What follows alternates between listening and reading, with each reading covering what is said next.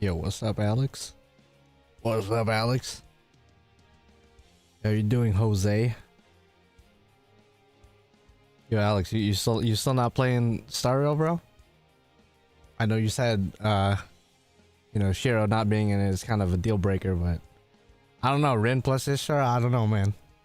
That's kind of wild. I'm just kidding around though, because you did say you would have rather it just be purely Rin, so be like that. But hey, man, I'll let you know if I actually I don't think I'm gonna roll for her, to be honest. We'll see how my luck is, but I've never obviously I never rolled on Honkai on camera before, but my normal rolls, I don't even know what to call them, have been kind of god awful. So did you play Honkai? Yeah.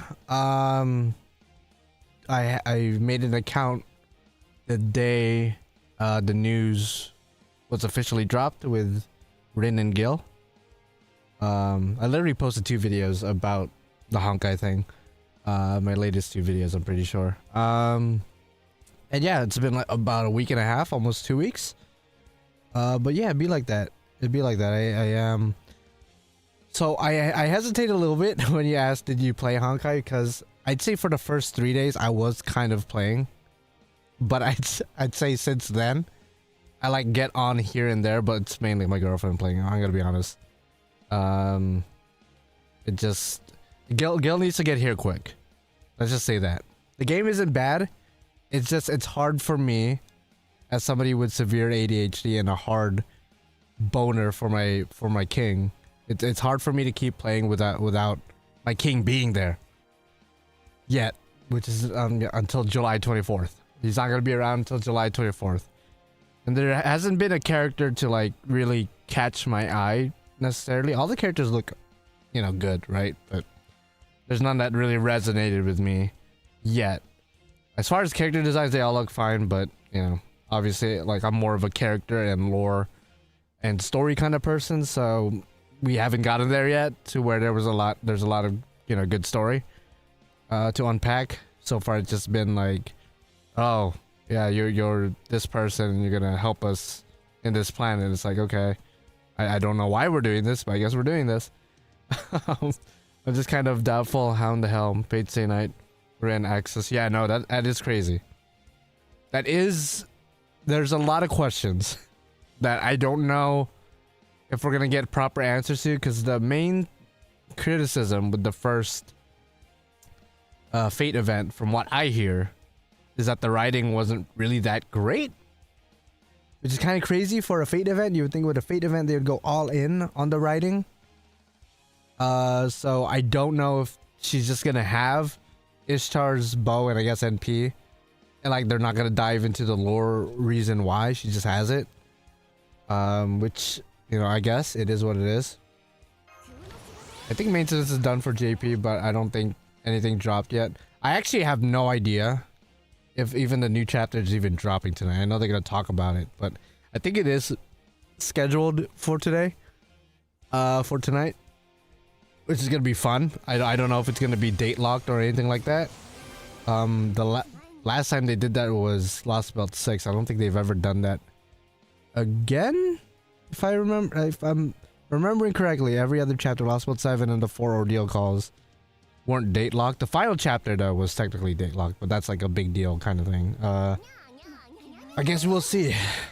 New Abby Shirley. So what's interesting, not only do they have Aiko Kawasumi, the voice actress of Saber, as a featured guest in this stream, they also have, well, I mean, she's in most of the streams anyway, so that's not that special, but they have Van Gogh's voice actress on board. So if we're gonna get some main story Van Gogh / foreigner stuff going on, that's exciting, because foreigners are my favorite overall class, not because of necessarily the characters, just the lore of foreigners is really interesting to me.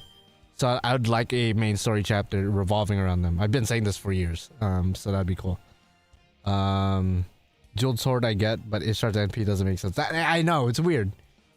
So I don't know with Ishtar / Rin. I mean, we don't know if it's, again, it could just be Rin just using the bow, and like they're not gonna dive it too deep into it.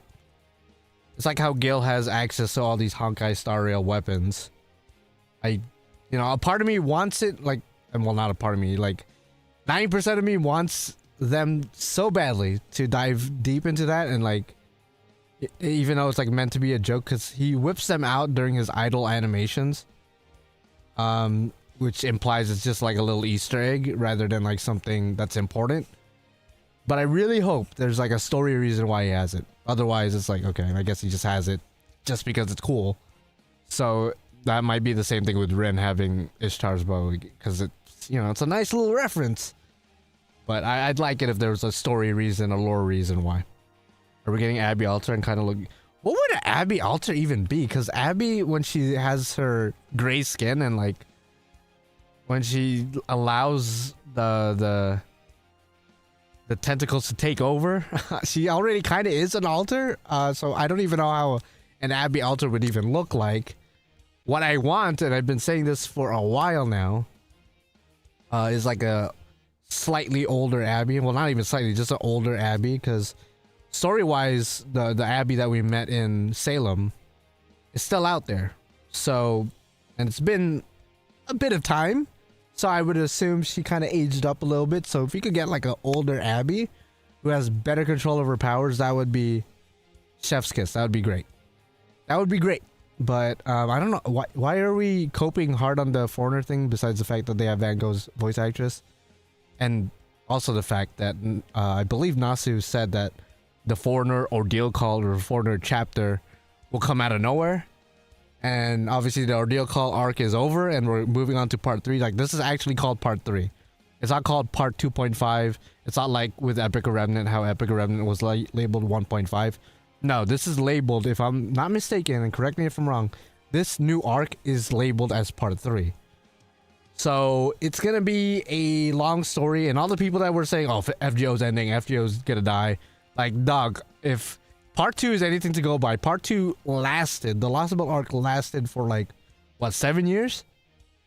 I'm not saying part 3 is gonna last for 7 years too, or even longer, but it's probably gonna last, I would say maybe 3 years. Maybe you could stretch it out to 5 years, but because I don't think they're gonna elongate it that badly.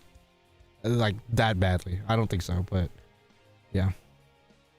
How's it going? I'm doing okay. I mean, early May was a travesty for me, but otherwise, just taking it one day at a time kind of thing, 1 week at a time. The Bond 15 party bond up comes this Annie, right? I think so. Don't quote me on that, but I think so.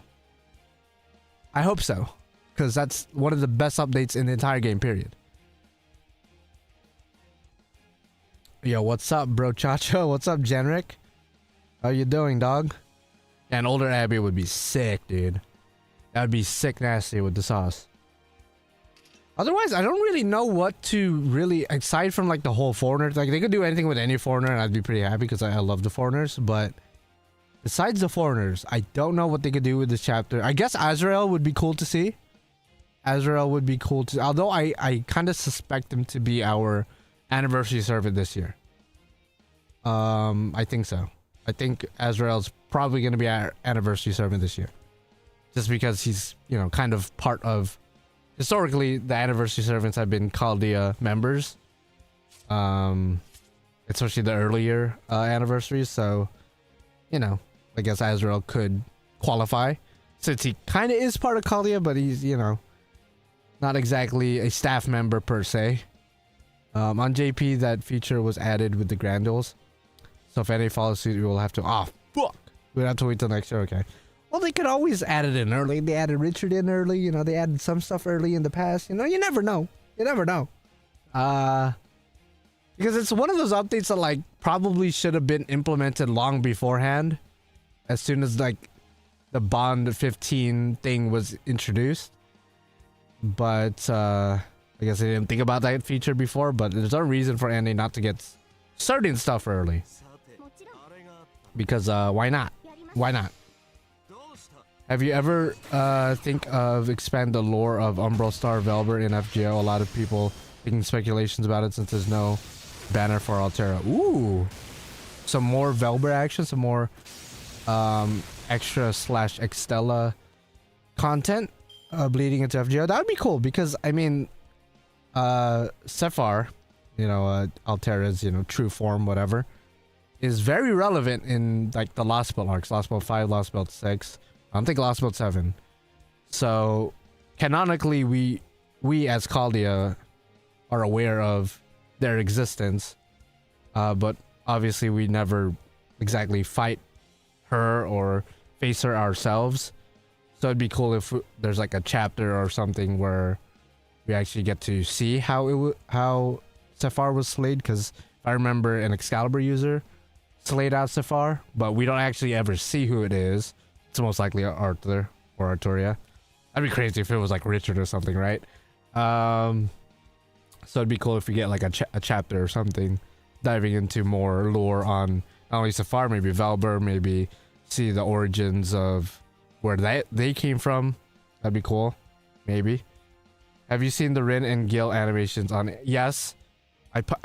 If you follow me on Twitter, then like this is gonna sound surprising. Or if you don't follow me on Twitter, this is gonna sound surprising.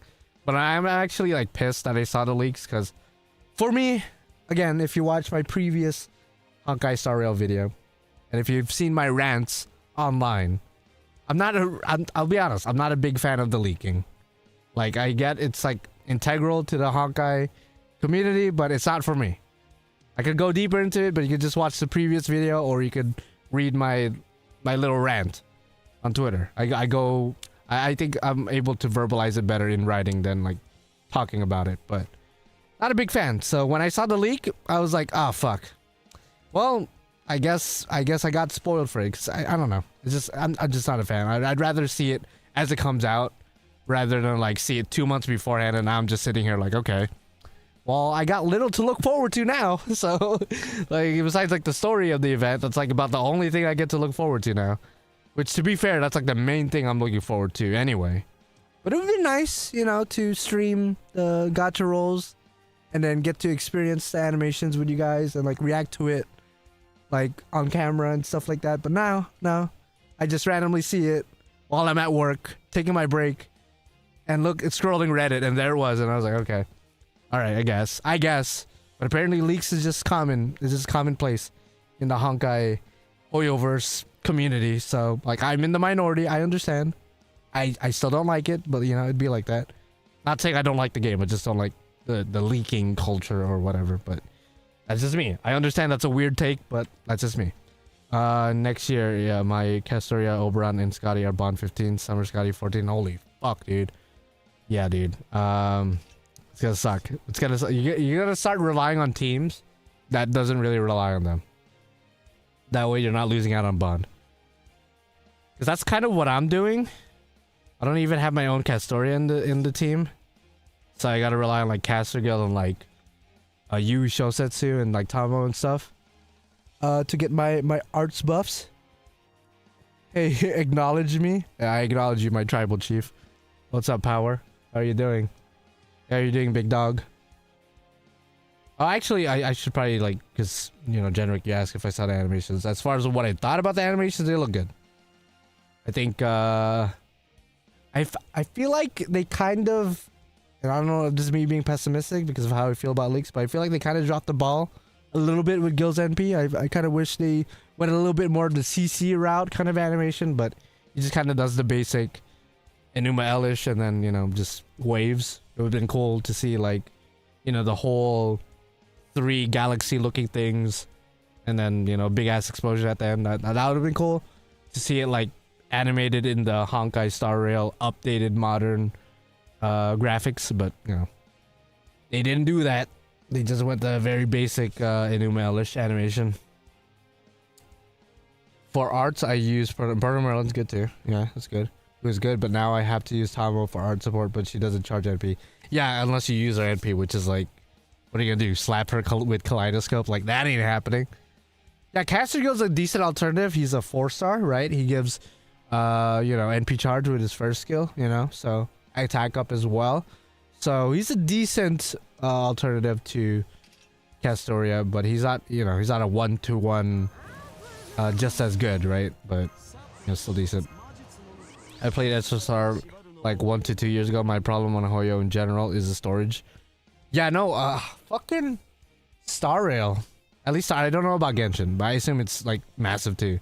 But Star Rail is like over 100 gigs. It's like 120 gigs or something like that.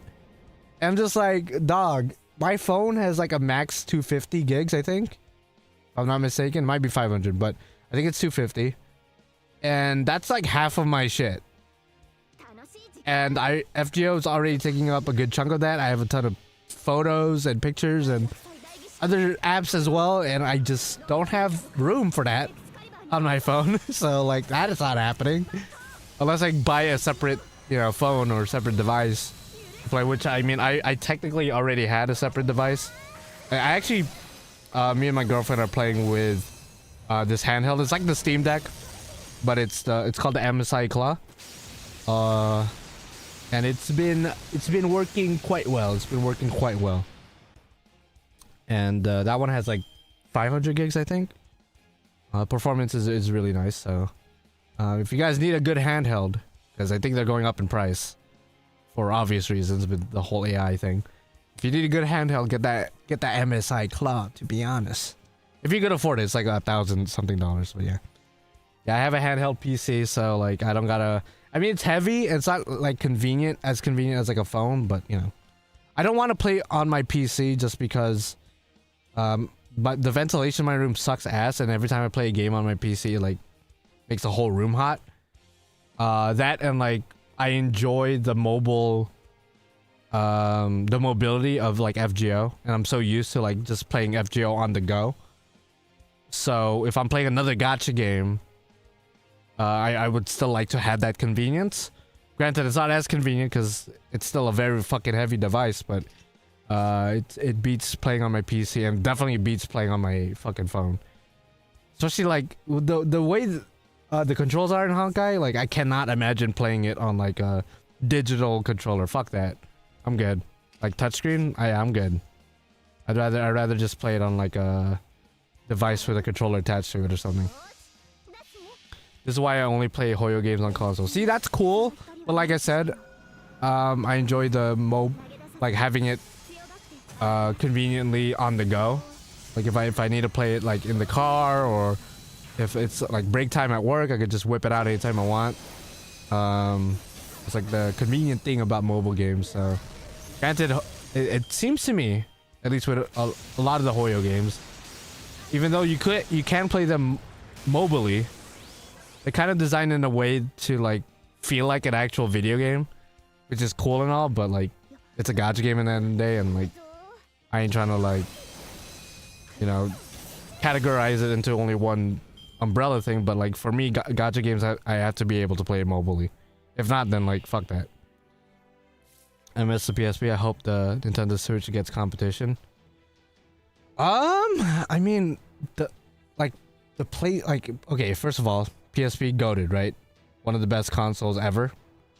That's arguably the console, because I played DS first, but I think PSP was like what really made me got into gaming when I was a kid. Even though I went through Game Boy, I went through DS, but like PSP, I put in so many hours into my PSP. I still have my PSP to this day. I don't think it works anymore because the battery's all fucked up, but yeah. As far as like competition, I mean, fuck, the Vita came out what, 2013 or something like that, like over a decade ago. I don't think PlayStation's really like thinking about mobile devices, handhelds anymore. You never got a PSP, dude. You missed an entire generation of gaming, dog. Like I'm sorry. I mean, it's not too late. You can still pick one up, I'm sure. But yeah, no, PSP's goated. Goated with the sauce. I'm waiting for a Honkai Star Rail on Xbox. Yeah, it's interesting. Can someone explain that to me? Because again, I'm new to all this Honkai shit. Why is that Honkai is on PlayStation, but it's not on Switch, which it would be amazing on Switch? Why isn't it on Switch, and why isn't it on Xbox? Like, because when I saw where it was available, it's like iOS, Android, PC, and PlayStation. I was like, okay, wait, just fuck Xbox then? And fuck the Switch? Like, why not? Why not? Did you start Honkai Star Rail? Yes, I did. I would say, I was gonna say unfortunately, but like it's not a bad game. It's just, you know, there's a lot of things I gotta adjust to, especially when it comes to the community. Like that, to me, that's the main thing. That's like really grinding my gears, so to speak. Nintendo isn't releasing dev kits, so Hoyoverse games isn't available on Switch. Oh, okay. Interesting. Interesting. I like having the option of looking up info on future characters when I feel like it, but getting slapped in the face with it whenever I open YouTube is kind of unpleasant. I guess that's fair. That's my thing too. It's like if I wanted to avoid leaks and like maybe look at it like you said, having the option to look at it, then like great. But like the fact that like I open Reddit and the first thing I see is leaks, and I don't even like follow any Hoyoverse stuff. I just follow Fate stuff for the most part, which I guess, you know, by extension, like inevitably I was gonna see it. Like unless I stay off the internet, there's no way I'm gonna avoid the leaks. Even before the Fate event was even a thing, I would see Hoyoverse stuff everywhere. Like no matter what, I just gotta avoid it unless I just get off the internet, which is not happening. So okay, I'm gonna wait one more turn before I go all in. It's crazy. Genshin Impact and Z is on Xbox, but on, oh, what? Why is that? That is weird. That is very weird. You're not planning to stream it? When Gil comes out, that's when I will stream it. But right now, like, what is there to stream? Like, I'm gonna play early game, and then the thing is too, if I were to stream it to you guys, it wouldn't be a fun experience for Honkai Star Rail fans. For anyone who doesn't play Honkai Star Rail, you'd be watching and be like, I don't even know what's going on. But for anyone that's been playing for a while and you know the meta and stuff, you would cringe by the things I would be doing. And then by extension, as a consequence of that, you guys would be like telling me like, no, you should be doing this, you should be doing that. And I'd be like here like, you know, I don't really want to play because like I don't want to sit here like embarrassing myself and at the same time like having you guys like tell me what to do the entire time. That's not the way I play. I like discovering things on my own. So like fuck that.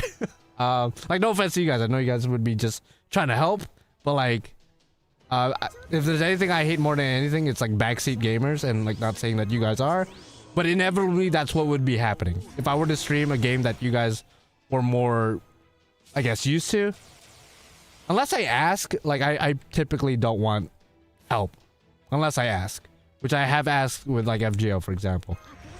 So I probably won't stream it ever until like Gil comes out, and then when he comes out, I'll obviously stream me rolling for him, maybe me playing with him a little bit.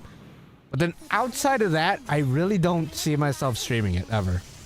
I'm just gonna be real with you guys. I know like it was probably exciting for some people, like, oh, Gilgamesh is coming to Honkai Star Rail. Maybe he's finally gonna play it, and then he's gonna stream it, and he's gonna have a great time. Like, no, I probably won't.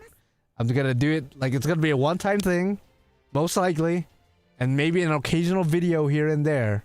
Maybe. But as far as streaming it, I don't know. It doesn't seem like it would be a fun experience for either party. You guys would be cringing, or you wouldn't know what's going on, and then I would be getting annoyed because everyone's just gonna be telling me, like, no, you need to be doing this, the meta is this. You need to do this, and then you guys are gonna be using words I don't understand, and I'm gonna be like, well, shit, I'm new to this, guys. I don't know what to tell you. Backseaters kill all the enthusiasm. Yeah, no, that's what I'm saying. That's what I'm saying. And again, it's like no offense to most, because most people are like just do it out of the like, it's coming from a good place. They're not trying to be annoying, but like inherently it becomes annoying. Especially again, if I ask for help, then yeah, you know, you can help, sure. But if I'm playing Honkai and I'm making mistakes, dog, and I'm just trying to learn on my own, and I'm streaming it, oh man, it's gonna be over. It's gonna be over. Steam Deck just sadly skyrocketed in price though. Yeah, no, I mean I wouldn't get the Steam Deck. The Steam Deck is interesting because the hardware on the Steam Deck, correct me if I'm wrong, has not really updated. And it's been a thing for what, almost 6 years? So the fact that they increased the price for a device that's technically outdated at this point is interesting.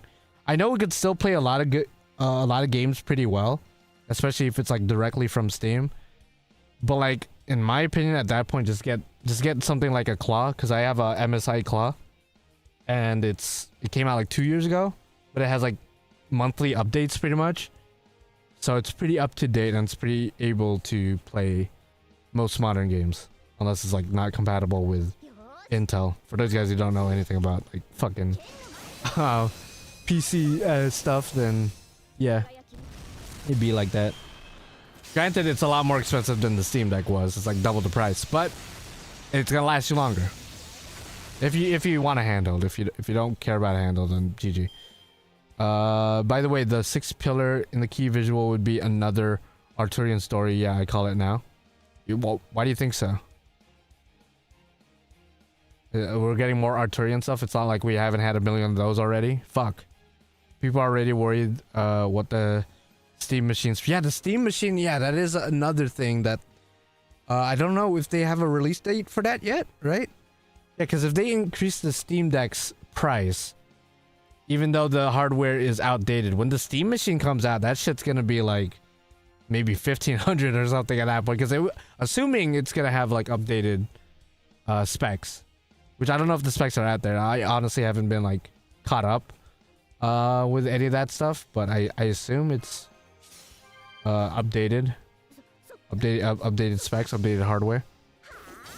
Yeah, the price of parts, especially RAM and storage in general.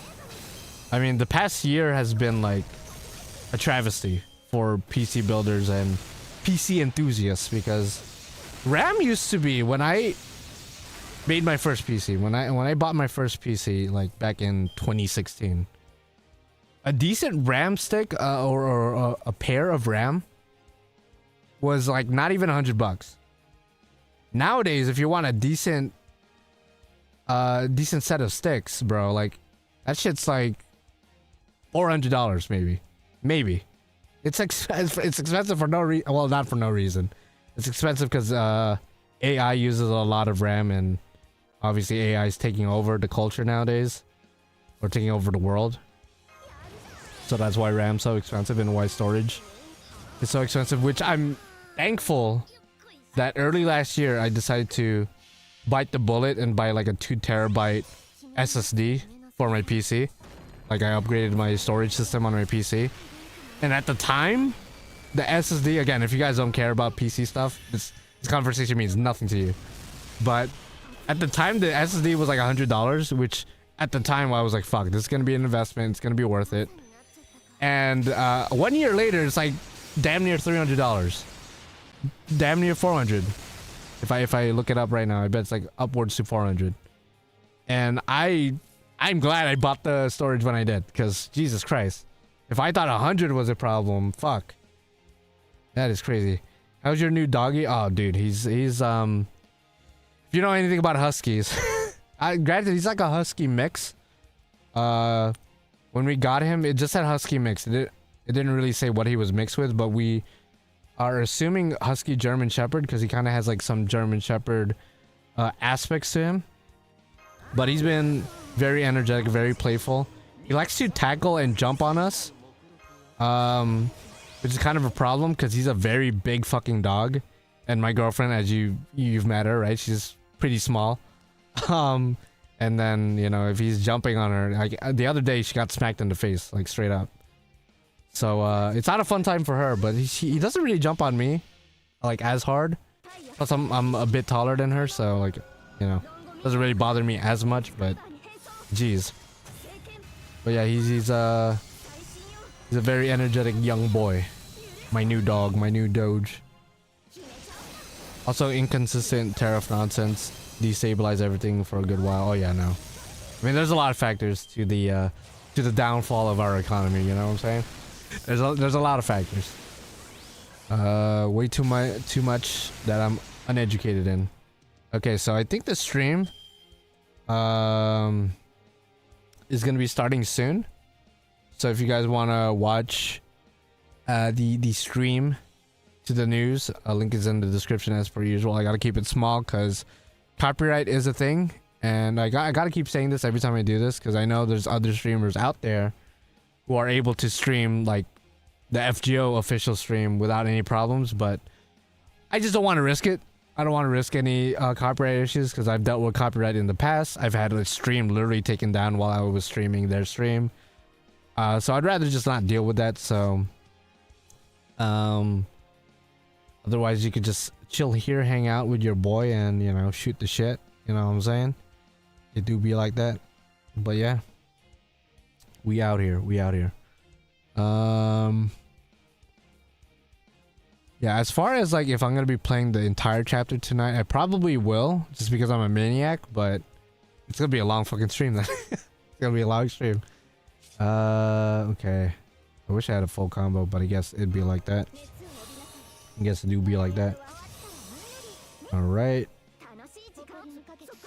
And for my NA players, anniversary is like a month from now, literally a month from now, which is, god damn, this past year went by really fast. It went by really freaking fast. We're already getting into our 9th anniversary. If you're gonna be rolling for Spacer Rish, good luck. I think we're getting around, if you log in obviously during the period of anniversary, I think we're getting around 300-ish quartz. I don't know the exact number, but it's like 300 to 350-ish. So just add that to however much you have right now, and then that's how much you're going to be able to roll for Spacer-ish if you are rolling for it. If you're not, then I assume you're going to be probably rolling for maybe BB Dubai or CL, and CL just like 100% worth it. Like, you could just get one copy of her and you'll be fine. Like, she's one of those characters where you just need one copy and you could pretty much utilize her to like 90% of her ability. You have 300 quartz so far. Okay, the 300 quartz so far, so you're probably gonna end up with like around 600, maybe 700 quartz. Obviously not enough for pity, I don't gotta tell you that, but still a good amount, still a decent good amount. And then obviously next year for 10th anniversary, that's when we're gonna get the big 1k, quartz, which that's gonna be fun. Because gonna be rolling for Olga and then Summer Tiamat. Obviously next year's stacked, man. Next year we got Lilith, we got Typhon, who I'm personally excited for, obviously Olga, the Summer Servants. Next year is gonna be a problem, and on top of that we're gonna get the Grand Duels as well, which is gonna rerun pretty much all the banners with all the servants. So if there's any servant you're missing at this point, next year would be like the time to, you know, roll for them. Especially if you're missing like somebody integral at this point to the game, like Castoria, Oberon, Koinskaya, Scotty's. Although I would say, if you're new to the game, this is gonna sound insane, but I've been preaching this for pretty much the past year now. If you don't have Scotty, I would say don't even roll for it. Just get Summer Tiamat and you'll be fine. You just get Summer Tiamat and you'll be fine. Personally, that would be my advice to you. My target is only Olga and Summer Tiamat for the most part.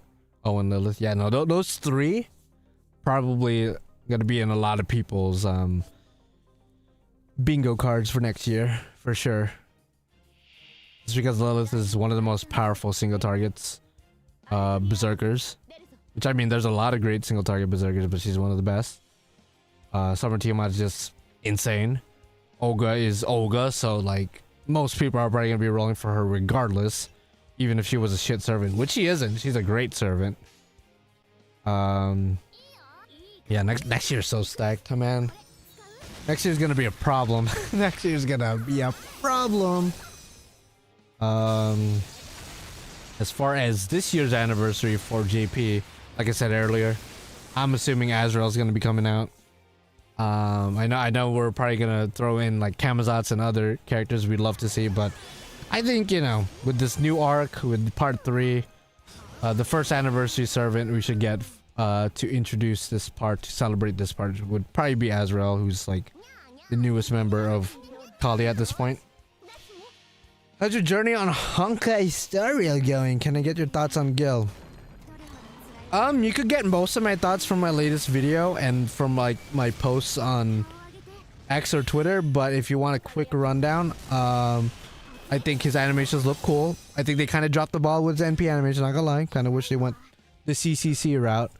If you're asking for like his skills and like what he actually does in game, I didn't, even if I read what he does, I don't understand enough of the game because I've only been playing for like a week and a half.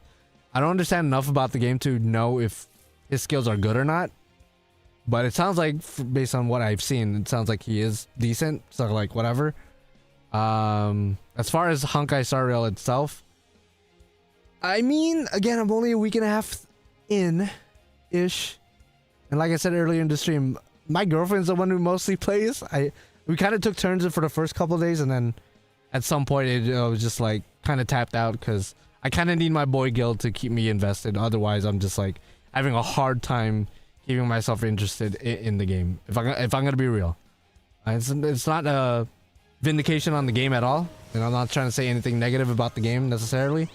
It's just for me, since Gil isn't outright there already for me to play and use, it's like I don't care about any of these other characters, so it's like kind of hard for me to keep playing.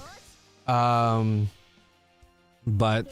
as far as like a bare bones basic review-ish, gameplay's fine. It's okay. It's not as crazy as people make it out to be. It's all right. But yeah. My problem is getting dupes for Kukulkan and Arquid. I need them NP5. My only NP5 is Melusine. Ooh. Yeah, no. Kukulkan and Arquid. Interesting. Both of the archetypes. Well, I wish you good luck, my friend. Hopefully you're able to NP5 them at some point. I don't know what NP level they are right now. Hopefully, you know, at least NP3, NP4. That way it doesn't, you know, you don't gotta get that crazy. Go that crazy with the rolls. But if they're only NP1, then definitely wish you best of luck. And I assume you're gonna put them in your, if you are gonna roll the Destiny summon, then, you know, well, you're most likely gonna put them in. Okay, who's better art support, Castergil or Jufu? In terms of looping, Jufu. I think Jufu gives NP gain, which is something Castergil doesn't. And plus she does have a targetable battery, if I'm not mistaken, I think. Either a targetable battery or like a team-wide battery, I'm not sure. But, and she's cheaper than Castergil, so I'd say Jufu is better. But Castergil is also Gil, so like that's kind of a negative on Jufu's part, you know, she's not Gil. But otherwise, I think most of the time, if you're just looking at refund, I think Jufu. But in terms of damage, I think Castergil might be better, I think. Just you know, just thinking about it. But yeah, that would be my quick assessment without looking at the numbers. NP4 Kukulkan and NP3 Arquid. Okay, pretty good. You just need one Kukulkan and 2 more Arquid. Okay, not bad, not bad. I wish you good luck when you roll for them. Kukulkan, obviously you just need 1 more copy, so like you're pretty much right there at the finish line. You know, Arquid, you know, 2 more, so you know, not too bad. Saving everything for summer. Need CL, yeah, no, CL is a game changer for sure. When I first got CL, I think I got her in like a paid banner in my main JP account. And I was like, okay, she's cool, I guess. I didn't really appreciate her for what she was until I started using her during like the Grand Duels, during the Bleached Earth quest. Like, she's an amazing servant. Like, I cannot imagine playing JP without her. Like, she's that good, like, actually. She's just one of those servants. You're not gonna be busting her out every day. Don't get me wrong. She's not like Castoria levels of like you gotta use her every day. But when you do use her, MVP. When you do use her, she's MVP. So yeah, are you gonna choose different servants to Grand and NA compared to your JP count? There's gonna be maybe 2 differences, at least 1 difference. So in JP, my Grand Saber was Musashi. Originally, I was gonna Grand Ibuki for my saber, but when we all saw the Grand Duel with Musashi, the hype took over. I was just like, you know what, I gotta Grand Musashi now, because this is hype as fuck. But now that the hype is dead, and I think I'm gonna go through with my original plan of granding Ibuki, because when people ask who my favorite saber is, for example, it depends on like the day. Like tomorrow it could be Ibuki, but then the next day it could be Musashi. Like they're kind of neck and neck, and it depends on my mood. So I don't regret granding Musashi necessarily. It's just Now I have the chance to grand my original Grand Berserker, or not Grand Berserker, my Grand Saber Ibuki. So that's gonna be the one guaranteed difference with my NA Grand line, my grand lineup, not Grand line like One Piece. But as far as, because I know my extra one, my Grand Alter Ego will be Tiamat for sure. That's just a God-given truth. The other Grand, in JP, my other Grand is Grand Moon Cancer Hakunon, but I might change that to somebody else in NA. I just don't know who yet. It's not because I don't like Hakunon anymore or whatever. It's just, you know, I kind of want to change things up. Gotta change things up every now and then. I don't want both of my NA and JB account to be like carbon copies of each other. I want some variance between both servers. You feel me? Banking on the lucky bag summon for 9th anniversary. Yeah, no. You're gonna have to for Kokokana and Arcwid. Yeah, hopefully the Destiny Order. You gotta put them both in there. I think you could put them both. I don't know. Maybe not. You gotta put at least one of them, right? Who are you rooting for in the World Cup? So I'm an uncultured swine, and I don't really watch sports like that. Outside of professional wrestling, which is like WWE, I keep up with AEW, and all the other like smaller companies, I guess. But as far as like actual sports, and when I say actual sports, I mean like unscripted sports. Yeah, no, I don't really keep up. I have no idea what's even going on in the World Cup or whatever. But yeah, Saber Medusa was pretty good at damaging even in NP1. Oh, I'm expecting. Yeah, no, Saber Medusa is great. She's basically like a Saber version of Kama, of Assassin Kama. So I mean, plus if you team her up with Summer Tiamat next year, then you know she's gonna hit even harder than she would with Double Scotty. Just saying. I'm expecting the true Boudica Avenger this arc. I'm tired of getting teased during Ordeal Call 2. Yeah, no. That is interesting because Boudica is in the promotional art for this chapter. So is Jekyll and Hyde and Taiga, and those three servants to different degrees have been servants that have been overlooked for the most part in FGO's lifespan. Like I feel like Taiga, like even though Taiga is like a household name in Fate, they haven't really been using her at all since Babylonia. Jekyll and Hyde, cool gimmick, but like badly executed and like is one of the worst servants in the game. And then there's Boudica, who a lot of people still want to see like an Avenger version of Boudica, like a playable version, not like one you fight in Ordeal Call 2, but it's just like not actually an Avenger version of Boudica. So maybe this chapter is gonna give them more spotlight, which is cool. Which I wouldn't be opposed to, you know. It's gonna make Boudica fans / Jekyll and Hyde fans / Taiga fans happy to see their favorites get some time in the limelight. And it's always nice to see like old characters you know, make a comeback, maybe get an animation update or buff or something, maybe even a new version like you said, like a Avenger Boudica would be cool. People have been asking for that for years. I hope we get Alcides. Yeah, Alcides is nuts. Yeah, no, it's I could actually talk about this like on camera since the Strange Fake event ended, what, 2 weeks ago. Yeah, no, I mean the Strange Fake event, it was good for what it is, but we, you know, everyone expected a lot more. Expected Alcides, expected Jack the Ripper. Instead we got the only 2 Strange Fake characters we got as far as playable was literally Francesca and Hippolyta. I think that's the proper pronunciation. And then we got this random ass John Lackland, and then that was it pretty much. Which I heard the story's good. I heard, you know, the event itself is good, but as far as like meeting expectations, like servant wise, it wasn't really, you know, wasn't really the craziest thing ever. Instead, we got a sequel for Camelot. Yeah, no. I mean, a lot of people were expecting that, to be fair. Even I was expecting that, but I kind of wish they leaned more to the Strange Fake side of things. You know, it is what it is.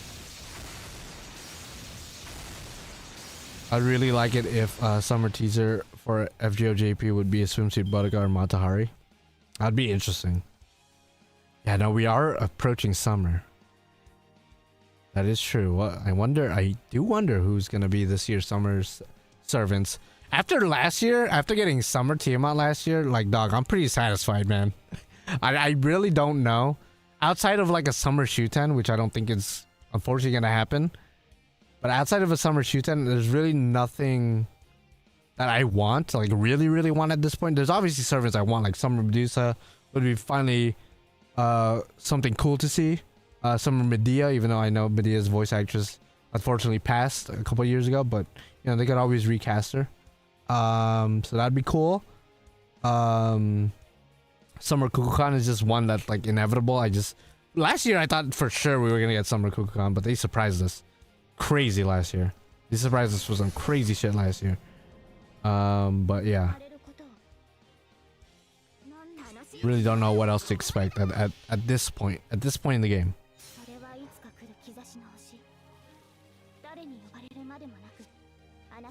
This CG of a bow wielding berserker Heracles at the end pissed me off. Yeah, no, in the Strange Fake event, like, it's cool, like, okay, cool art, but like, you couldn't have, you know, implemented LCDs or, you know, Archer, like a proper Archer Heracles. Okay. Like, they're definitely saving LCDs for later because they know it would make a lot of money. Same thing with No Name Hassan, who I guess has a name now. Hassan of like the snow, the muddied snow or something like that. I'm not sure. Something along those lines, right? So she's gonna come out at some point, and that's gonna be sick. But yeah, recast caster. Yeah, no, when I said it, I thought that too. I'm not gonna lie. When I said it, I literally thought that too. Okay, so the stream started. This is I believe Van Gogh's voice actress, so they're just introducing themselves, I'm pretty sure. No news yet. Probably gotta wait an hour until the actual in-game crazy news drops, and then most likely we're gonna get like a proper date drop of the chapter, which is probably in a couple hours anyway. And I'm hoping for a new set of servants, and when I say new set, I want to see a new 5-star, maybe a new 4-star, and a new 3-star, because especially with Strange Fake's event only giving us like pretty much one new Gacha servant, which is with a limited 5-star, and then, well, I guess 2, right? John Lackland, but like, fuck him. No offense to him, but and then Hippolyta was our free, like, and I was expecting at least like 5 new servants. So I hope this next chapter, or this new chapter to open up part 3 of FGO, is gonna knock our pants off, but we will see, man. We will see. Damn, got hit with an ad as you started replying to my comment. Oh, dude, I'm sorry. You can always, you know, rewind and come back, I guess. I'm sorry to hear that, though. Yeah, it do be like that. Next season of Fate Strange Fake would be exciting for me, since we will be getting this oh, yeah, I know. Yeah. Don't, guys, don't read this comment, bro. It's slight spoilers. Not even slight, like big spoilers.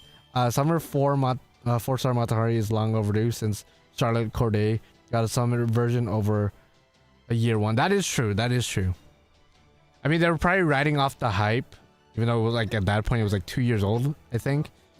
Either 2 years or a year old. They were probably riding off the hype of Lostbelt 5 with Charlotte's, you know, character arc. But she was a great character in Lostbelt 5. Everyone was a great character in Lostbelt 5, so it makes sense. Whereas like Matahari, you know, it's like, you know, I know she has fans out there, and she has been around since year 1, as you said. Fair points. But at the same time, she hasn't been like that important in like the main story as of recent. I think that her last big story appearance was Salem, I think. So she hasn't been utilized really at all since then. She probably has appeared here and there. I just can't remember, but like, I mean, that's kind of a testament on how, you know, involved she was, right? So, or lack thereof. Hey, sup, Tillaluck is using her weather magic where we live. Oh shit, it be raining, dog. It do be raining.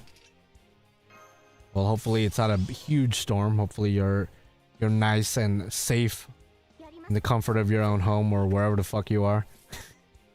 Hopefully everything's all good in the hood, dog. Matahari was prominent in the Oku event. That's true, and it is technically a main story chapter. But it wasn't really her chapter. Like, to say she was prominent, I don't know. Obviously, Kama was the main thing there. Kiara was a bit more involved. I guess Matahari was there, but like, it was more like Parvati and Kama's chapter more than anything. And like, Matahari, I feel like she was just there. Like, she would need a chapter where she's like, actually like, oh wow, what are they showing? What are they showing? I can see my girl Typhon there. And my boy Ozzy too, dude. That's crazy. Some kind of collab action. Nice art, nice art. What are they saying in the stream? As of right now, I have no idea. They're just advertising some kind of collaboration.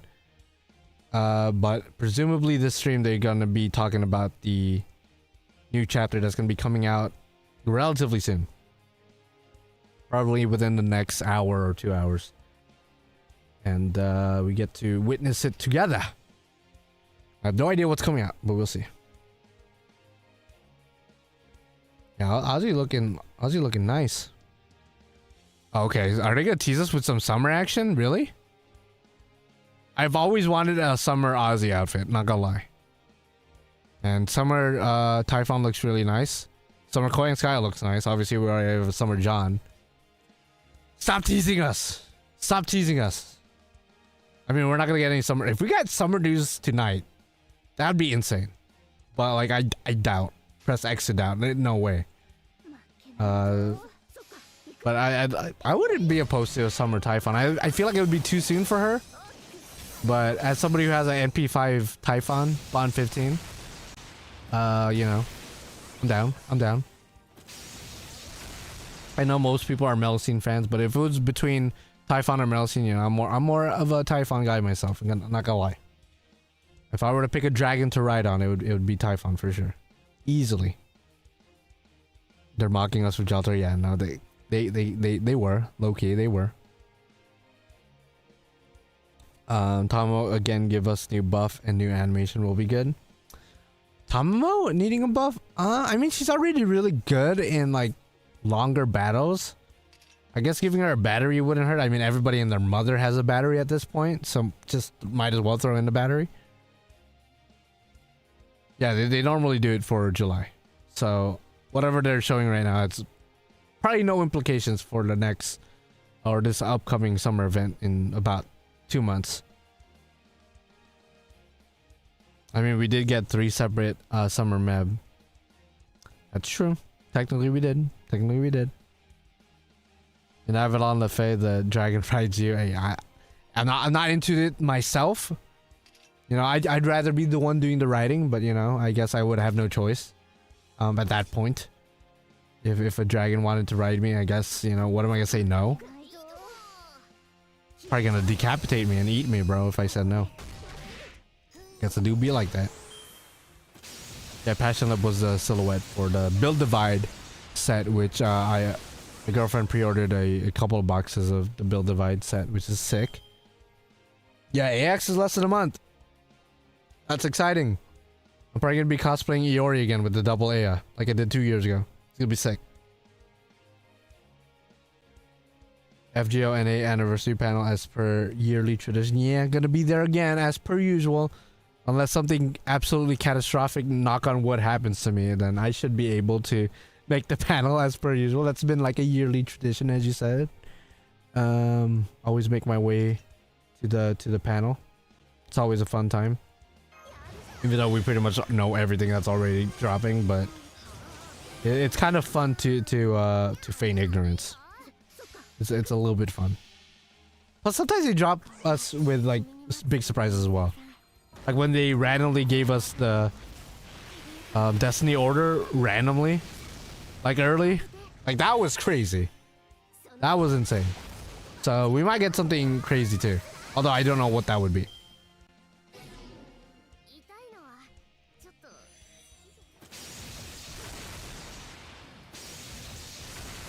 Should I roll for a Bakatoria ruler scene or wait it out for CL or Summer Teal luck? Can't speak on Summer Tillock that much, but CL is, out of all those servants, I mean, okay, Bakatoria is probably like technically still the best, quote unquote, but CL is, I don't know, she's pretty damn good. She's pretty high up there. Very different servants, all the servants you listed, but I would go for CL. If I could only choose one, I would go for CL. Personally, I think CL is pretty worth it. Pretty worth it. DMs collectively got sick of the bards trying to seduce the dragons. Thus, there was this meme for a while that the male bard successfully seduces the dragon, but doesn't realize it's, oh no. Ah. That's that would be unfortunate. That would be unfortunate. Unless he's into that, then, you know, more power to you, but golly, man. That would be most unfortunate indeed. But Lucky Bag will be different since we got Richard Lionheart early. That's an interesting point. I don't think they're gonna like change it. And by extension, I don't think they're also gonna not make him the New Year servant this coming New Year's for 2027. I don't think so. I think they're gonna keep the Lucky Bag the same as JP. I don't think they're gonna add Richard in. I highly doubt it. And I think they're gonna keep the New Year's servant. I know you didn't say anything about the New Year's servant, but like, I think they're gonna keep everything the same from here on out, because they just released Richard early just to advertise and bring hype to Fate Strange Fake. So I don't think they're gonna change anything from here on out, just because there's nothing for them to, I guess, advertise anymore. It wouldn't make sense. I think they're gonna save Richard for New Year's, as far as like his next possible time to roll for him, or get an extra copy of him. But I could be wrong. I could be wrong. I could be absolutely sucking and smoking crack cocaine right now.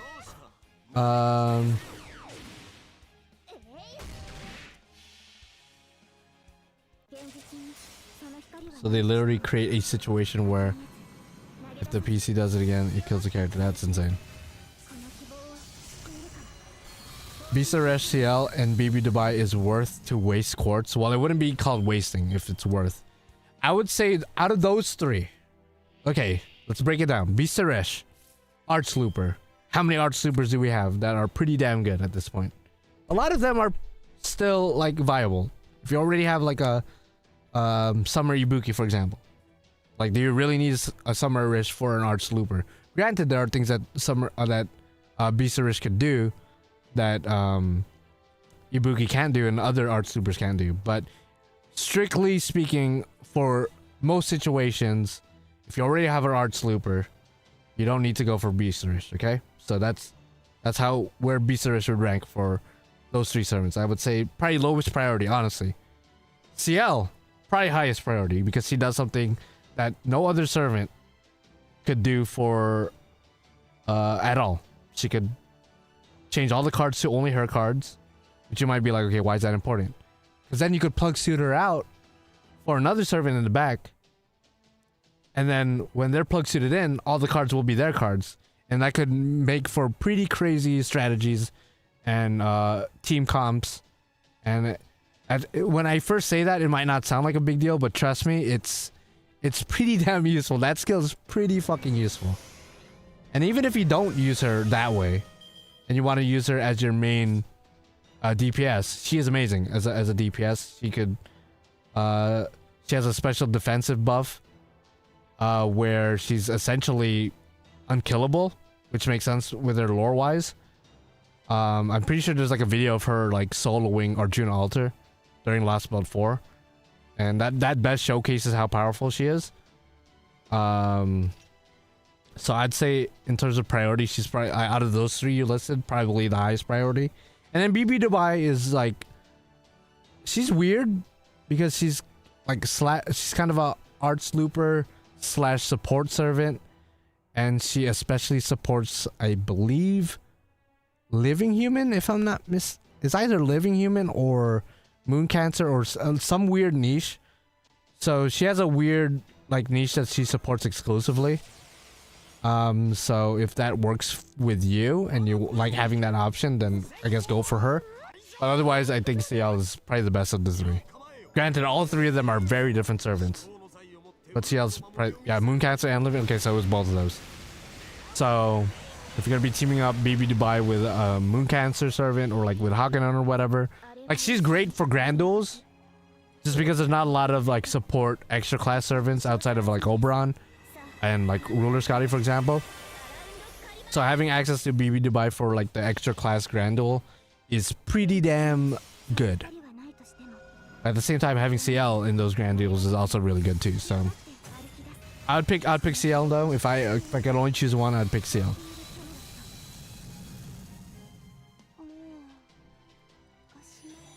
Contemplating about CL because Arcade rerun comes after CL and BB Dubai. Ooh.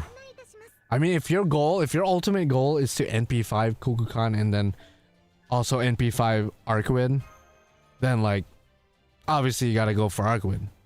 Like, fuck gameplay at that point. Fuck all that shit. Fuck everything I said. Fuck everything that everyone else has said. Like, if one of your goals is to NP5 Arcade, then yeah, prioritize that. Honestly. I'm gonna switch over to JP now that I used all my pods. Gonna be doing that. Just gonna switch over to the good old JP. And might as well use my AP there, even though I'm probably gonna use it for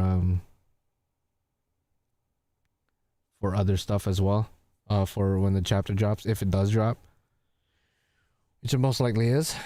All right, let's see, JP. Yeah, JP's loading in. We're loading in. I don't think there's a banner up right now. I think maybe it's the same banner that was already up. I think Lilith is rated up right now, right? Or maybe she just left. I don't know. One of the two. Okay, FGO Fest 2026. That's what they're talking about right now. Still want to attend an FGO Fest at one point, but unfortunately not this year. Maybe like 15th anniversary, maybe. Once I'm like really loaded with money and I can afford to like travel and enjoy Japan to the fullest. The reason I need to roll for Moon Cancer banner because the next Olga quest would be hard and a lot of Moon Cancers can deal big damage on it. Yeah, exactly. CL, for example. CL is amazing for the grand duels. Amazing.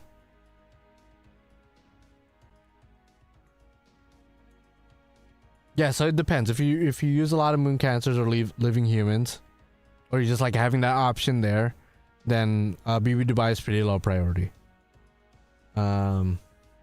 But I think CL is the closest servant this year that's to a must-have servant. Like, there's no servant this year that's like must-have on the level of like Castoria or Oberon, for example. Like, that's just never gonna happen again up until next year with Summer Tiamat, arguably. But the closest, in my opinion, of this year is CL. I know a lot of people are looking at Khazir drop, for example, and what's her name? What's like?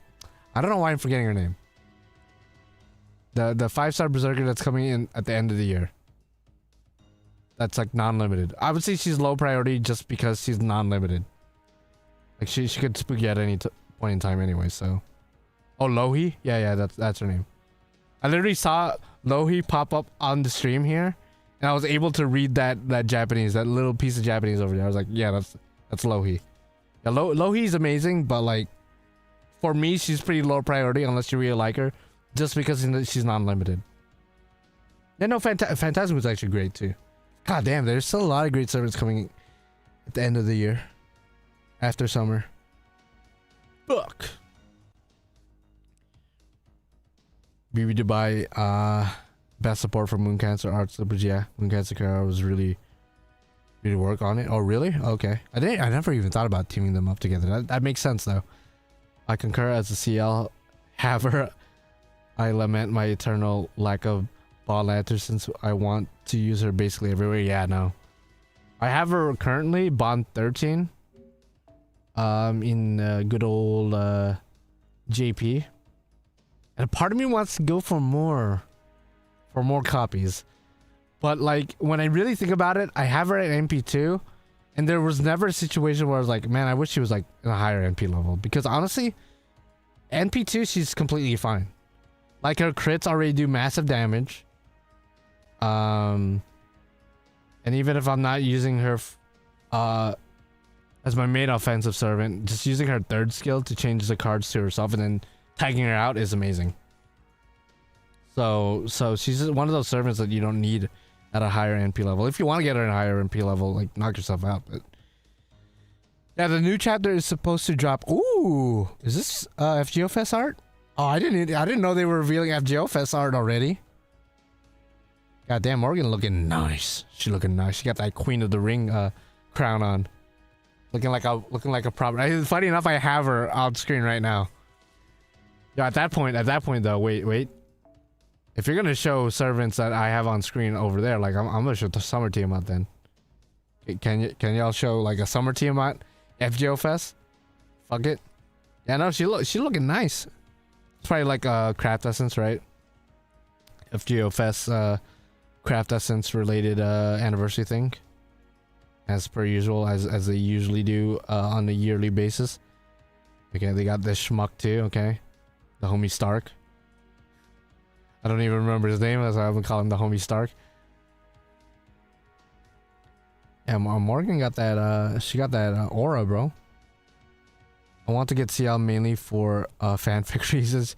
She's my MC's on-field mission control, and she participates in the events of LB7 and Ordeal Call 2. Okay, cool. Yeah. I mean, any reason you could find to roll for servants, always a justifiable reason. As long you find you have a reason to roll for them, then you know it doesn't matter. It doesn't matter. Just go for her. Just go for her. The queen is getting badass design this anniversary. That's so cool. Oh yeah, no, she looking nice. She looking real nice. I wish they would be actual playable costumes. The amount of times, it's probably like in the hundreds at this point. The amount of times where like a servant has like a craft essence design that you just wish was playable, like brother. Like Gilgamesh in New York, that craft essence is only playable in FGO Arcade, and FGO Arcade isn't even playable anymore. They discontinued that shit a couple months ago. So we're just never gonna get that ever as a costume in FGO. Although, you know, fuck it. Make it a costume in like Honkai Star Rail. Screw it. He's gonna be in the game. Fuck it, dude. Is it just me, or does that art of Morgan have comically different proportions than usual? I would have to look at it. But then again, it is Takeuchi art. You know, Takeuchi does sometimes have a little awkward angles here and there, but you know, still a goated artist. You know, without Takeuchi, we want to have a lot of these goated characters at this point. I think I was farming EXP cards just to burn because I need monoprisms. Still liking the monoprisms over here in JP. And I have almost 4,000 quartz again. I'm like really close. If I buy like a pack right now, like a $80 pack. Oh wow, there's no banners up right now. Okay. Interesting. Oh, Nero. Nero got a little outfit too. Water Arco cooked. Okay. Damn, Nero. Okay, okay. Like the red and black action. She looking nice. Alright, okay. She looks younger, or rather less mature perhaps. Yeah, I don't know. I'd have to look at the Morgan art again.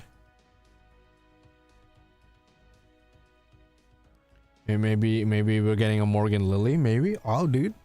Actually, no. We technically already did with Ash the Savior. That's technically our Morgan Lily, but you know what I mean. Like a lolly Morgan. Not happening though. Not. Ooh, is that a Iori, dude? Is that my boy Iori? What the fuck? Yeah, that's Iori Otani, to be honest. Goddamn. All right. Homie playing that baseball for real, for real. Damn, alright. That is my boy Iori, I'm pretty sure. That's my dude. Yeah, we'll be cosplaying Iori again for AX, like I did 2 years ago. Gonna be funny, gonna be funny.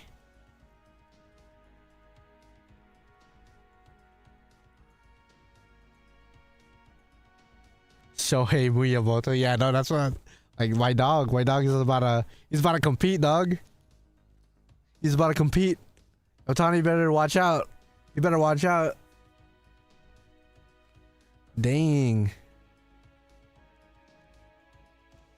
Well, I guess now I get to I guess based on these designs, I don't know which one I'd pick because I assume I could only pick one. So far Iori has my vote. Just because I love Iori. He's my dude. He's my goat. Hey man, how's it going? It's going okay. It's going okay. May was kind of a clusterfuck of emotions, but we're in a new month. New month, new me kind of thing. I actually didn't, Josiah, not at all. Not even sure what you're referring to. Oh man, we're not gonna get in-game news till Tucson pops on. As per usual. I'm gonna do a friend point roll. It's been a while. Been a while since I did a humble friend point roll. You know what I mean? And no, I'm not gonna roll a story banner. See, Lohi's right here. Lohi, one of the best loopers, and then Omi-san, one of the best budget supports. Oh, Da Vinci gets one as well. Okay. She got that lab coat on. Okay. Real nice. Just want to vent that in the last few days I've gotten Astolfo. I'm sorry. You could have just stopped there, Banders. I would have been like, damn, that sucks. Hephaestion's good. Zenobia got ass on NA, but no King-san. Damn. I'm sorry for that, Astolfo. The other two, you know, they get a pass because at least they got positive qualities. Astolfo though, man, I'm sorry. I get my old phone got accidentally into liquid fertilizer. It did not end well. Okay. Thank God for backup. Yeah, no, that sounds like a nightmare. That sounds like a nightmare.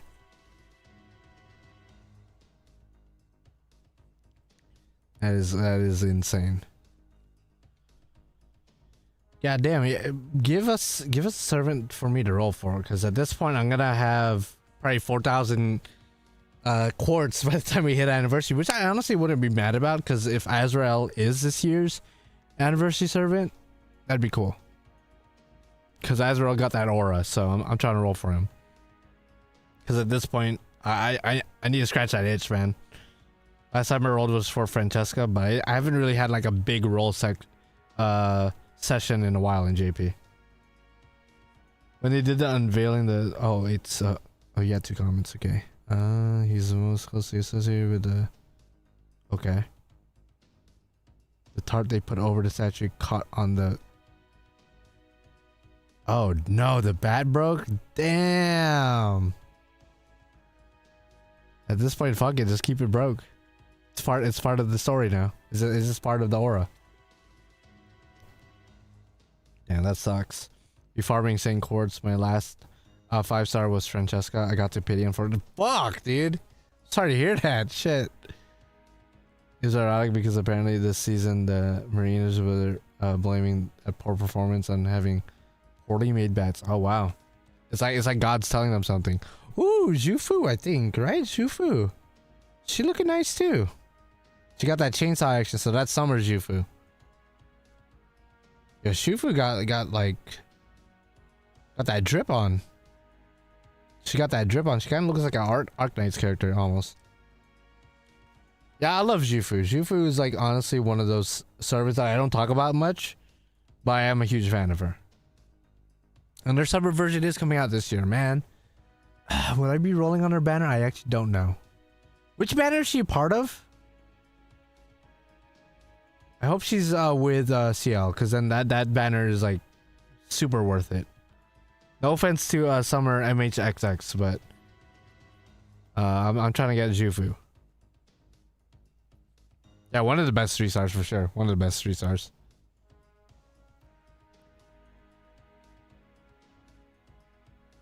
I got so many Astolfo and the other trap that forgot. Chevalier, I think. I don't want to see them ever again. And Mordred and Archer. Oh my goodness. You got Mordred and Arturia. We got father and son. Crazy. Oh, Jufu is with CL. Okay, perfect. Perfect. Oh, that banner is goated. You got 2 really great characters. And one that's really good gameplay wise. I actually don't know if Jufu herself, like the summer version, is that great or not. But still, it's Jufu, so it'll be great no matter what. Mordred NP4, Arturia NP3. Golly. Oh, hello, Jack Del Malay. Jack Del Malay with his like, I guess butler, almost Dracula-like outfit. Okay, looking like a 2B Hero X character almost. You got some 2B Hero X action going on. That was a blessing for me since I really like Jufu and had to go 260 something rolls for my 1CL. Well, there you go. There you go. Yo, where's there? What's everyone's like? I know I posted a poll the other day or like a couple weeks ago, but what's everyone's St. Quartz action? Oh man, Tillalock. Hello, Tillalock. Funny enough, she's wearing less clothes here than she is in either of her other versions, but she still looks really nice. Whoever designed Tillalock, like they need to get a raise because I'm pretty sure it's just like a Lazengal staff member. Ooh, Landing, okay. Landing also has that butler action going on. Yeah, she got that Mexican maid action going on. Who will be the servant in your opinion? What do you mean the servant? Like summer servant? I mean every year at this point I say Summer Kukulkan, so like I'm gonna stick with it. Last year when I was pretty sure it was gonna be Summer Kukulkan, they hit me with the Summer Tiamat, so it was over. 41 quartz, 7 of them paid. God damn. Yeah, I was gonna say we're all broke. I mean, I'm not broke clearly, but like, you know, I guess, you know, we out here. We're all struggling. Well, you guys are struggling, but you know, I'm struggling mentally, you know, and emotionally. I'm sorry. I'm sorry because I'm sorry for you guys. In my JP now 85, in my NA 90. God damn. Well, I guess you know, anniversary's around the corner, so ooh. This motherfucker, the Grand Lancer himself.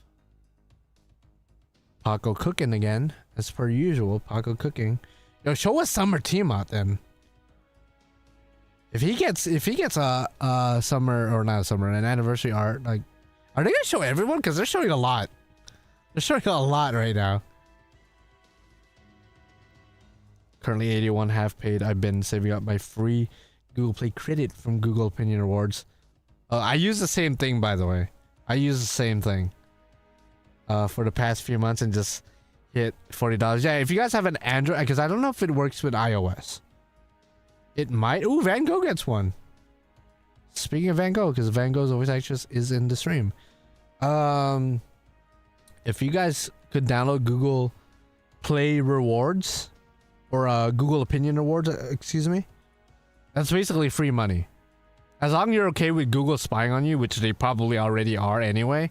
As long as you're cool with them spying on you in your search history, just make sure you know they go incognito when you got to do your business. Then it's pretty much free money every other day.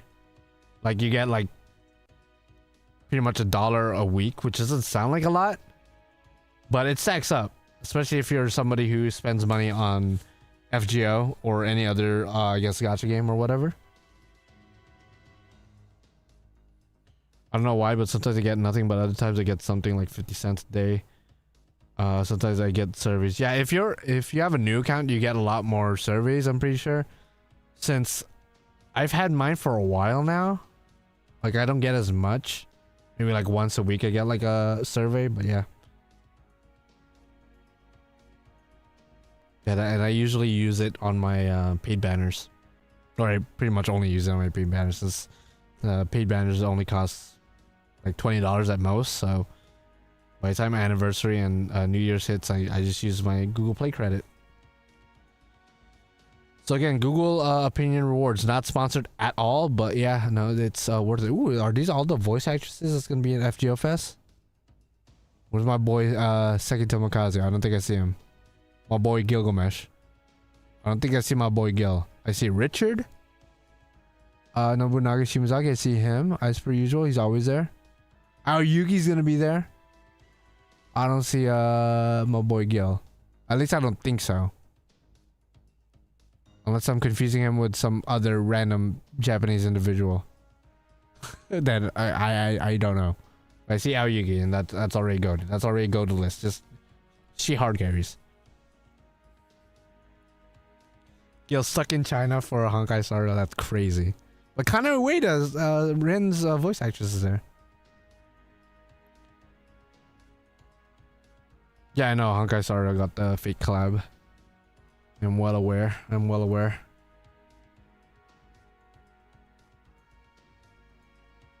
The receipts are the most low, 10 cents per receipt, and they got thrift stores, restaurants, groceries, and even my bank. Damn. Every receipt is 10 cents. Goddamn, alright. Sounds sick nasty. So who going to FGO Fest this year? I'm guessing nobody. I'm guessing nobody. Maybe Archer Blades might. Because he actually lives in Japan, so it's a lot easier for him. But I still want to go. One of these days. One of these days, one of these years. Before the game meets its unfortunate end, or before I meet my unfortunate end. Either one of the two of us is leaving this earth. Before that happens, I gotta have to go. Gonna have to participate. Yeah, I don't know who the new servant's gonna be. If it's even gonna be a new character. I assume to open up the new part, because who was the first Gacha servant of the Lostbelt arc? Was it literally Anastasia? I think so. So we probably will get a brand new heroic spirit. That is something to think about. And to open up the epic remnant, it was, I want to say Scheherazade. No, Scheherazade was on Epic Remnant 1. That was Epic Remnant 2. Epic Remnant 1 was no, Dantes has been around. Jalter has been around. Who's Epic Remnant 1? Moriarty? I think Moriarty. Yeah, Moriarty. Yeah, you're right, Bandage. You're right. Yeah, so we gotta get that a new heroic spirit. A new spirit of some description. I'm actually visiting home. Oh, okay. 10th anniversary was peak for me anyway. That's true. That's true. There's no way 11th anniversary is gonna live up to that hype. The next big one is probably 15th anniversary. Then after that, if we make it that far, 20th anniversary.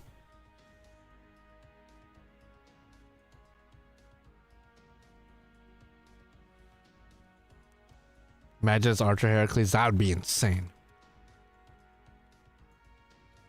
To celebrate the new chapter coming out, didn't they give a buff to randomly to Sigurd and Valkyrie? So I don't know if they're gonna be involved in any way.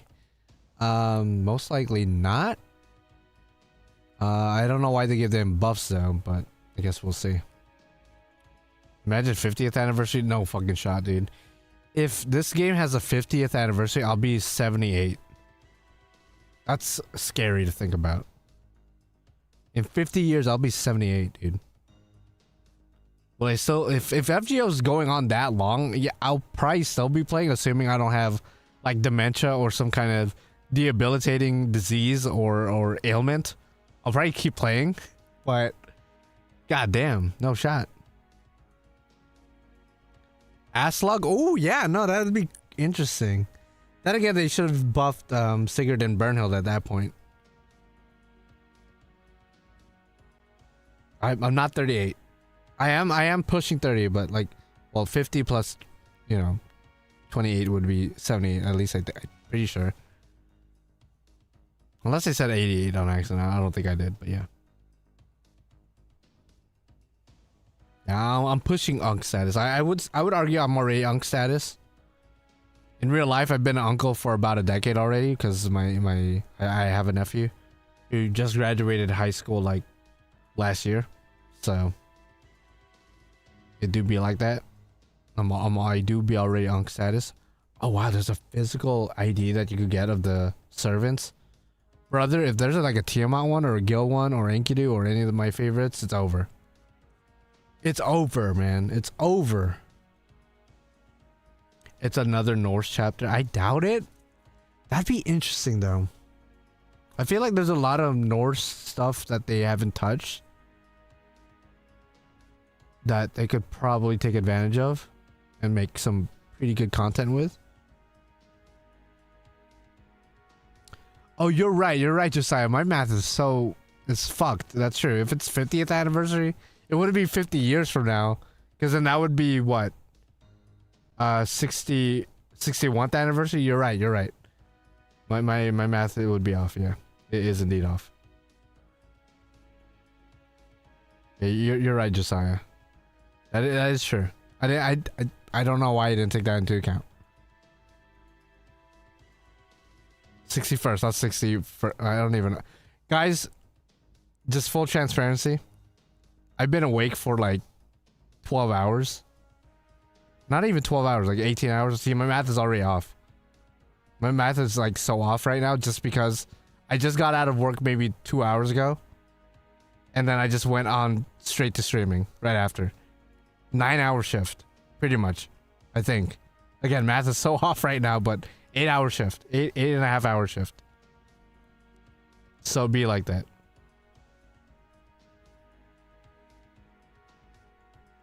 Watch us City just be a weird costume just like Super Carno was. I don't think they would do that.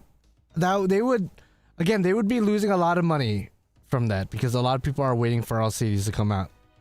So they would not do that. That'd be a poor decision. That'd be a poor decision.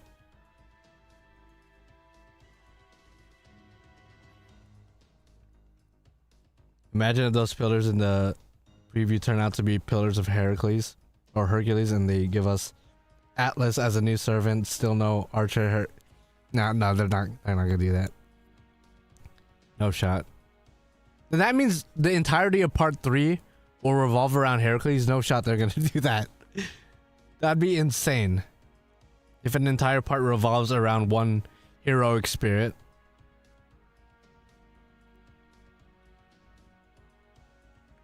One could argue similarly about the decision to exclude Tomo Arya from the Fate Samurai event, but here we are. Yeah, but they excluded her, but they didn't include her as a costume for normal Tamamo or for Tamamo Cat. Like you said about LCDs being like in the theoretical hypothetical universe where LCDs would just be a costume, like with Super Karna. Like they didn't do that with Tomo Arya. Tomo Arya just didn't show up at all. Except being in a 4-star craft, that's it. I think she will come out eventually. And I mean, this is how I'm coping with like the Strange Fake event, for example.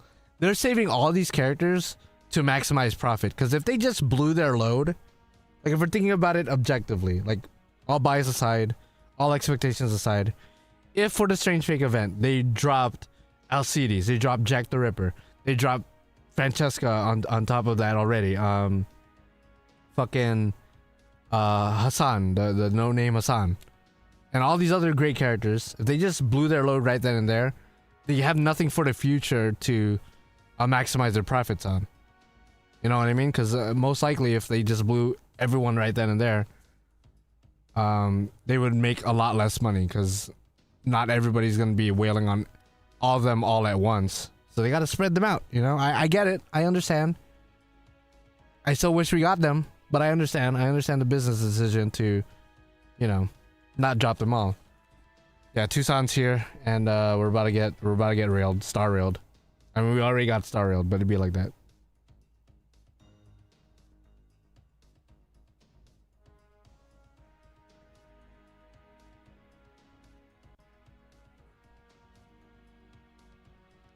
Yeah, game news time.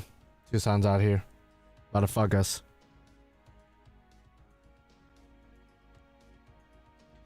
Alright, we got any last minute predictions? See who's gonna call it.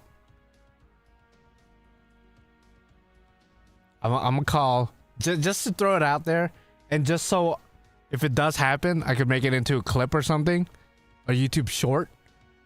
Female Gilgamesh, let's go. Let's get that female Gilgamesh. Honkai Stargrail, that's a great title, by the way. I don't know if anybody has ever used that title, but that's a great title. You should start a YouTube channel. You should start a YouTube channel. Trailblazer would be insane.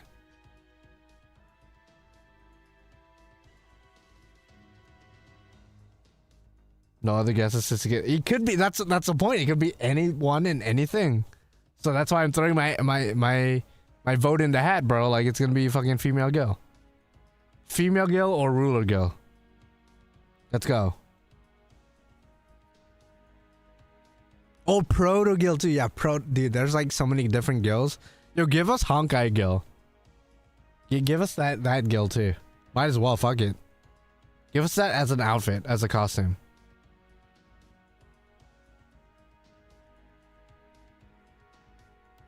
Prisma Gil female. There's no way. There's no way. What's her name? Beatrice? That's not her name. It's not Beatrice. Beatrice is the other girl. I don't remember her name. It's been a while since I watched Prisma Ilia. Yeah, Beatrice is the other girl, not that one. The chance for Cha-Cha in... Okay, yeah, I know. There's no way. Cha-Cha, there's no way. It's not 0 anymore. You're right, it's probably not 0, but it's probably like a 0.00000 10 minutes later, 0.001 chance that Cha-Cha will be in Honkai Star Rail. No fucking way. The probability of that happening is obscenely low. It's obscenely low. Angelica, yeah, it's Angelica. Not Beatrice. Yeah, Pandora would be a fun servant to see. Maybe if they do a Prisma Ilia collab part 2, fuck it. Or part 3, I guess, technically, right? Because when Miyu debuted, it was like a part 2, kind of. Please tell Nasu I want it. I'm sorry, Cha-Cha. I think we're more likely... I think I'm more likely to show up as a playable character in Honkai Star Rail than Cha-Cha. No offense. I think I'm more likely. Me, the individual that's talking to you right now. Like, there's no way. Because you know how many characters from Fate and Type Moon as a whole that has like a much higher priority than Cha-Cha to show up in Star Rail? There's no way. Plus, apparently the Star Rail event is supposed to be a yearly thing. Like, it would have to pass like 2,000 years before Cha-Cha has a chance.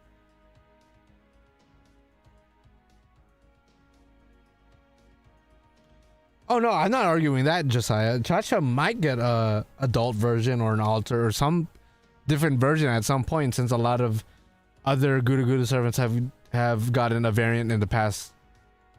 So I'm not arguing that, but as far as showing up in the Star Rail collab, like, no way. Oh man, there's no way. Yeah, I think Sei has a higher chance. Not that she has a high chance, but certainly a higher chance than Cha-Cha. Certainly. Yeah, Benny Alter. Yeah, I'm waiting to. Why we still don't have Benny Alter, I don't know.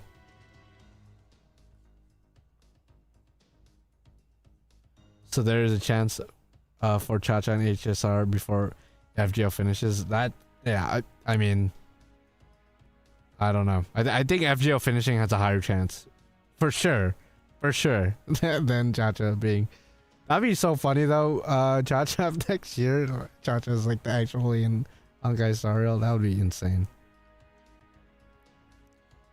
Yeah, I'd say Enkidu. I mean, if Gil's there, like, obviously Enkidu's chances is much higher than the average servant. But it is also technically a UBW collab. Although, based on what we saw with Ren's animations and model and like the weapon of choice she's using in Honkai, like, I mean, it's not really a UBW collab anymore.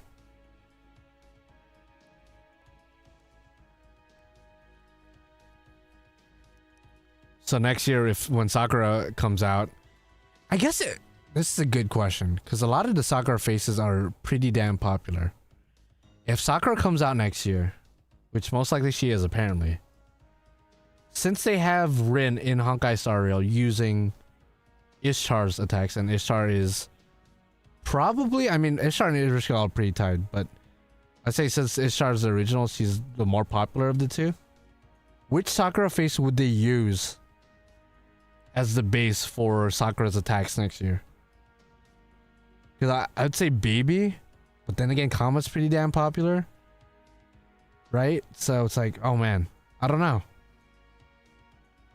Yeah, Shadow Sakura would be like the one that makes the most sense.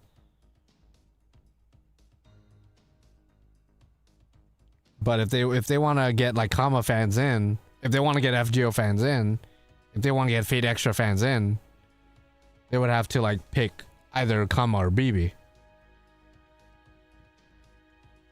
Yeah, BB would be interesting. I think Kama would be interesting too, just because she has like that space motif action going on. Yeah, they're showing the little preview thing from 2 weeks ago, I think that's what this is. Kind of reminiscent of the Epic Remnant trailer, almost. The narration and whatnot.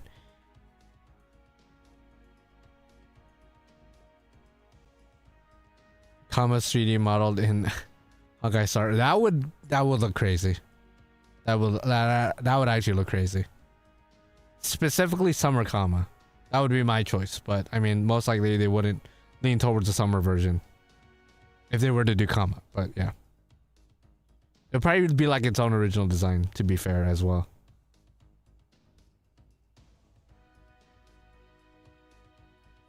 Would it just be Sakura from Evansville? Because Saber got a new design. Archer got a somewhat new design. Gil clearly got a new design. Rin got a new design.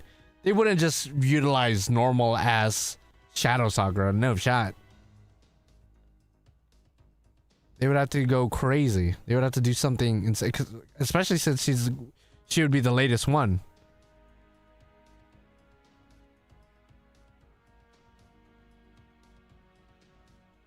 I think the Fate collab is just Type Moon wanting a 3D Fate gacha without sacrificing FGO. I mean, either way, they're making a shit ton of money. They get to keep their main money maker and then collab with one of the biggest gacha companies and gacha games in general ever. So there you go.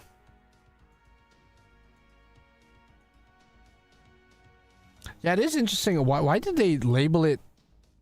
Why is Unlimited Blade Works in the past couple years getting so many collabs? Not even just with Star Rail. I've seen it collab with so many other things as well. Why is that? Why not just like label it Fate as a whole? Rather than like Fate UBW. That just seems so random to me. Why not just like Fate? Because when you just say Unlimited Blade Works, that kind of gives us the impression that, oh, it's just going to be Unlimited Blade Works characters and references, but it's not though. So why not just do Fate? I know the anime is popular, but Fate as an entity is popular as well. Everyone knows what Fate is.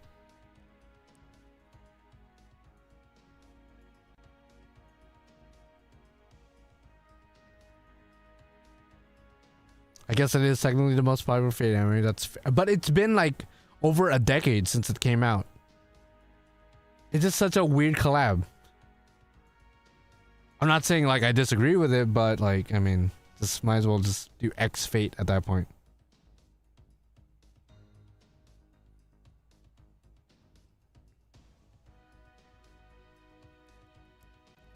Was when Ilya collabed with another Hoyo game last year? Did it?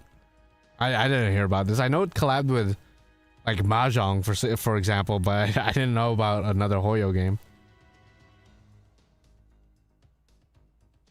Yo, if it had a Strange Fate collab, my dick is slamming on the table. If the introduction of Gil and Ishtar into Star Rail is an indication of like the UBW logo glitching out and becoming Strange Fate, my dick would literally slap on the table. It would leave an indent on my table. Who do you like for Fate to collab in FGO? What? Wait, I gotta read that question again. Who do you like for Fate? I can't tell if that's like a joke question because FGO only collabs with Fate. But if I were to give a serious answer, and give me another Strange Fate event because I need more. That's my answer. I guess. Or Fate prototypes. I could get Protogil on a realer note. Give me another Fate prototype. Or not another, but my first one. Oh, you're gonna watch Final Destination Bloodlines? That's the one that came out last year, right? It's a pretty fun watch. I'd say it's a pretty fun watch. I think he meant Fate collab in Honkai Star Rail. Yeah, just make it Fate in general. So it's like a very generalized thing. Because they're already like doing FGO references and shit, so might as well just Just keep it at Fate. You don't gotta put Grand Order or UBW or anything.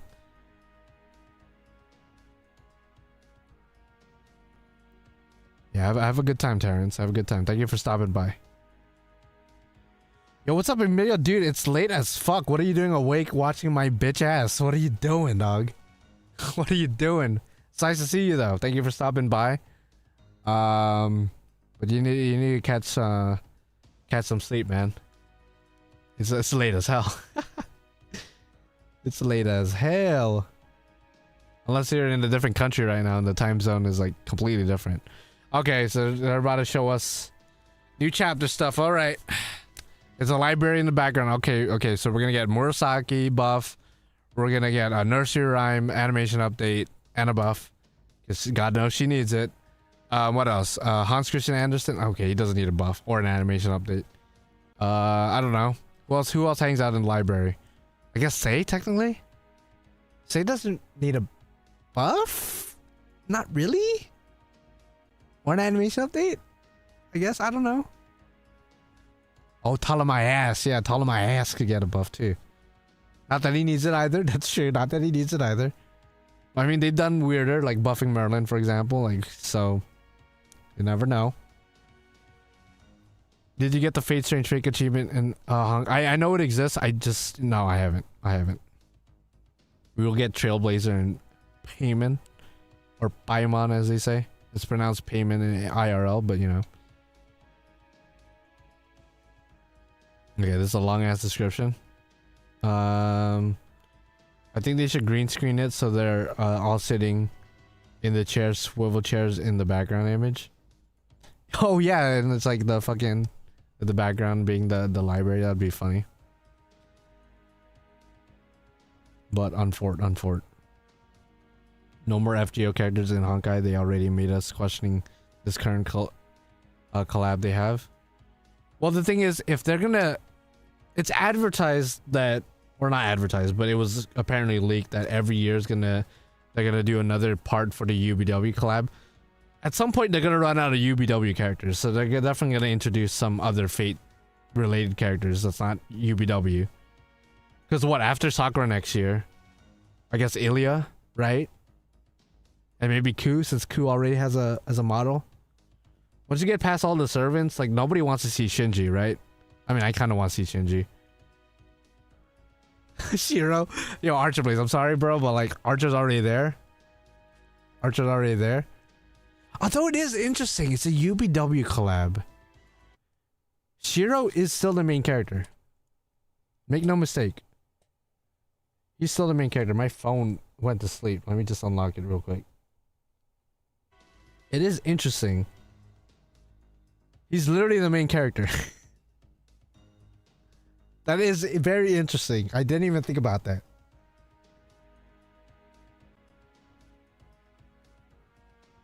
Shinji from Rextra, yeah, no, he's cool. He is goated. I think after UBW, they'll move on to Zero. That'd be interesting. I would say Iskandar into Honkai, but like all they have in Honkai are twinks. There's nobody that has like even 10 pounds of muscle. Okay, wait up. Some cutscene action. Okay, Mashi, you gonna say "God damn it" again? I'm gonna show Azrael. Okay, Olga. You know, Olga's our back in business. She's back in business. We knew this. Slight spoilers for NA only. Sarah Jarrah here now too. The playable Sarah Jarrah win. Summer Sarah Jarrah. Was that Jalter from? Okay, from the Singularities. Interesting. Okay, it looks like Jekyll and Hyde, Taiga, and Boudica are indeed going to be involved in the chapter. What are they doing with Kalia outfits? I saw Kiyohime with a Kalia outfit.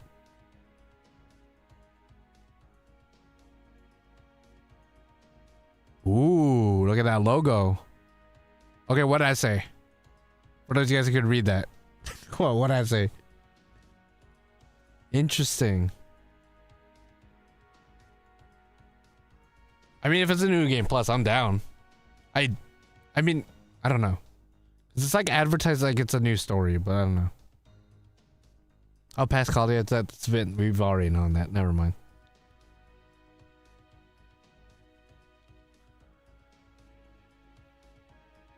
The bell tolling? Yeah, no, I'm telling you, Azrael's coming out, dog.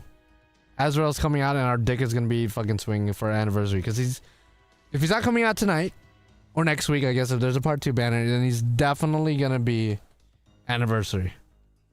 Has to.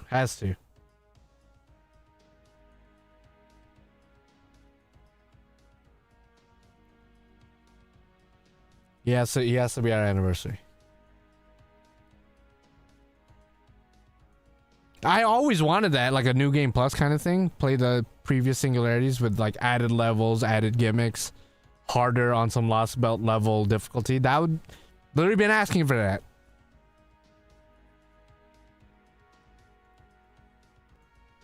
But I don't know, because it showed like Kiyohime with a Kaldi outfit. I'm like, okay, is this something else going on here? Maybe. Although it did show Mashu fighting that Jalter. Oh my goodness. I was not expecting Tokiomi to get a new 5-star CE, but there you go. And I think that's Rin's mom as the 3-star CE, as well as of course another. How many 4-star CEs does Waver have at this point? I feel like that man has like 10 4-star CEs. But yeah, I guess he has a 4-star CE. Goddamn Waver, you gotta chill. Yeah, too many. Like they're even showing one right now. So are we in the library like studying the past singularities and maybe like we're race shifting into the history? Like the past Chaldea? I don't know why would we be doing that, but I guess that's something we're gonna have to find out once we read the translations. Yeah, honestly, Ren's mom was kind of a baddie. But Karen's mom was kind of a baddie too. Too bad they're dead. Too bad they're dead. And their man of choice wasn't exactly ideal.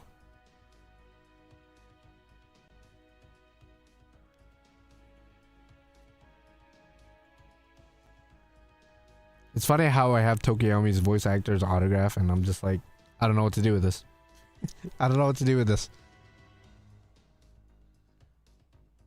Is this a prologue chapter? I think? I don't know actually, I think. Oh, new ascension items. I just realized what I was looking at. New ascension items. Alright, cool. We got Diamond and Pearl. On some Pokemon Palkia and Dialga type shit. As a kid, I was more of a Dialga guy myself, but as I got older, I was like, you know what, Palkia kind of goated.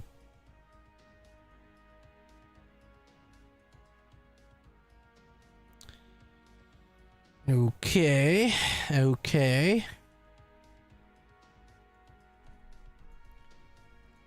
Yeah, if those CEs were anything to go by, are we gonna get Tokiomi as a servant? Pseudo servant Tokiomi? That would be awful. I don't know. Oh, okay, wait. Oh, animation updates. Oh, David. Okay. Okay, so David has to get one. Jekyll and Hyde for sure has to get one. Jekyll and Hyde has to get one. As well as like 10 buffs. Boudica, I believe, already has one. So I don't expect her to get one. Damn, David, though. That's cool. He looks kind of cool, too. Nice, man. Nice. Okay, for a 3-star, that's nice. That's nice. Very nice, very evil. Imagine Goliath. Oh, that's true. David and Goliath. That's true. That'd be sick. I don't know how the fuck he'd look like. Or she, if they decide to gender bend Goliath into like a giant mommy or something. As if we don't have like a million giant mommies already, but you know. That's true. Platinum is the GOAT. I mean, the question was between Diamond and Pearl, but if you're gonna throw in Platinum, of course, Platinum. Of course. Why would we ever choose anything outside of Giratina? Giratina's the GOAT.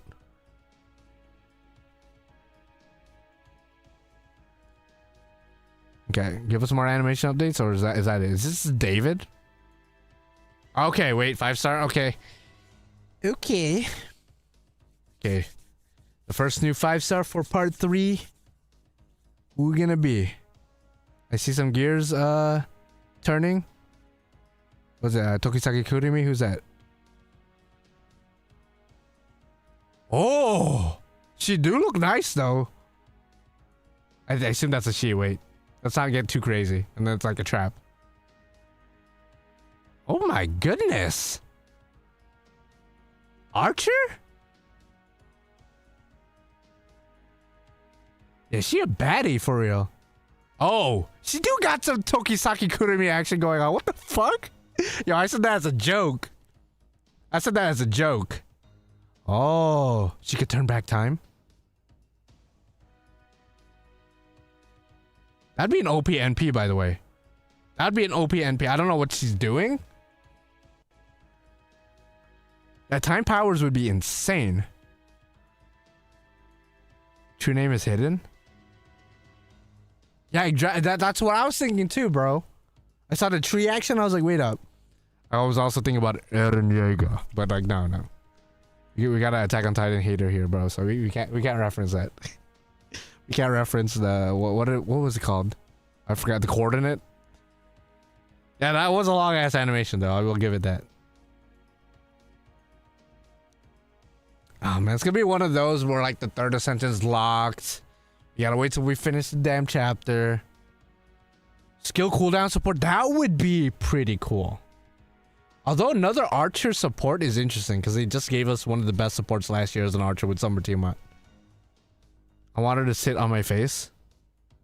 Yeah, she could sit on your face. I want to lie down on her lap, bro. And I look up and I just see those big watermelons.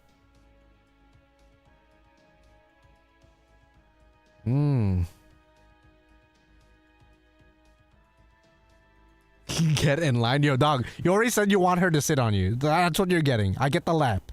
You get the lap, or you get the ass. I get the lap, dog.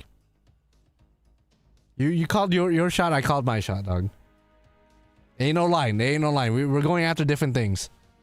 Okay, so no new 4-star. At least presumably they didn't say that, but like I assume so. They're showing the CEs. Oh, do I roll for her?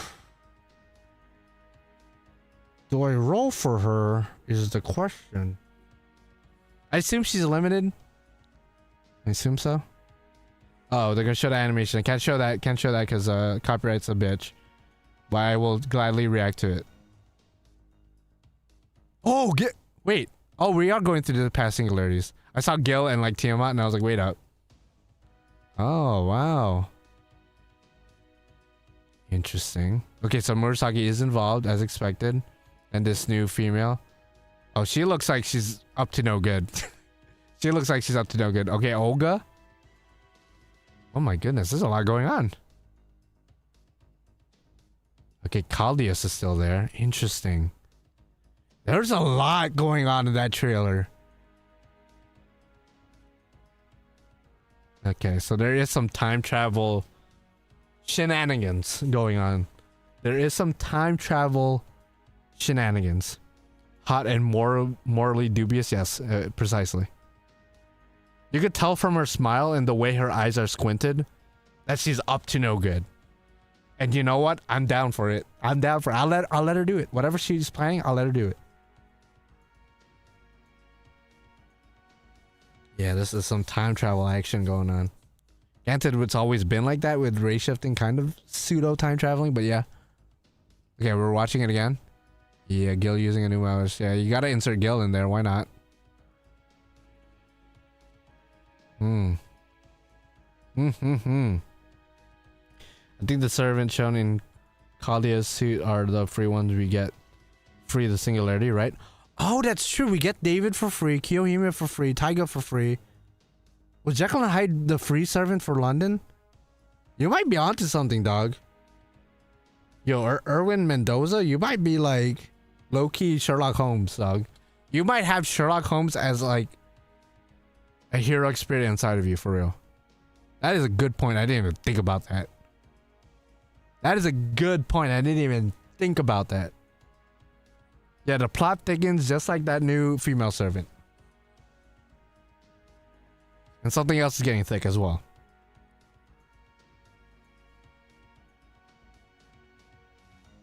Yeah, Kasuku's on there. I mean, it makes sense Kasuku wouldn't be there because he's had like an entire ass like arc in Lostbelt 6. Like he's good. He doesn't need to be involved anymore. Plus, there's more to Kasuku than, you know, just Ku.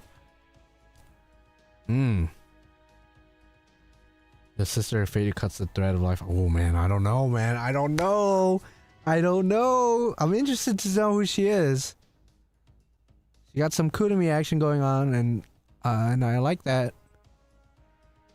Yeah, she's up to no good. Look at that smile, dog. Tell me she's not up to no good. You'd be lying. That face literally yells like, "Come here," and then as soon as you come there, it's over.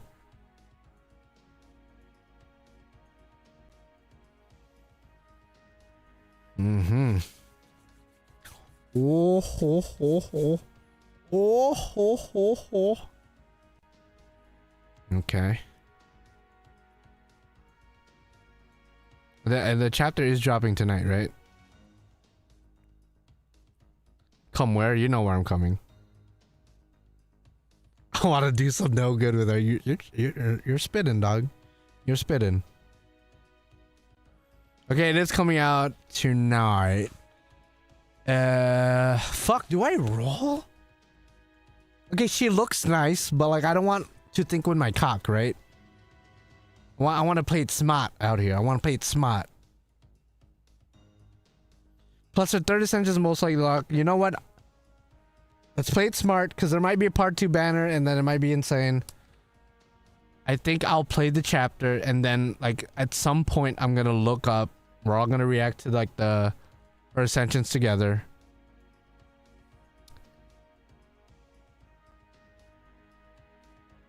Yeah, I don't know. I'll probably not roll for that. Yeah, thinking about it logically, anniversary is literally like a month and a half, 2 months away.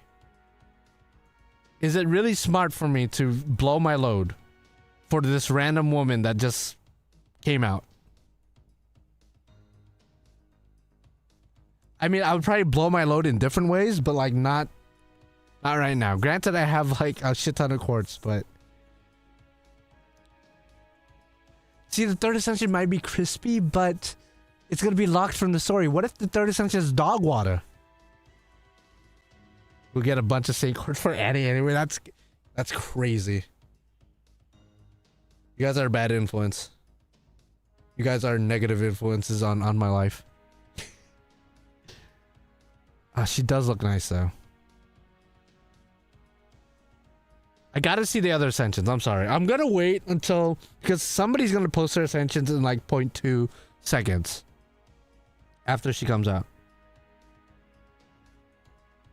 No, see, her early ascension looks nice already, but she's missing a little something. She's missing a little something, and I'm hoping her other ascensions will provide me with that little something. She's there. She's 99.9% there, but I'm just waiting.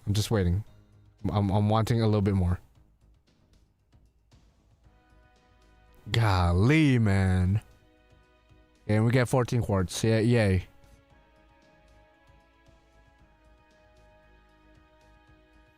I have 40 Saint quartz. Did you expect me to give reasonable advice like hold back, wait and see? That's true. That's true. Like, I'm not even trying to flex, but I probably have the most quartz here. I bet if we combined everybody's like quartz in chat right now, it would not even get close to mine. Unless there's somebody who's just insane like me. Then, by all means. Yeah, it comes out in about 1 minute, actually. Like, actually 1 minute. The chapter's dropping in 1 minute. Okay, so the stream is most likely over. I'll just go to full screen. Oh, I still have Gillian can do that. I guess it can stay. Freya, Odin's wife? Oh. I don't know if she gives Freya vibes, but... Because she looks like she's up to no good, and I don't know if Freya is known for that type of shit. She looks like she's ready to do some heinous tomfoolery.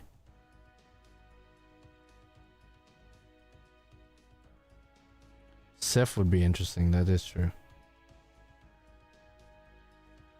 Thor's wife? I mean, I don't know, man. Doesn't really give, like, Norse vibes. Doesn't really give Norse vibes, honestly. But who knows? Who knows? Who knows? God, I want to roll just to scratch that itch, but I know it's because there might be a part 2 banner, anniversary around the corner. You know, I don't want to screw myself. I think I will wait until like the 3rd ascensions are revealed, and then I'll react to it on stream with you guys. And I also gotta look at her skills, because I'm not really starving for an archer. I got the homie Gilgamesh. I got Summer Tiamat. Doesn't get. Oh, you're turning back time?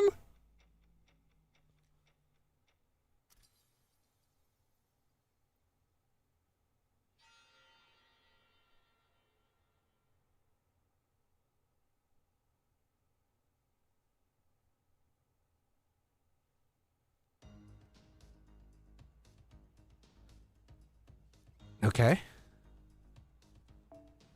Interesting little animation.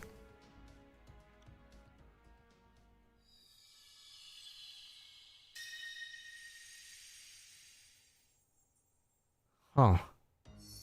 Oh, I just noticed the symbol looks like the Kalia symbol, but it has like extra shit on top of it. Interesting. Okay. Let's go. Actually, wait. The banner is up, right? I should probably look at the banner. Just so I could stare into her eyes, and she could tempt me more. You can afford at least, but the thing is, it's the domino effect. I'm gonna use one multi-roll, and then I'm gonna want to roll more. I probably shouldn't have skipped the cutscene, probably, but like I'm just so used to it. Okay, past Caldia. Maybe go back in time like Alco.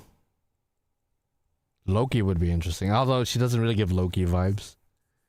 Doesn't really give Loki. Although Loki is a mischievous young fellow.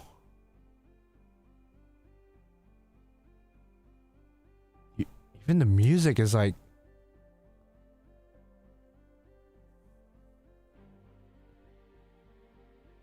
This might actually be Norse, because even the background has like Norse imagery to it. Oh, it's all the singularities.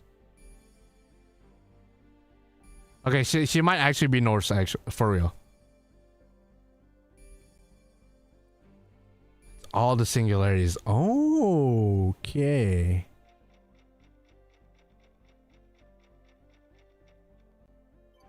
What if it's just like all the chapters? It's just hard as fuck. Okay, I'm interested. This is interesting. This is piquing my interest. Yeah, I know. I got goosebumps too, bro. That little opening sequence was kind of hot fire fuego, dude, for real. All right, let's just Summer Tiamat, Musashi, all these quests. I doubt they're gonna be able to be a challenge, but I guess we'll see. It feels like a new game plus, but it's more like we're reliving the past for some reason. I don't know why.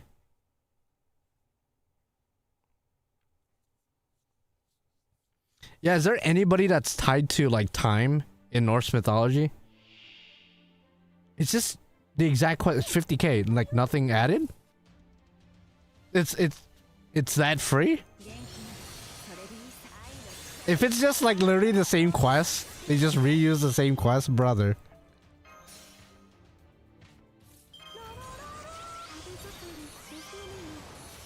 I don't think I even got to use my NPs. I don't think I gotta do that. I think I could just attack. Maybe, potentially. There you go. Going off Google, yeah, no. I'm not well versed in mythology, period, but I can't think of anyone on top of my head that's like tied to time. Erd, meaning that which has happened, or destiny. Interesting. I mean, destiny and fate are kind of synonyms in some ways. So having a character that's tied to the concept of destiny and the past would make sense. Would make sense. Yeah, this is a very interesting development. Okay, now who are we fighting?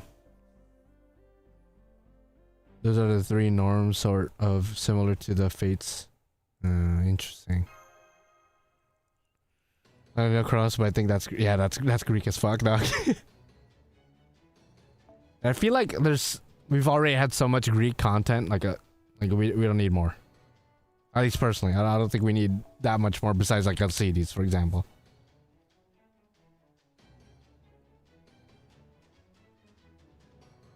That's where people seem to be leaning on Reddit. Okay, interesting. Okay, now proper quest, okay. Interesting development.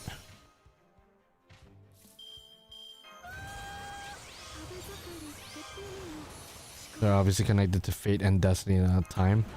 That's true, that's true. Ah, man. I mean, you guys probably know more than me. You guys would probably know more than me.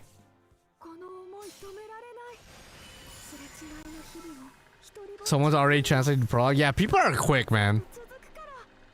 People are like absurdly quick. It's only been what, 6 minutes? People are insanely quick. Cross Kyle, that it would be insane. I don't know why they would collab with either of those two, especially Dragon Ball, but hey, pop off. Put Gil into the Dragon Ball universe, he probably would have the Dragon Balls in his Gate of Babylon, seeing how he has Honkai Star Rail weapons in his gate.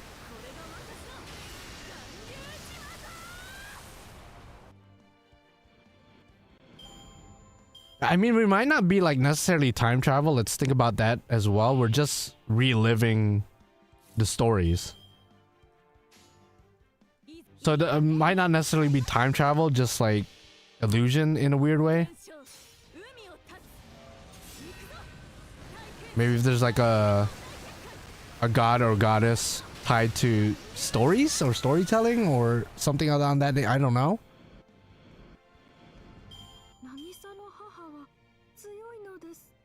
Here's my Ilya Gil actually took it. That's true. That is true. I do remember that.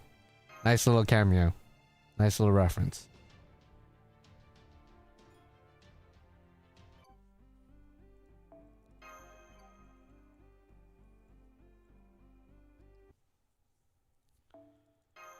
Oh man, this is there's a lot of things going through my mind right now.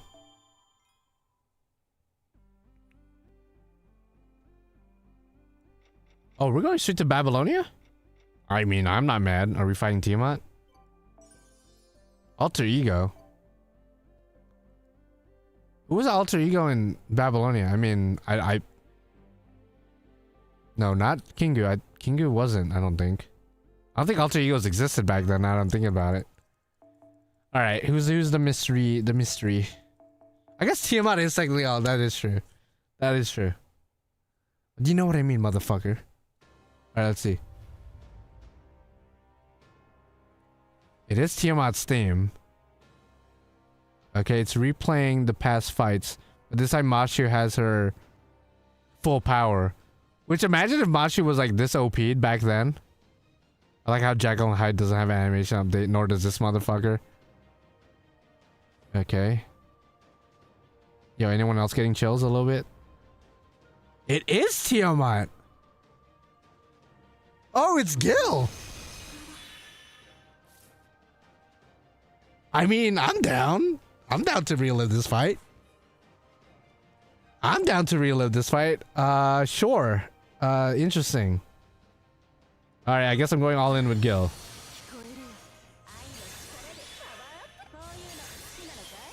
Alright, sorry Tiamat, I'm about to whoop your ass with Tiamat, I guess. Alright Gil, let's show her how it's done. Can we get this as an outfit, by the way? Like the Grand Archer Gil, technically. Can we get that as an outfit? That'd be the dream. I just realized I have no... Actually, no. Gil's protected, that's fine. Okay, that's fine. He even has the lines. He has the lines too. Okay, I gotta slow this down for my boy Gil. I gotta slow this down for my boy Gil. I gotta slow it down for my boy Gil. Cause he got that special lines from Babylonia. It's like slightly different. Like his tone is different. He's more serious. Oh, so good. So good. So good.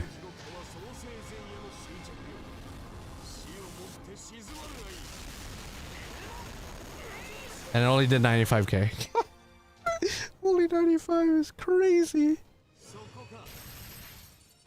That's what happened when you play fast and lose with gravity quantum mechanics. Yeah, no. We out here.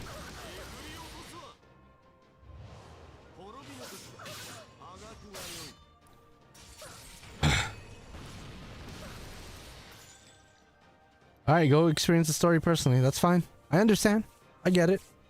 I'm not even saying that as a sarcastic thing. Like, I prefer experiencing things myself, so I respect it. Yeah, I'll see you later, man. You have fun too.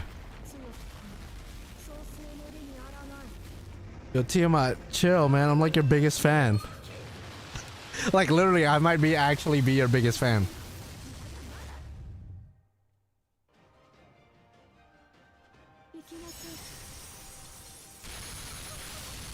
I'm literally stalking the sub. Yeah, update me, banders. When the ascensions are out, you gotta let me know like right away. That way I could react to it with you guys, or as it's out. Okay, so summer Tiamat, that's fine. Gil wants to. Okay, we could do it in normal speed now. Probably just do that. Hopefully she crits.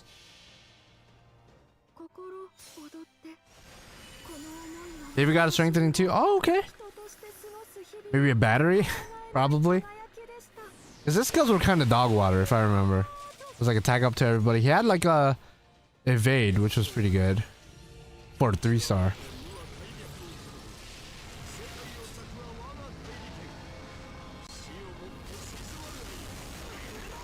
It is a battery. Yeah, I mean, it had to be. It had to be. Yo, Tiamat, chill. Your summer version's right there.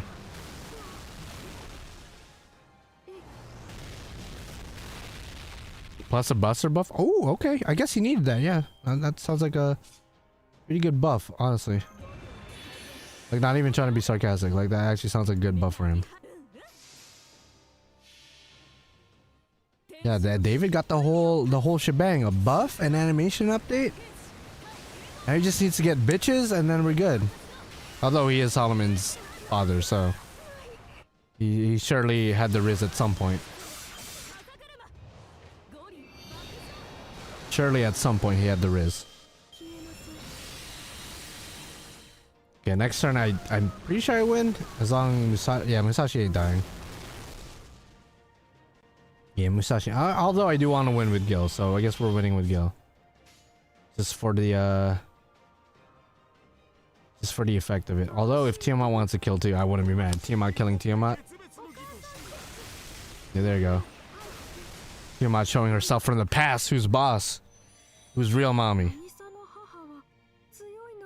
David gets updated, but Ankity does not. It's just, that's true. I mean, David probably needed it a lot more. David definitely needed it a lot more. There's a lot of servants that need it way more than Enkidu, but Enkidu at some point should get an animation update, especially with Strange Fake. Insane.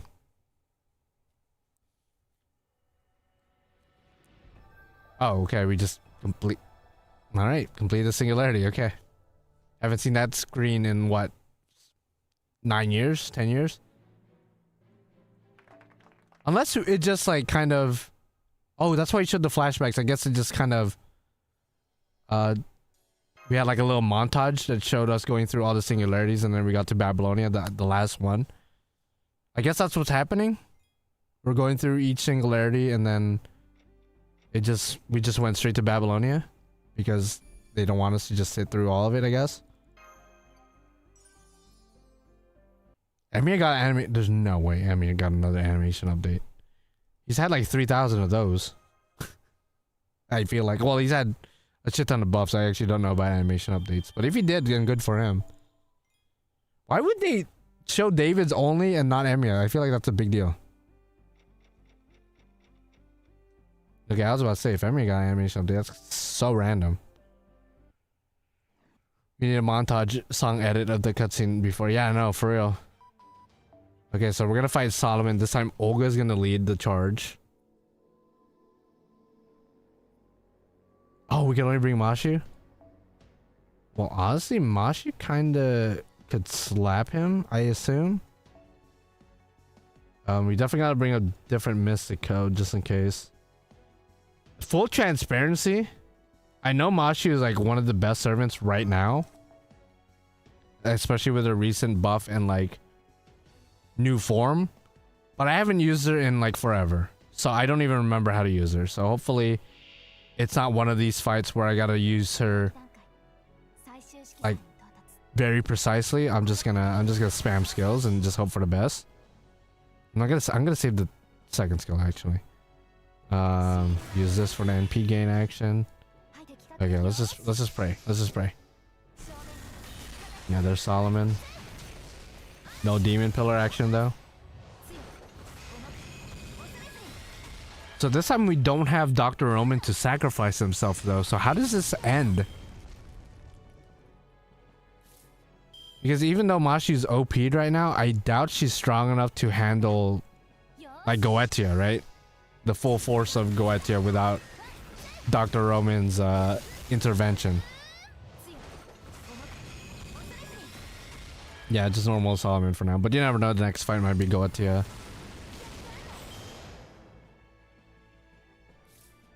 This is what Moonlight Lost Room foreshadowed before. That's true. Yeah, because it showed Olga going through the singularities herself. And I guess in a weird way, this is what Wodime went through. If I'm not mistaken, Wodime went through it when he got revived. He had to go through all the singularities. Several times actually. Several times over.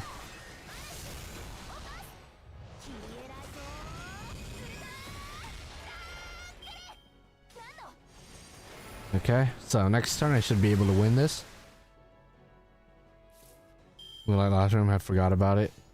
Yeah, no, that came out like fucking damn long ass time ago. I think when the Lostbelt arc started. So they planned this shit out. Well, maybe, I don't know. Maybe it just so happens to work out. Yeah, so the other cryptos could have a chance, yeah. With the exception of David, right? David was like the only one that was like could clear it by himself.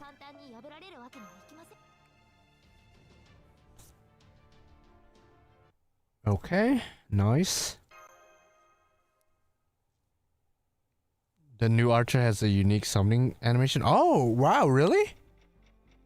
Then they're investing a lot into this new character then, if they're giving her like a custom animation for her summoning. I assume it has something to do with the clock. Maybe it shows like a gold card, like a saber, and then instead of revealing the saber, it just like rewinds and then shows a gold archer. That would be cool. I actually don't know. I mean, if it's out already, you could describe it to me. I'll probably look it up later. Or maybe roll for her my damn self if the ascensions are really cool. Also curious who her voice actress is. If it's actually like Kurimi's voice actress from Data Live, I would probably actually roll for her just for that. Well, probably not. Have you seen her skills? No. I've just been playing the game. I suppose I could look it up. Is it on Atlas Academy or I guess it's on Reddit. Okay, Atlas Academy.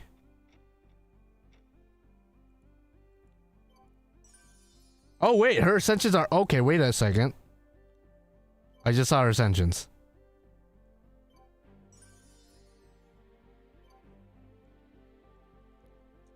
Wait, let me...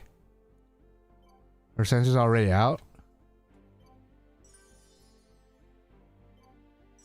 Okay, so this is first ascension, I guess?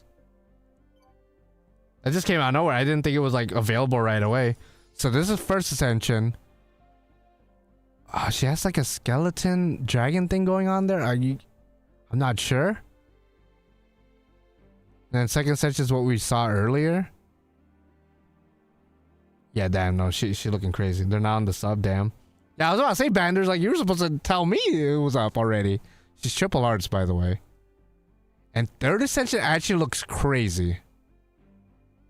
Some skeletons, so she might have something to do with Delph. And then final art. Oh, wow. Who's the artist? I don't recognize the art. That's the second time they had like a skeleton bone thing holding up titties. First one to do that was, I believe, Lilith. Those are my bones, by the way. I'm just saying, those are my bones. Okay, so she's some kind of art support. Okay, she does do skill cooldown. Her third skill does a whole lot that I'm not ready to read and interpret. Adds that trait. Okay, she does some crazy shit. She might actually be worth rolling for, because if she has a special animation update, they're really investing into whoever this new character is. Does it show her true name? That's a good fucking question. Wait, give me a moment. Does it show her true name? Oh, it is. It is Erd. Oh, whoever called that earlier in the chat, you're goated. I guess you're goated. I guess you're goated. Yeah, congratulations to them. Oh man, do I want to roll? I mean, the ascensions look nice. She's remains thick in all of them. Her third ascension gives me like Dark Sakura vibes with the background and the color. I don't know if that's on purpose. I don't know if there's any meaning to that. Yeah, skill cooldown for arts. Yo, giving us Summer Tiamat last year and now giving us another art support on top of already having Castoria. That's a lot of art support. A lot of good art support. At least I'm assuming she's good, because she seems to be doing her own thing. Inflict past alteration status for 3 turns upon attack. Huh? Okay, I don't know. Gotta read into this at some point, because this is a lot to take in.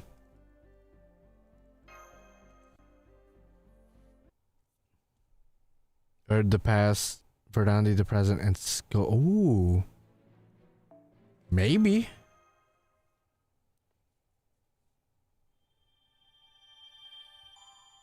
The Eclipse looks a lot like Kide. That's true. Yeah, it looks like a lot like the Grail. The Grail mud action going on. Wait, so is her third ascension even locked? Because it was just there right away. I was not expecting to just see it there. Like in Atlas Academy.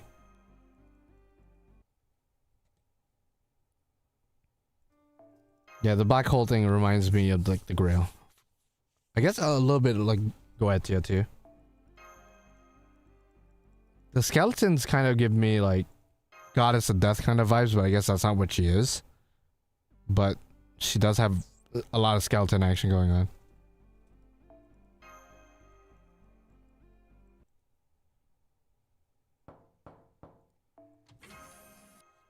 It was boom, Ascension just appeared. Yeah, no, it's okay.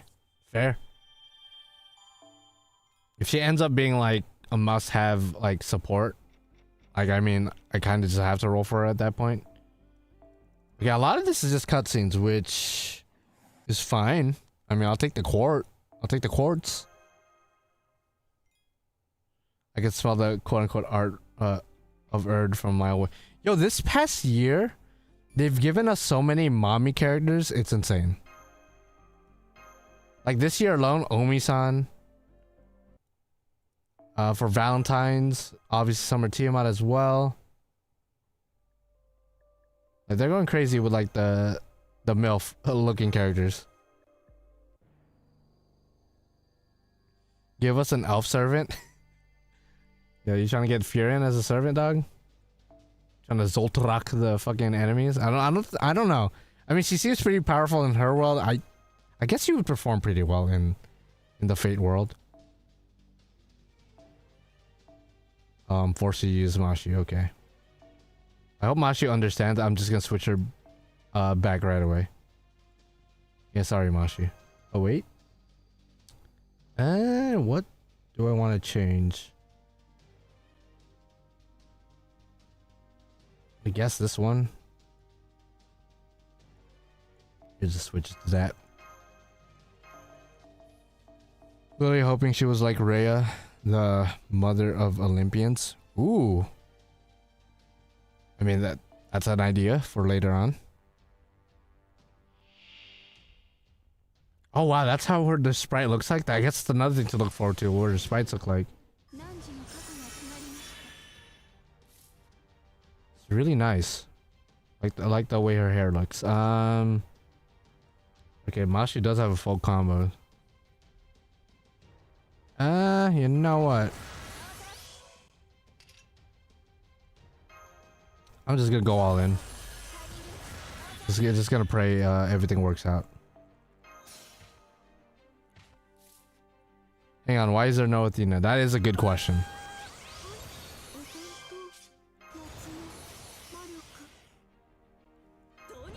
See how Zeus would have liked it by plowing his phone. What? Also briefly thought Athena, but the clothes of the second section weren't right. Yeah, no. Doesn't really give Athena vibes for me.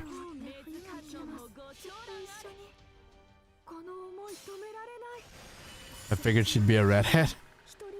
Yeah, I don't know. Man, they got the bouncy up and everything. Yo, the people at Atlas Academy, they're insane.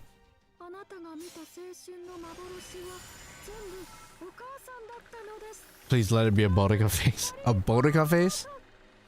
Oh no, man. After the last servant that artist made, Parvati, and the backlash they got, I don't know if they'll be back for another servant, but who knows? Probably you're gonna get a different artist if they do another Boudica. Ooh, did not do a lot of damage, but then again, I don't have Black Grill.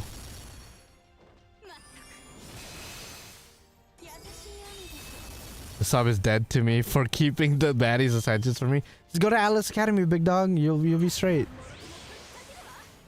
You'll be straight, dog. Atlas Academy, dog. That's like my go-to place for quick and fast information. Okay. Good crit, good crit. Please do not NP and kill everyone. Okay, healed everyone. Interesting.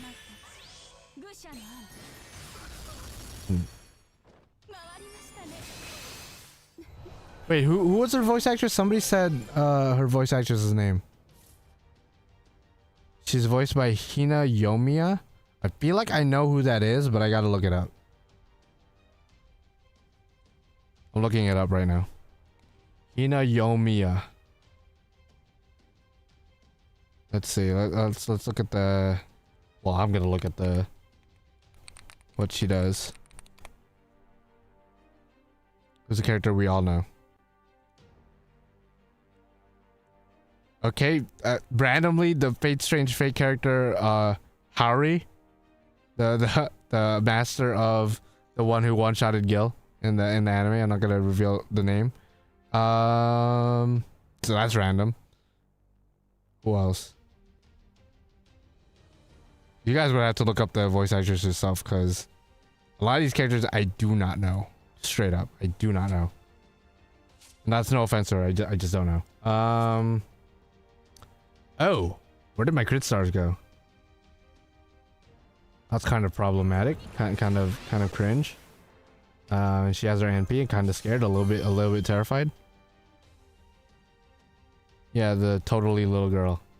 Yeah, I don't even know what to classify her as. Okay, I'm gonna hope you crit. Please crit. Nice crit. Didn't do as much damage as they thought, but she does have a damage res. Yeah, choose Zerger's master.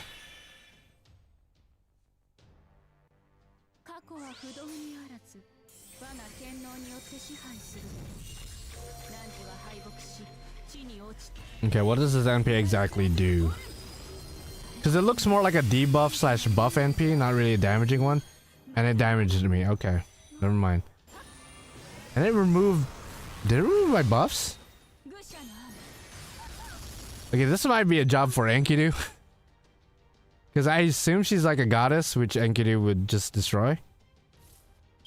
And then I just have these two schmucks in the back. Okay. I hope I don't have to win this fight, because if I do, I gotta quit. Because there's no way.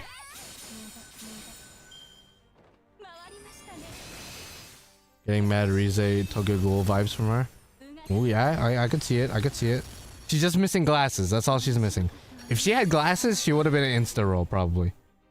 Okay, that was kind of a fucked up thing she just did. Just healed herself by 100k. Totally appreciated that. Totally necessary.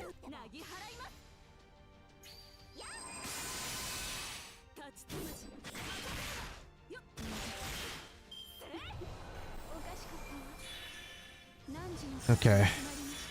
Okay, I didn't expect the actual challenge quest this early on. Hey, come on. Tell me I only got last like 7 turns or something, because I don't think I'm winning it in this round. I'm gonna have to change and like bring Enkidu or something. And like use proper craft essences rather than Bonsu's.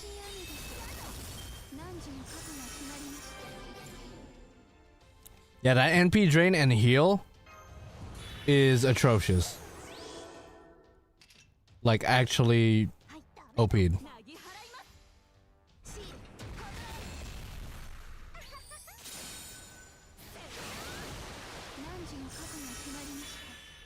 Oh, I'm cooked. I am cooked. Okay, alright. I see you. I see you, Erd. Don't know if that's how you pronounce your name, but, you know, it'd be like that.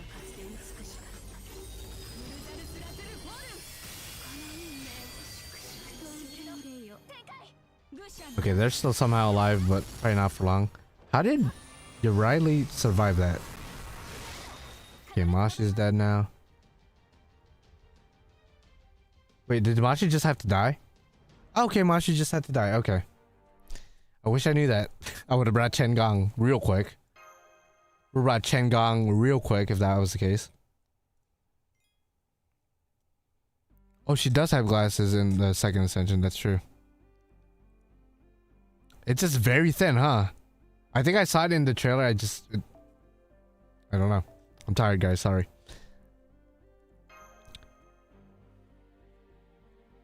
And that was indeed quick. Should have brought Chen Gong. Note to self for NA. Bring Chen Gong for that quest. So Masha could just get obliterated. Okay, I'm fighting her again. This time. Okay, it's forcing me to bring Kiyohime. I don't think my Kiyohime is trained. Gonna keep it a fat stack. I've been playing this game for 11 years. Granted, in NA, I think she is 10. In JP, I'm not even gonna lie. I don't use her at all. She's still 111. I'm gonna bring her just because of the vibe, but like, no way. There's no way. I've been playing this game for 11 years. She's still 111. Insane. Actually disrespectful. Okay, I'm not used to Mashi being on the top, so this is like throwing me off a little bit. Where is she? Okay.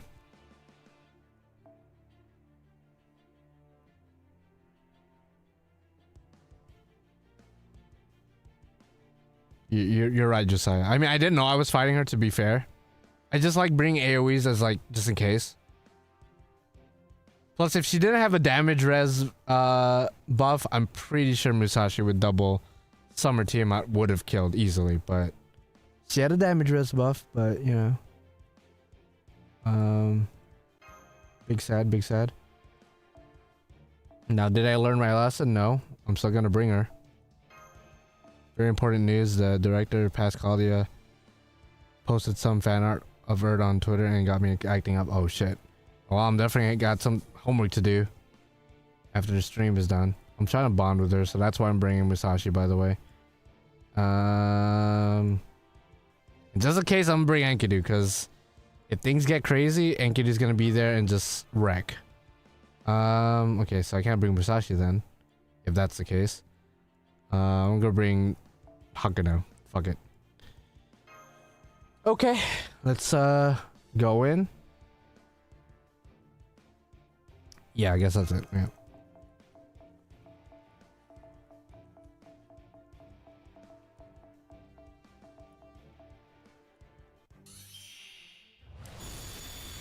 And this is why I usually bring AoEs, because now I thought I was fighting her again. But they decide I gotta win in 3 turns. This is doable. That's doable. Wait, I shouldn't have done that. I should use my... Okay, whatever. That's okay, that's okay. That's fine. We got it, guys. We got it. It's all good. I think we got it. Yeah, it is that Pokemon. It's, fuck, why am I not remembering the name? Someone's gonna say it and it's gonna be so obvious. Fuck! What's that? What is its name? It's like a meme, too. Yeah, the Almighty Helix. What the fuck is his name? I don't know why I'm, like, brain farting hard. No, it's not it's not Ammonite.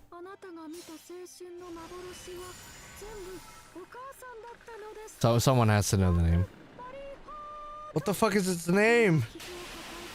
She got a party-wide 20% attack and 20% arch buff for 3 turns. It's like it's targetable 50% battery. Really? That's insane. Wait, it is Ammonite? Oh, okay, never mind. I guess it is. I don't know why it didn't sound right in my head, but then again, I'm running in like fucking 0 hours of sleep right now. Okay, easy. Okay, only 3 turns. It would have been faster with like double Koyan, but that's okay. I am it has a clock. That's pretty cool, I guess. My brain is thinking about X's. Okay, I think you need therapy, man. If you're still thinking about your X's, dog. I think you need to sign up for therapy.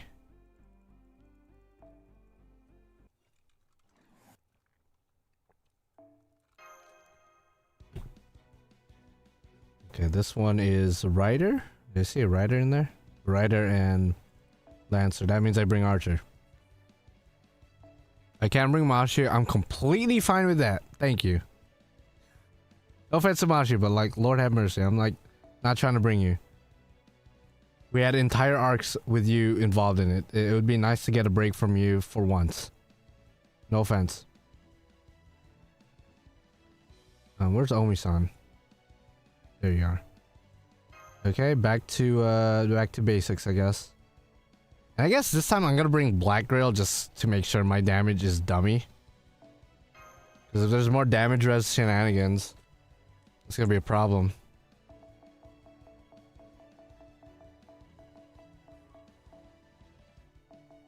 Oh, .exe, okay. I thought you meant X is like your X or something. I was like, what? With an S too? I was like, alright.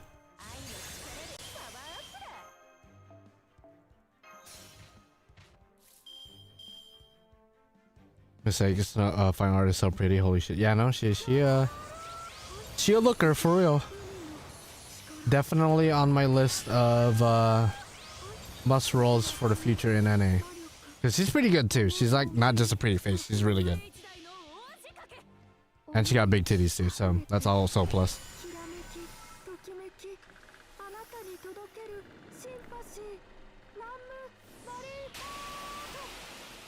I wonder how many sections this is. I'm at section 6.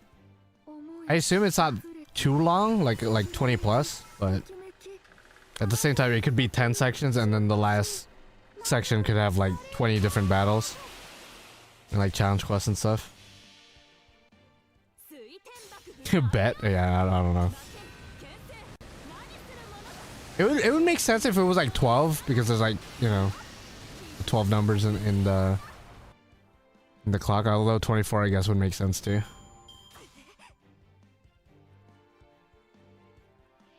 Okay, that's fine. 7 turns, that's no problem. Now Musashi could clear. Easy. I probably could have just won with crits, to be honest. I didn't have to use my NP, but doesn't really matter. With Summer Tiamat teams, you have an option of either winning the second and third wave with crits or with NP. I think if... Okay. 182, that's fine. I could just win with crits then. Triple Buster. It should kill? Yep. Easy. Too easy, too easy. Yeah, see, if her didn't have that damage res earlier, oh man, it would have been over. It would have been over. No problem.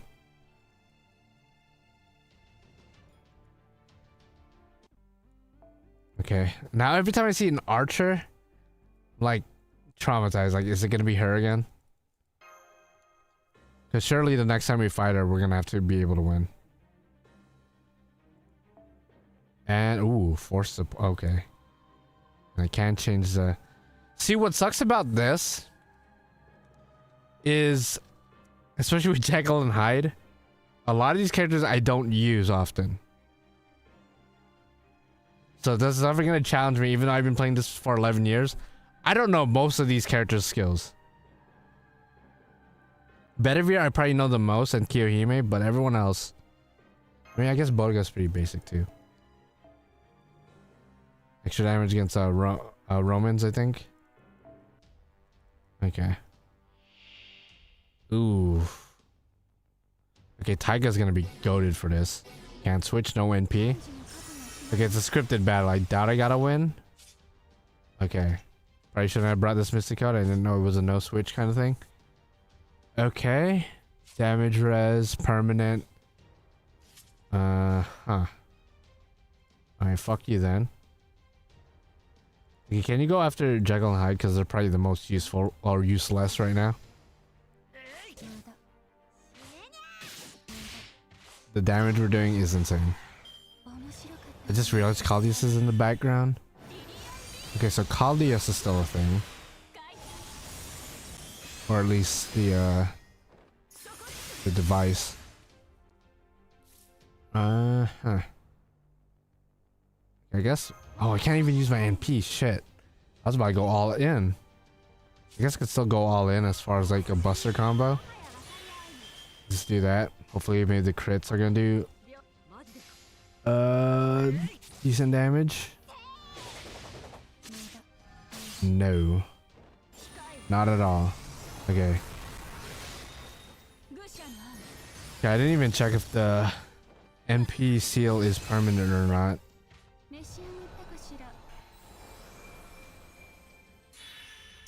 Okay, I'm guessing every time she kills a servant, she's gonna NP.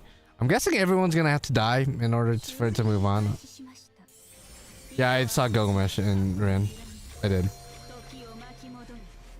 If you want to know my full thoughts, I posted literally 2 videos about my thoughts. Okay, nice.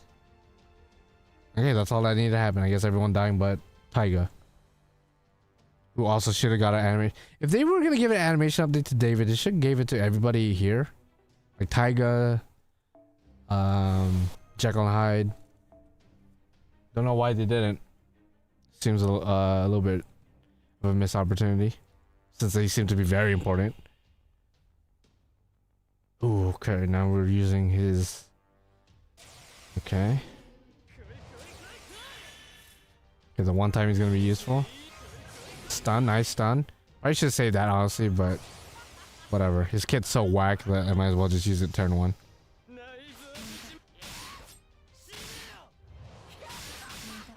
Like, it's such a cool concept being able to change your class, but he came out way too early in the game's lifespan.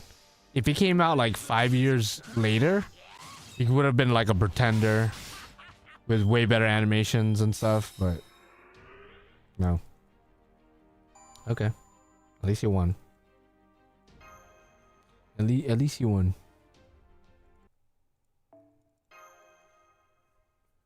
Okay. Okay, just more quartz. More quartz for Annie. Or potentially Erd if I decide to roll for her. Her skills seem pretty damn good though. Like a targetable 50% battery. Okay, so this is where the name reveal is. I assume. Oh, she has her own card?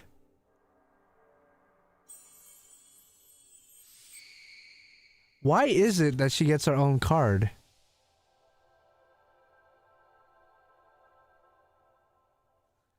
Why did she get her own archer card? Wait, can Gil get his own archer card, please? Because unique class cards were introduced with, I want to say Summer Kiara, but it might have been BB. I don't know. It's one of the two. With the Moon Cancers. And then they did it again with Beasts. So it's interesting the first time we get it with a normal class card is with this new character. They're really investing a lot into this new character. Don't know why. I don't know why. She has a standard card when summoned. Interesting. But she still gets her own card. Like, can Gil get one too? Even if it's not in the summoning, like, she can still get... Oh.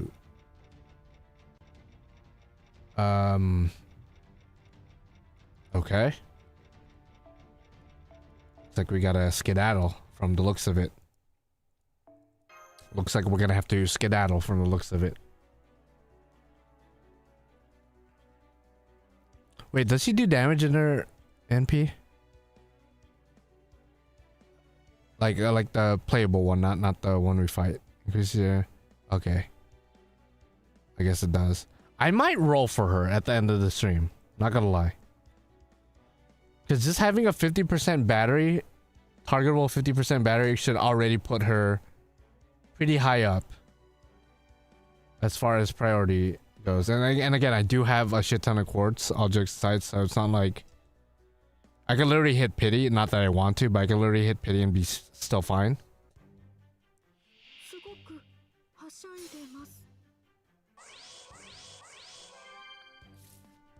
But we'll see. We'll see. If they reveal like Proto-Gil at the end of the chapter, then like obviously that's my main priority, but yeah, the amount of mommies we got this year. Demeter. I guess this past year, if we include last year's summer with Summer Tiamat. Omi-san. They're going all in. They're going all in. They're really appealing to a certain demographic of fans. For real.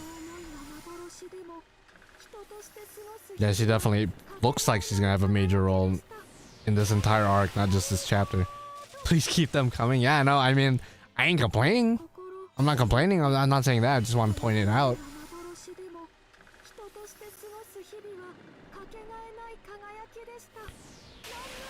She removes debuffs too? All allies, she increases arts, increase attack, and removes debuffs. That is crazy. That is crazy, actually. Fuck. A team-wide debuff removal. Plus all that other shit in one skill. Yeah, I mean, I might just have to roll because the synergy with Summer Tiamat, that's all I'm thinking about nowadays. Just sounds crazy.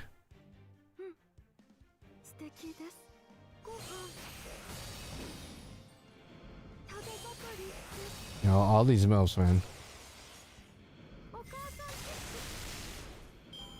Yeah, again, not complaining, man. If this is the era of fate that we're entering into, where we're just getting thick moms, then like, hey, I don't know if in lore if she is like a actual mom, but that's the vibe she gives. Yeah, that's her vibe.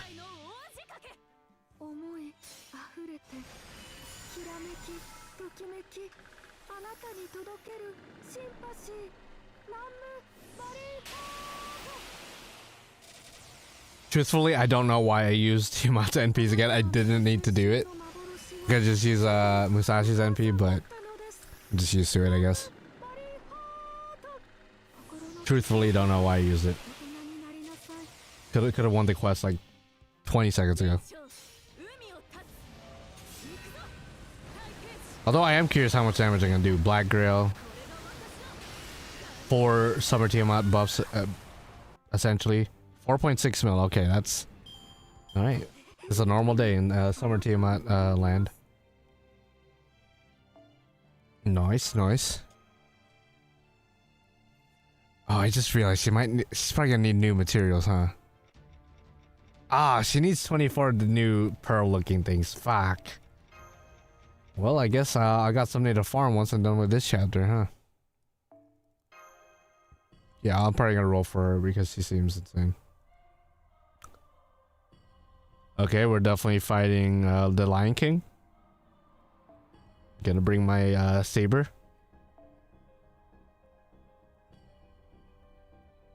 Don't know what any of that says, but we are definitely gonna single target this thing up. You know what? Yeah, let's get the guaranteed pierce. I'm thinking maybe Ibuki might do, so I could get those extra crit damage, but then again, Summer Team out just gonna provide that anyway.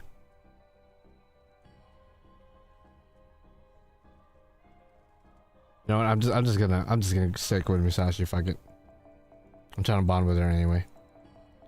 Also, random praying for Wild's expansion news in summer games. Yes, yes, we are due for a expansion.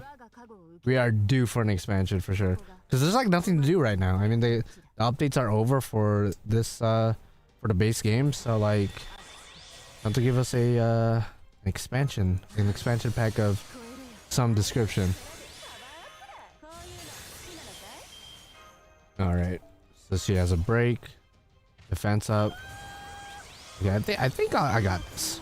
I think I got this. Although I'm questioning my decision because I am bringing 2 archers into this fight, but I guess this is a test to see if the Summer Tiamat team is indeed goated. Although, like, no matter what, it is goated.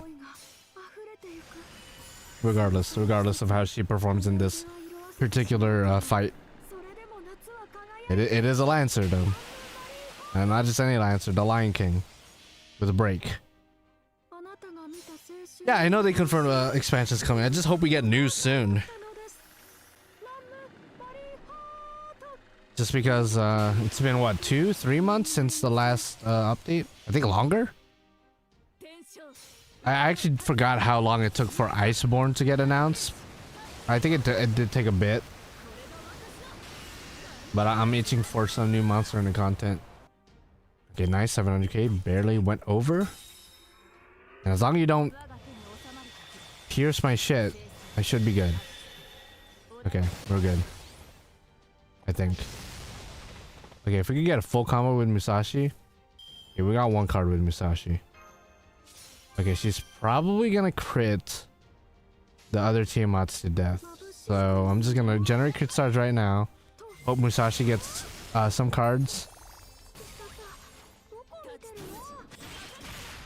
Okay, Musashi will be able to MP next turn. Oh, those defense ups are atrocious though. Full combo? No full combo. Okay, with NP, although she did put 2 defense ups as well as a damage res up. With NP, I mean, this is probably gonna do like maybe 600k. Because again, 2 defense ups. I did buff myself up again though. It's probably like 500, 600k maybe. No, not even that. Wow. Oh, we're cooked. Oh, we're cooked. Oh, I should have brought a saber. I should have brought a saber. Yeah, Musashi would have been perfect for this because she could remove those buffs. Musashi would be perfect. Like Saber Musashi, not Summer Musashi, clearly. Although she didn't kill she didn't kill Tiamat. So I might still be good for a little bit. Potentially. Yeah, we're gonna do that. Get our NP back. As long as she doesn't get a random pierce buff, which I don't think Lancer Arteria normally gets pierce from just like her normal NP. I don't think she does. She should though. I mean, lore wise it would make sense. Oh, she does. Okay, never mind. I fucked up. No, dude. Okay. Next round I'll bring Saber Musashi and we're just gonna buster it up. Cause I mean, we got pretty far, but those stackable defense ups is problematic. So having somebody that could ignore defense or remove buffs would be appreciated. Okay, for first restart of the of the chapter. First restart. And of course it would be against the Lion King, one of the strongest enemies we faced thus far. Okay, so I think we're probably gonna go all in. Buster action. Just gonna bring Saber Musashi. Saber Musashi should, I think she removes buffs before damage, I think. Sometimes I get the order mixed up. So as long we just do that, we're good.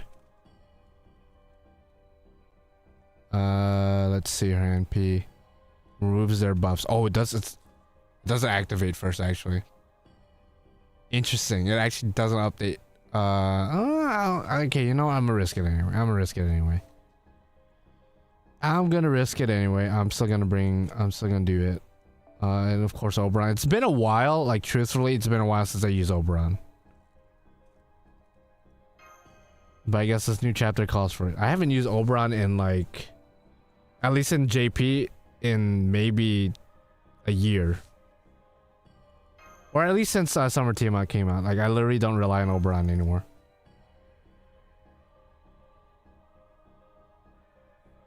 Okay, so Musashi should be able... If we could get a full combo, preferably with an arts card and a quick card, or at least an arts card, then we'll be able to get our NP back quick.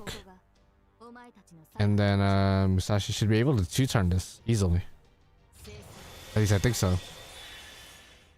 And we only got a quick card. Okay. Great RNG. Great. Awesome RNG. We're just gonna... I might as well use this too. She's gonna get it back anyway next turn. Okay, unfortunately, if you don't get a full combo...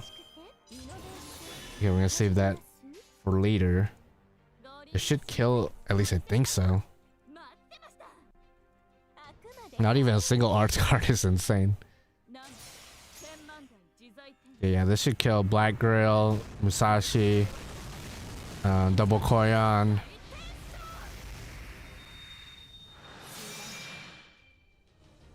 Actually did less than the Summer Musashi earlier. Oh man, my confidence went down tremendously. Because I thought that would do a lot more. But she did less than Summer Musashi earlier. With the Tiamat buffs. Okay. You can't... Okay, actually... Okay, if we just go all in now, how much are we gonna do? We're probably not gonna win. I mean, maybe we will. But I will use Oberon right now. Maybe I'm blowing my load too fast, but... I will also have a full combo. So this will remove the one defense up and then a full combo crit. This might kill. Under normal circumstances, this is killing all the time, but this is not a normal circumstance. Yeah, I know. It's only gonna do maybe 300k at best. Around there. Okay, like, no. Yeah, 378. And, ah, man. I thought those crits would do a lot more.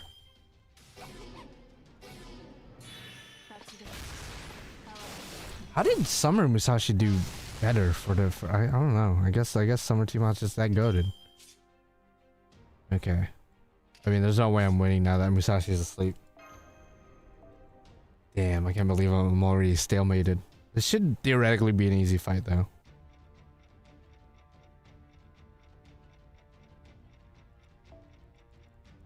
Okay, let's see.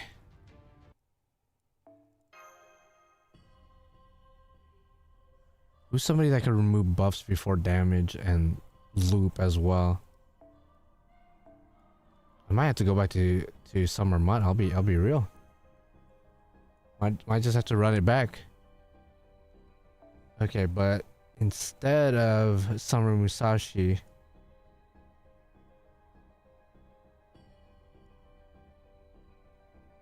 I just use Dante for this fight. I don't have him. I don't have him. Yeah, theoretically this shouldn't be that bad of a fight, but I'm getting my ass handed to me on the silver platter on a Sunday night. Hokusai maybe? Because Hokusai could... She's arts. She could spam out her NP as long as we get the cards. Potentially. Yeah, Castoria too. Castoria for the defenses, that's true. Maybe Castoria and... Yeah, wait. Maybe instead of like trying to min turn it, we just have a reliable team.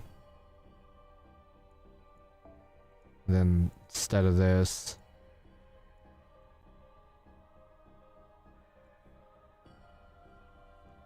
I legit thought you had him, my bad. No, I didn't. I wish I did. Castoria. I give you this C so you can overcharge. That was Tiamat. Okay. I'm assuming Hokusai is killing turn 1, although that probably is not the case now I'm thinking about it. Actually, it's gonna look weird.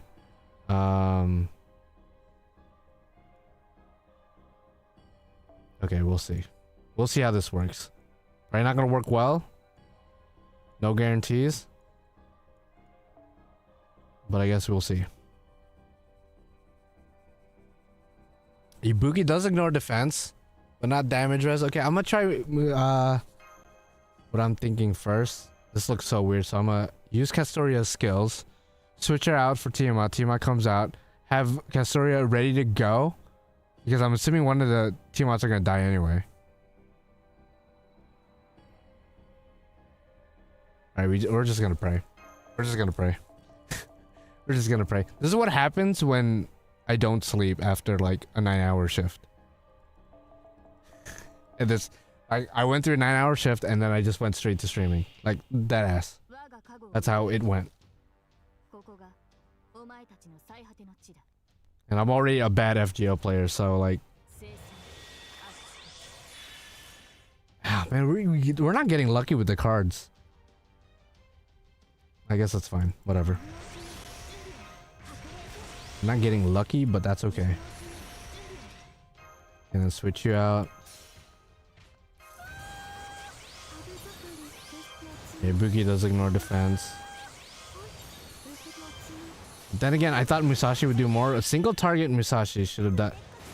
Is probably gonna do more than Ibuki. And she just, you know, she didn't do as much as I thought. Okay, realistically, if Summer or if Saber Musashi barely killed Hokusai, probably he's gonna kill this turn. But I guess you never know. The Saber Musashi barely was able to kill with double Koyan buffs. Then again, she has Castoria buff and... Okay, never mind. I think she's killing. She's killing for sure. Yeah, it's overgage too. Oh my goodness. Oh my goodness gracious. Over 1 mil, but now she has a damage res. So we're not doing that kind of damage anymore.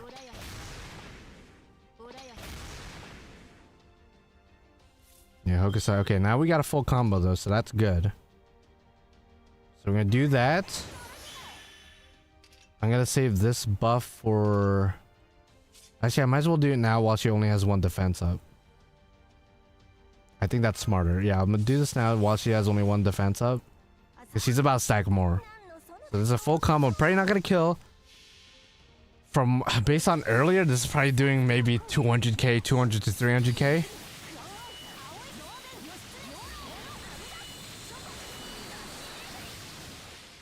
Yeah, 247k, and then we're gonna be able to do it again. Okay, we're doing decently.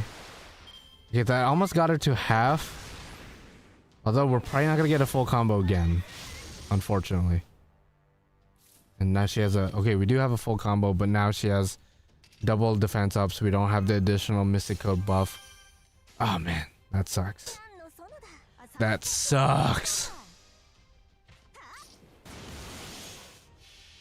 Now, I'm gonna hope that the Lion King goes after mainly one of the Tiamats, hopefully kills. That way, Castoria comes back out. Okay, nice crit. We are gonna get our NP back, but this time we're not gonna have any buffs. So our NP is literally not gonna do anything. Although she just lost her damage resistance. She just lost her damage resistance, so I might actually just NP. With Black Grill? I mean, she has like a fuck ton defense up, so even with Black Grill, with no additional buffs besides the NP damage up she gets from her NP. Yeah, this is only doing, okay, decent amount actually. We might actually kill this turn. Okay, I guess the answer was Summer Hokusai. We're not killing this turn, but next turn, yeah, we win for sure. Okay, note to self. Summer Hokusai, Loki still goated. Loki's still goated. And now Castoria comes out. And okay, the heals might be problematic, but as long as we keep getting Hokusai cards, okay. I could Hokusai full combo but with that many defense ups, we're probably not doing any damage. I might as well defend the team. We have the overcharged craft essence with Kiara. That way we get 3 anti-enforcements. So we should be good. Should be good.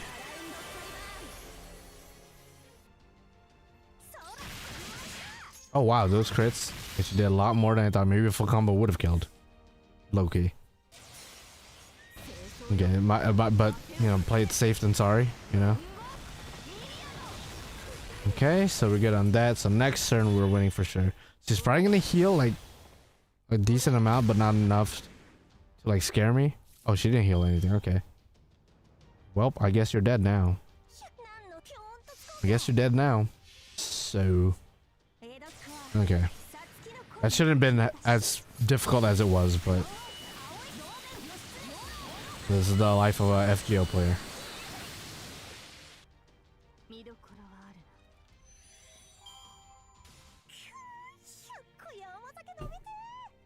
Alright, totally did it first try. Totally didn't take 3 tries. That too easy, too easy. Get out of here, Lion King.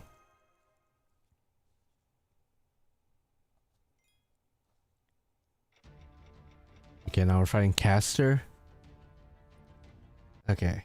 The question is it a single caster? I guess I should watch the cutscenes, that way I get an idea who we're fighting. Oh, based on the music, it's Gil. We're fighting Gil.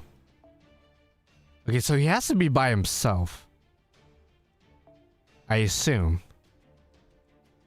We're fighting Gil. He has to be by himself. So do I bring Ozzy? Yeah, Ozzy would hard counter him. But he's probably gonna have other gimmicks because Lion King had like hella gimmicks. So I'm assuming Caster Gil's probably gonna go insane on us. You know what? I'm gonna bring Kide. It's been a while since I used him. I'm probably gonna bring the same exact team I just brought. Yeah, I'm bringing the exact same team. Deadass. Yeah, Gil's about to come. Ooh, probably should have put a Pierce CE on Kide. Fuck. Probably should have put a Pierce CE because if he spams like invincibilities, we're fucked. Okay, so it is Castigal. He has 2 breaks. Sleep? When in God's name did you ever do that, Gil? Well, besides you know, you died in your sleep, but... Oh, he doesn't have an NP gauge. Interestingly enough, no NP gauge. Okay, attack up. Okay, please don't put anyone else to sleep, because that's gonna be annoying. Every turn he's gonna do that? Okay, I was about to say, if every turn he was gonna do that... Oh man, we're gonna be... And we don't get a full combo. Ugh, why do you gotta do this to us? Why do you gotta do this to us? You target him at least. Why do we not get a full combo with Kide? That'd be nice. A full combo with Kide would be nice. Yeah, probably should have brought Ozzy. Probably should have just brought Ozzy at that point.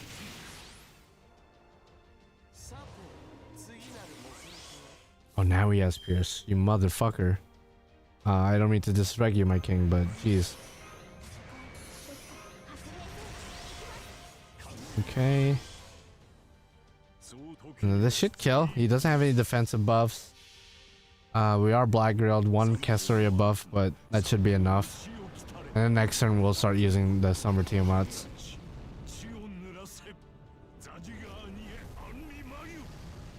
It's been so long since I used you. And at one point he was gonna be my other grand, but you can't grand two alter egos, so summer or Tiamat herself takes priority. Oh. Ooh, probably should have used I didn't know he was gonna get his NP randomly. Probably should have taken that precaution. Okay. Okay, Kide, I'm gonna need your guts to proc one more time. Okay, good. Although he's about to, of course he gives himself invincibility. No. We're gonna do that. Okay, as well overcharge. Yeah, I'm gonna overcharge. We can't even pierce right now. This is why I said we should have brought Pierce.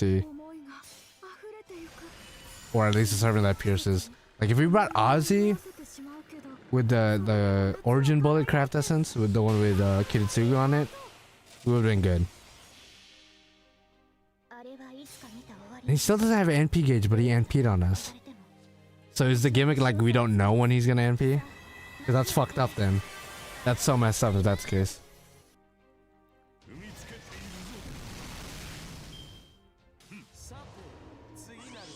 Okay.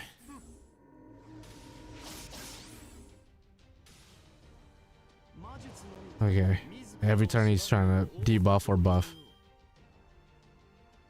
Okay, we still have our anti-enforcement. This time we could attack. Or do damage, as to say. You know what? I'm gonna switch to this Tiamat.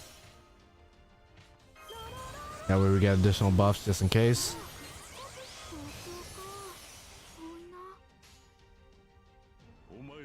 Okay, this should do pretty good damage.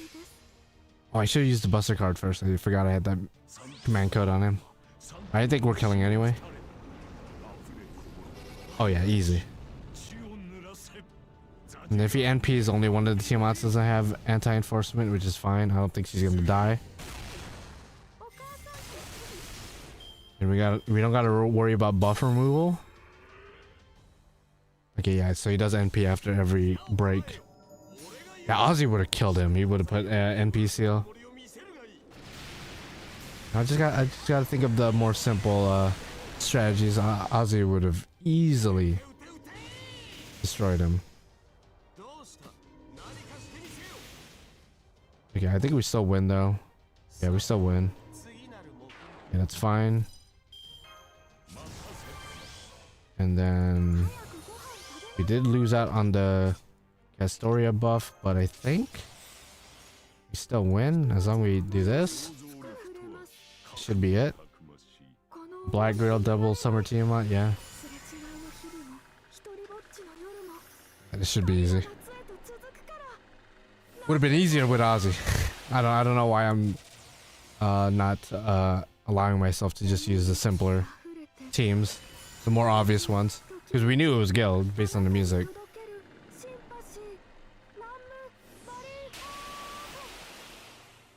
Okay, and then Kide, this should do maybe 1 million.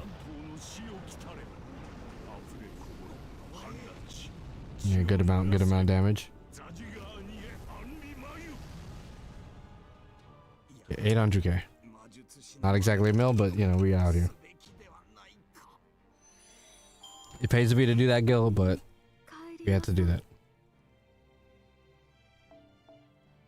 So I wonder if the last battle we run it back with Solomon again, even though we fought him earlier.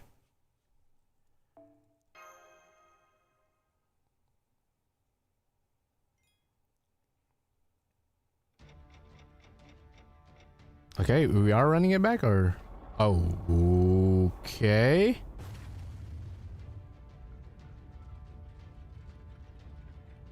Uh-huh. What's going on down there? That's a staircase of some description, fighting a berserker. Alright, we're going down into the to the depths. Oh! Lostbelt 7? That's what the music is, at least. We're going straight down to Lostbelt 7? Did it have another montage of all the Lostbelts or what?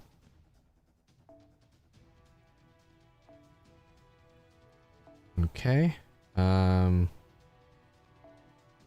Guess back to basics.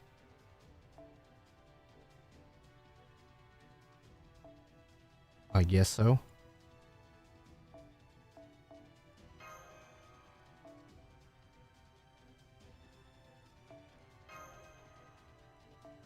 I guess, yeah, I guess we're back here. All right.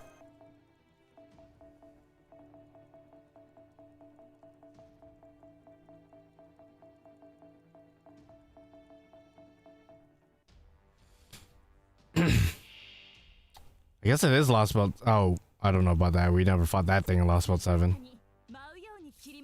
Okay, the HP is kind of crazy on this guy. He has 3 guts. But otherwise, doesn't look like anything too annoying in this quest. There are 9 enemies. Okay. Fine, that's fine.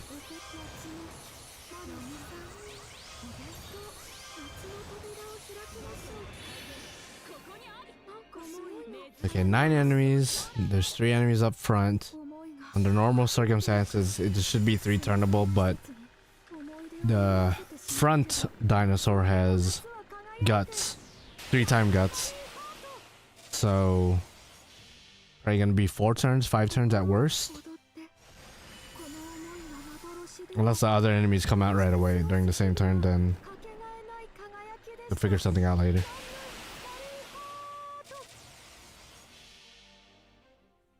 Okay, this should kill everyone. Or dude, if we refight Ort, if we refight Ort, oh man. I mean, I wouldn't be too opposed. Run it back. Let's run it back with Summer Teamlet. Why not? Okay. So now the other enemies will come out right away. Oof. Okay. That's fine. We could do this, and then this. And then this. Yeah, crit kills. Whatever, dog. Crit kills. Whatever, dog. And then crit kills. Whatever, dog. Okay. Yeah, that's cool. That's cool. Y'all do that. So we got rid of the big bad dino. Now we're left with these little ones. And everyone is close to NP. We're just missing 1 Tiamat. Yeah, that's fine. So probably gonna... Yeah, no. So we kill with this NP. Might as well do this now. That way next turn we're gonna have Musashi NP with at least 1 Tiamat buff. We still have Black Grill. Yeah, we won. We won. Okay.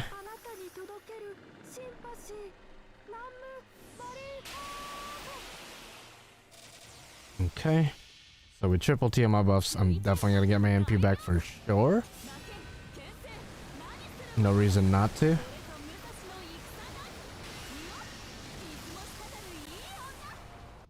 Yeah, there you go. So we lost the buffs. That's fine. Okay. And if we need to, we could use the other TMI, but I don't think that's necessary.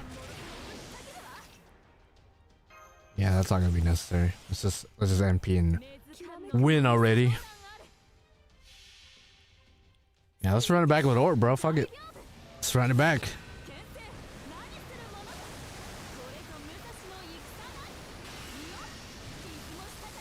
What if we're gonna go back to the Ordeal calls too then? Because we just went straight to Lostbelt 7. We didn't even go to the other Lostbelts, so...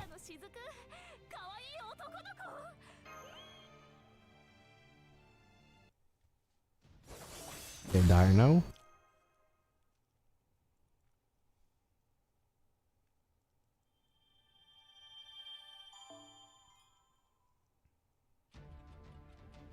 Okay, archer. Again, I'm traumatized by the archers.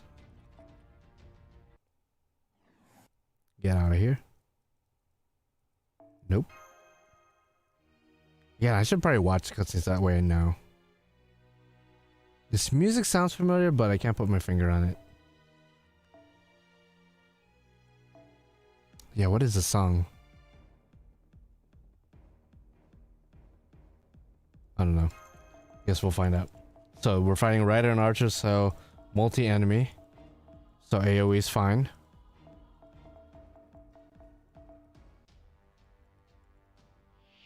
Okay, it's 2 million? With a damage res? Dude. Are you kidding me? I mean, I assume we don't gotta win then, if that's the case. Okay, wait a second. He's giving us, I mean, that's cool, dog, but like, that's not really gonna help us to damage. Okay, so, okay. 2 million, huh? Okay, challenge accepted, I guess. Again, without that damage res, that actually isn't that bad. 2 million isn't that scary. But with the damage res, it's kind of crazy. The theme song was from Ordeal Call 4. Okay. Okay. So let's see how much damage we do with the damage res. Musashi with Black Grill. Earlier it did, I actually don't remember how much it did on her earlier, but hopefully we get lucky with the cards. If we could get like Musashi cards, then we got it.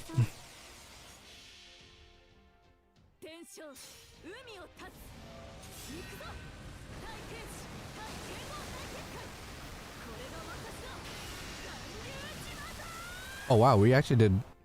Oh, okay. All right. Yeah, next turn you're cooked.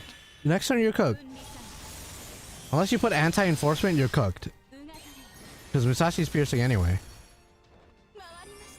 Yeah, there's nothing you can do, fam. You're cooked. Give us a full combo. Okay, we thank you, but that's like not necessary. Okay, actually, big thank you, but that's not necessary. Yeah, I'm gonna put the crit up. Pretty sure we killed this turn. Especially now that Bedivere buff, I'm pretty sure we killed this turn because we did 800k pre-Bedivere buff. Now we got Bedivere buff, and we're also about to crit her with a quick card. Oh yeah, it's over. It's over. Yeah, there you go, easy. And what are you about to do? Okay, I thought you were about to do something to piss me off. All right, not that bad. That damage res did not mean shit. Wasn't as OP as the original battle. Oh, 100-star question mark. So we're probably fighting maybe a beast, maybe Ort. I don't know. I'm scared. I'm a little bit terrified. The music is the song is the Temple of Time. Yeah, music's Temple Time. We're maybe fighting Goetia. Perhaps. Oh, it's a great. I just noticed that. I noticed it when I selected the Tiamat. Oh, we gotta bring our grands. Oh, we gotta bring our grands. Okay, wait up. Wait up, we gotta bring our grands. It's that kind of battle. Alright, fuck me. Okay, so that means I gotta bring Enkidu because Enkidu is insane for a lot of these fights. Because a lot of these like big battles are a threat to humanities. And if it's making us bring our grands, then we're most likely bringing a threat to humanity. So easily gotta bring Enkidu. Because Enkidu is just a hard counter. And I have a choice of another grand or I could bring a normal servant. Obviously gotta bring Gil. But I'll have Gil chilling in the back. Can I? Oh, I could do that. Oh, actually, okay. Okay, wait, that changes the game. That changes the game a little bit. Do I gotta bring another? I don't think so. Although I guess for the gimmick of it, I'll bring Ozzy because if it's like normal Goetia, I'm pretty sure Goetia did neutral on riders and riders, or no, riders resisted. So having a rider in the back slot actually not a bad idea. Let me put this black girl instead because it's being hella picky right now. Bring. You know, we're gonna have to somewhat make sure we have a failsafe just in case things go wild. Okay. And then Gil's just there to, you know, aura farm as per usual. Okay, so we got the double Tiamats. Maybe it's better if we bring Castoria. Okay, yeah, I think it's actually better we bring Castoria because just in case this bitch pierces. Because we're already gonna have buff removal res. We're already gonna have debuff res because of Summer Tiamat, so we might as well make sure we secure the defenses as well. I think that would be the smart thing to do. As much as I want to bring double Tiamat, but we got to be somewhat smart. Okay, I think we're good here. I don't know why she's holding that, but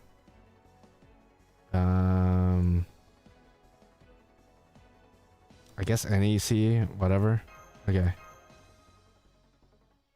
Alright, let's just see. Let's play test it. It is a Solomon music, so I assume it's Solomon / Goetia. Which Enkidu should be able to destroy. 100 star, okay. Oh wow. Music too. Wait a second. Is this already the final battle? Damn.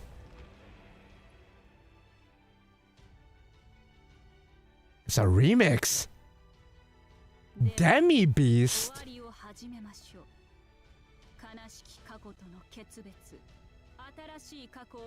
If this is a new class, then Camazotz has to come out as a Demi Beast. Just saying.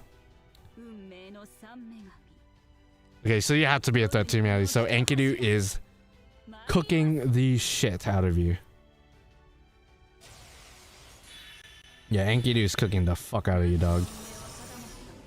Okay, I don't know what that is, but doubt it's gonna matter. Thank you, Bedivere. That's gonna come into play, hopefully. And Azrael's here. Oh, so is she the beast that's responsible for all this? I guess that would make sense with the whole time travel action going on. That just clicked with me. Because Azrael's here to hunt a beast that's kind of fucked with us. And I guess this would make sense. Okay, let's just win. Okay, let's just win.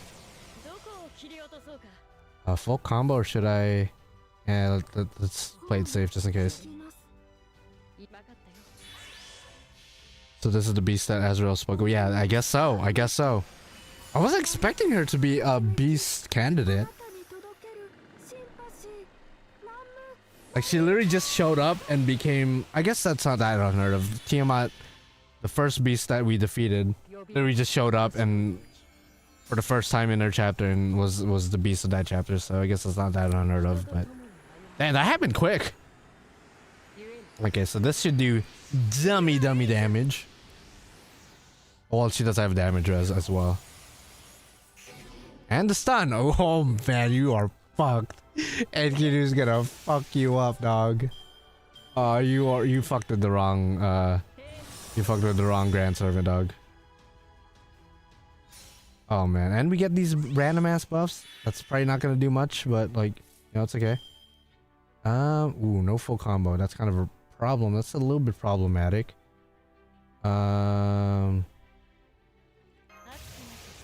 You know what? I want to keep you stunned. Although there's a chance you're gonna break out of it at break. It's possible, but whatever. We take them risks. So this is gonna kill for sure. Enkidu's killing for sure. I could have done this with like double Koyan Enkidu, but again, I just wanted to play it safe. By bringing Castoria, I'm ensuring anti-enforcement defenses. And by bringing Summer Tiamat, I'm ensuring I'm not gonna be messed up with buff removal or any kind of debilitating debuffs. So now I got Summer Tiamat's NP back. I got Summer Castoria, or not Summer Castoria, but normal Castoria. Okay, that's fine. That's cute. Okay, that's fine. That's also cute. Okay, I like that pose. Okay, that's kind of mean, a little bit mean. Not gonna lie. Oh wow, thank you. Thank you very much. That's actually appreciated. Okay, now the problem is, yeah, okay, that's fine. I think I'll just play it safe, use Castoria's NP. That's fine. We'll just use Castoria's NP. We're gonna get 3 enforcements. That should last us at least 2 turns, unless she only goes after 1 character or 1 servant. Nice crit. Wasn't expecting crit, but good crit. Alright, see, that's why you bring Summer Tiamat. I don't know what she was trying to do, but Summer Tiamat said no. Summer Tiamat literally said no. I don't know what she was trying to do. Oh my goodness, get rolled. Get rolled. Get your ass eaten, and honestly, like, I'm down. Okay, I kind of want to roll for, like, I'm gonna roll for her at the end of this chapter. Because I'm a fan of her skills, I love her ascensions. And the fact she's a beast candidate is just like, okay. Well, I'm the beast collector, you know what I'm saying? Kinda have to. We beast collecting out here. Okay, there's a ton of different ways I could go about this. We still have the anti-enforcements. You know, let's go full combo. Let's just go full combo. I could use Summer Tiamat's NP, which I probably should have done, just so I could have that extra bit of defense, but that's okay. I think we're stunning her anyway, so like that kind of doesn't matter. This is definitely min turnable. This is definitely min, unless one of her weird debuffs was like NP seal or something like that, then maybe not. Oh wow. Oh, Enkidu, you're just the best. Okay, now what are you about to do? Oh, you're a whore. Okay, I see. Oh, you're a little whore. You're rewinding the entire battle. Oh, I see. You're a little whore. Okay, okay. I smell you, big dog. I smell you. But you forgot you're messing with the King of Heroes' best friend. You're messing with the goddess of beginning, Tiamat, as well. Okay, you could do all that. I have no idea what you're doing. But I hope you realize we're all still full health. We're all still full health. And you still don't have a debuff immunity, so I could still stun the shit out of you. And plus this guy, dude, his buffs is actually kind of goated too. For once. You know what? Tiamat? Show her how it's done. She's a demi beast. So go easy on her, Tiamat. You're like the OG beast, or one of the OG beasts we fought. Show her how it's done, because she ain't really doing a good job right now. So you can show her the ropes, you know, maybe give her a few pointers. Yeah, nice crit, nice crit. Easy mode, alright. Okay, next turn we'll be breaking, for sure.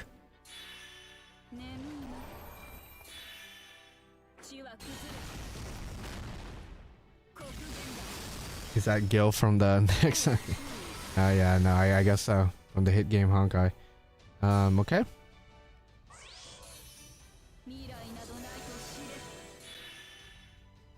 Okay, that's fine. What is this now? Okay, I get to select one of them. I actually don't know. I mean, I'm not gonna rely on it. I'm gonna be real. I'm just gonna play the way I was gonna play. Okay, so the problem is, I could use Enkidu's NP right now, stun her, but I don't know if she's gonna remove the stun at break and then just use her NP and just fuck me. But I guess I'm gonna have to take that risk. I guess I'm just gonna have to do that.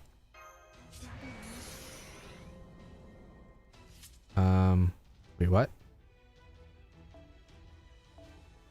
I have no idea what you're asking of me. I'm gonna play it safe. I'm gonna do that. I don't know what that did. What did that do? Okay, I kind of want to translate it. That way I don't screw myself over, but honestly, I'm just gonna select Summer Team and see what happens. I don't know what's about to happen. Hopefully it doesn't screw me. Because if it does, then I'm cooked. Oh. Oh, you're gonna freeze her. I'm picking who you freeze. That's kind of an interesting gimmick. Okay, again, the reason I'm using Enkidu's NP, you might be like, why are you using it? She only has 24k. Because she has her NP. And I want to stun her. That way, I have an extra turn to build up NP. And it didn't stun. Oh, no, that was the defense time. Okay, there's the stun. Okay, so I assume the stun. Ooh, yeah. So it worked as a proper stun. Probably shouldn't have picked her then. And it did remove the stun. Okay. Okay, now I just gotta pray she doesn't kill. I just gotta pray she doesn't kill. I was talking all that shit. I was talking all that mad shit. Okay, I'm still full health, so maybe it doesn't kill, but at the same time, this looks like the big climactic battle. So I assume she's gonna do dummy damage. Okay, that's just fucked up. That's just fucked up. Who do I have in the back? Gil? Ozzy? Okay, wait. Oh no, we're so cooked. Damn, I was talking all that shit. No, dude. Okay, wait. We're still gonna play. We're still gonna see what happens. Okay, it's not gonna do that select shit. Can I stun like here? No. Oh, we're fucked now. Okay, I shouldn't have celebrated as hard as I did. But we're still gonna try. Okay, Ozzy, full combo. So fuck. I actually probably should have saved his NP for the NP seal.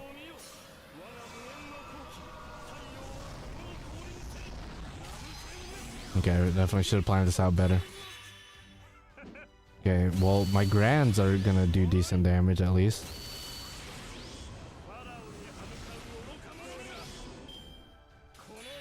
Okay. But now none of these servants have any form of protection. So I literally just had to go all out. This is the issue. Because if I don't win, I gotta restart. Which just seems to be a long battle.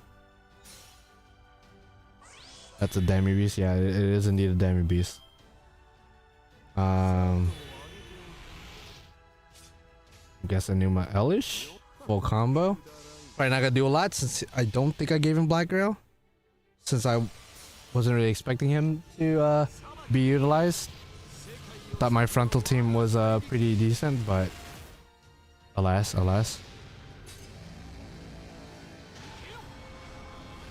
Like I said earlier, the Honkai animation of Enuma, they just went with the basic one. Kind of wish they went more the CCC style, but they didn't.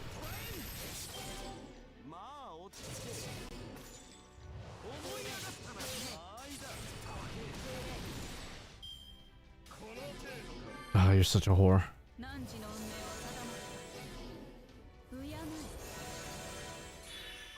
Oh, this battle sucks. Okay. I was talking all that garbage. Okay, at least I scouted out the gimmicks a little bit. And I don't think there was at any point where she pierced, I don't think. So I don't think I have to utilize Castoria. Although I wish I could make it till the end. That way I could really see if she puts pierce of any kind. Okay, I gotta pick who gets stunned. I'm picking Ozzy, clearly.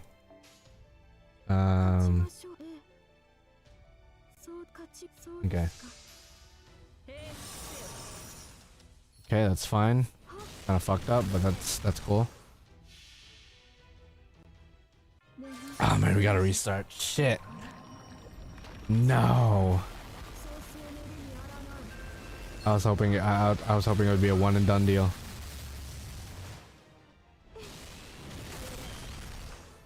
Unless I just had to do this last break, but I doubt it.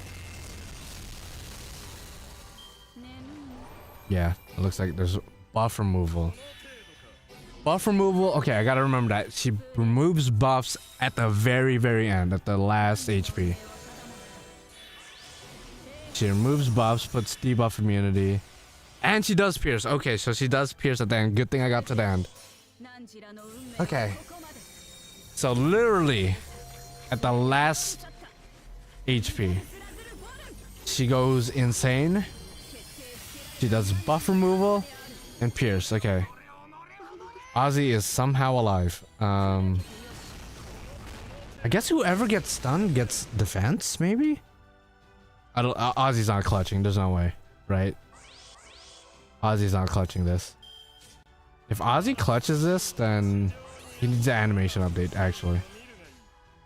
I mean, he needs one regardless, but if Ozzy clutches this shit...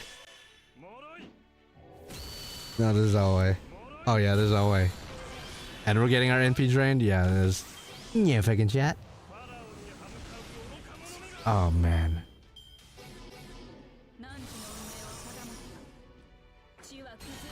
God, I was so ready for Summer Tiamat to just obliterate. Okay. Okay, well. It do be like that. It do be like that.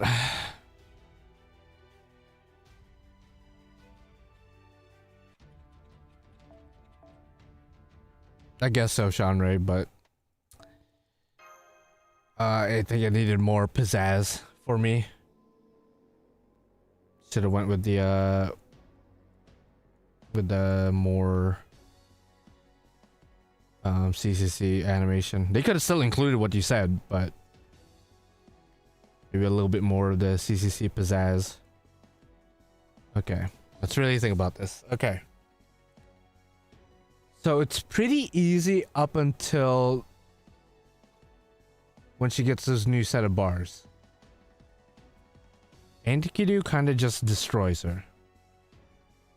So I think I still want Enkidu to be the main damager. I think the back party could use some work. Who's my other grands? Okay, Alice is definitely not gonna do anything. Shuten definitely not gonna do anything. Musashi, buffer move, I don't know. Oh man. I might just have to pray the frontal party stays alive. Just gonna have to pray like everything works out. Works out for the better.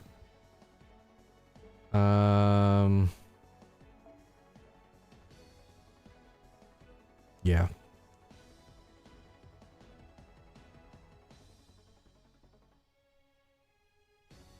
Yeah, that'd be cool for Kama too, yeah. Or for other, you know, former beasts. Yeah, Ozzy was actually kind of good with the NP seal, so he's a good little backup. Not sure if Tiamat really did much. As much as it pains me to say that.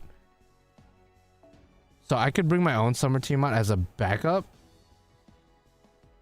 You know what, actually? She doesn't put Pierce. When I say she, I mean Erd. Erd doesn't put Pierce until the very, very end. So I could have this Castoria chilling in the back, safe as fuck. Making sure she's good. Then just double up on the Summer Tiamats. Yeah, I think that's the wave. Double up on the Summer Tiamats. And just spam out her NP. Because again, I don't think Erd started piercing until the very end. So if I could just rely on normal invincibility from Summer Tiamat's NPs, let Enkidu do his thing, or do their thing, and then at the very end, do the switcheroo with Castoria. Boom. I think, yeah, okay, that's gonna be the way I'm gonna do it. Ozzy with Black Girl. Do I still bring Gil? The King of Heroes.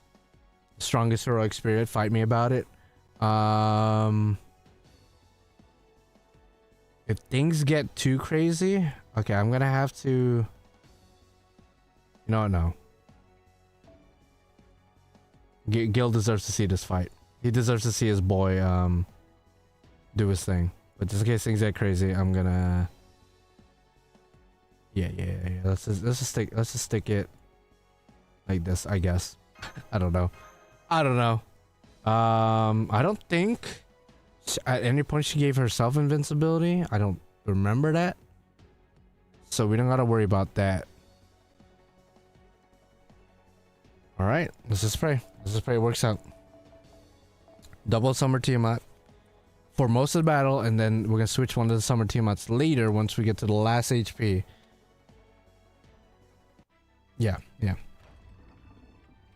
Ozzy is a decent backup. I mean, you gotta remember he lasted until the very end at the previous battle. Plus, he has NP seal, which could be clutch.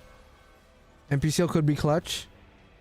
Although I could just put Oberon there instead, Oberon or like Coin Sky or something, as extra backup support. So, but like I didn't think about that until now, because again, 9-hour shift, and I literally hopped on stream right away. And I've been streaming for already almost 4 hours. But I assume this is the last battle. Correct me if I'm wrong, because I'm sure some people already completed this. But this feels like a final battle. The music, the Grand Battle remix, plus it's a demi beast, literally a variant of the beast, I guess, class. Okay. Okay, let's see what we're about to do. Okay, nice. Okay, we do have a full combo with Enkidu. I think I will utilize that. Okay. Might as well. And then this. Okay, full combo. This is gonna stun. And then if we can get a crit off, we'll probably get our NP back as well. Okay, so everything hinges on Enkidu doing his thing. And then getting to the final HP. This has got to keep in mind, again, there's buff removal, and then there's Pierce. At the very end. Okay, we didn't get any crit, unfortunately, but that's fine. So we still got a decent amount of NP back. Yeah, and we're about to get everyone's NP, I think. If... Actually, no, we're not, because she's stunned. Almost forgot I did that. We could get full combo with the support team on it. We did. Okay. We might actually kill. Yeah. Okay. Maybe, potentially. They should have given Gil and Enkidu skills that only affect each other on top of their current kits. Similar to Nobukatsu would be cool. Yeah, no, that... I agree. There should be a lot more servants like that. That have that sort of thing. Like, I feel like the Knights of the Round, not all of them, but like some of the Knights of the Round should have something similar like that. Maybe like Shuten and Ibaraki, for example, since they're friends as well. There should be a lot more gimmicks that are like that. Okay, we have everyone's NP. That's cool, that's cool.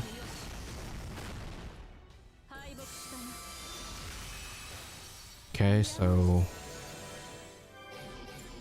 Okay, did drain our NP, which is annoying as fuck, but that's fine.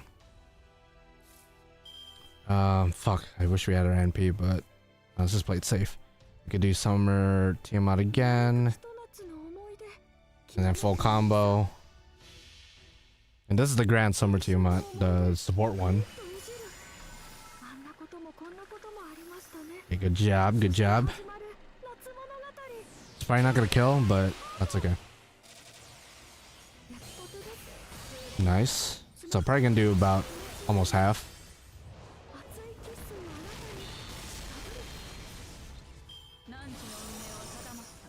Okay. Yeah, don't know what she was trying to do. I believe probably buff removal from what it looked like. Okay.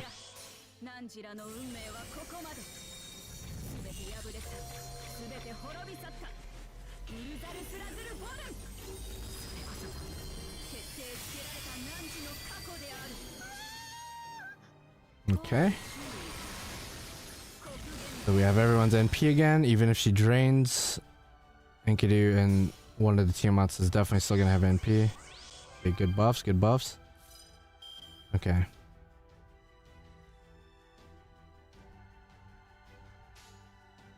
Let's see. I can do Summer Tiamat full combo again, although I don't know if I should just go all in on damage.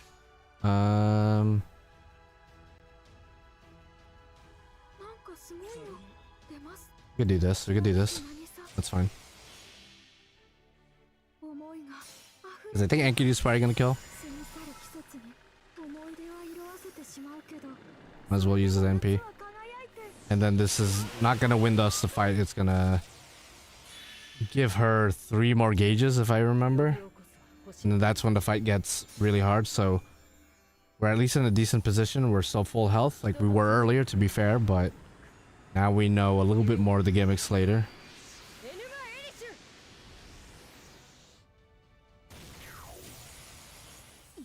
Okay. I don't think that stun carries over if I remember. Oh, we didn't even kill. Okay, never mind. Okay, we did kill. My bad. My bad. Okay, there you go. Full HP. And then you get 1 and then another.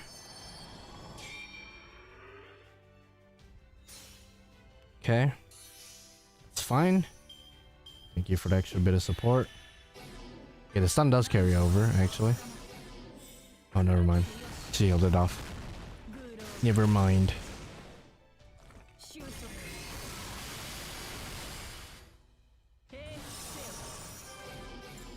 Yeah, the NP ceiling is kind of annoying. Okay.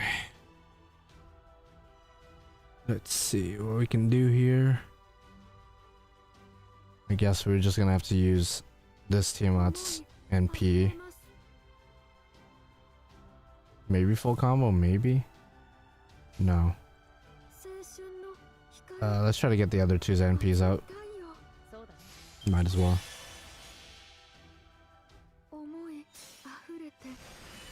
Then once we have our skills cooled down, we could go all in again.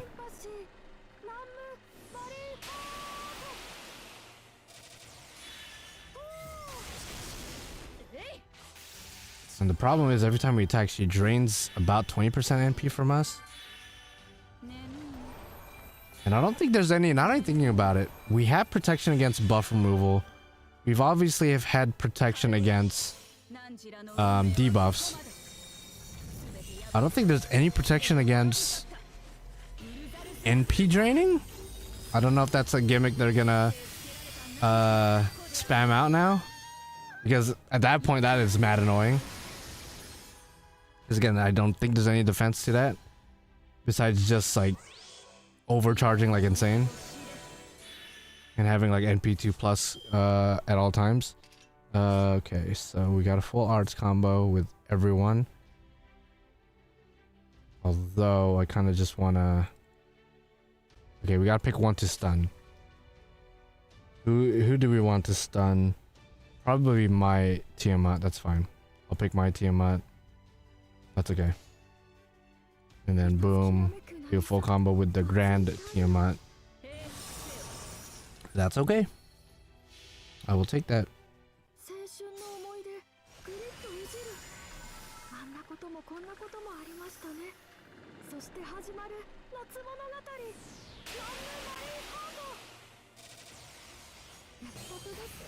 Okay.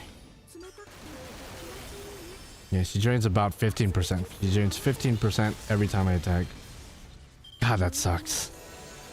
That's such an odd amount too. Oh, buff removal.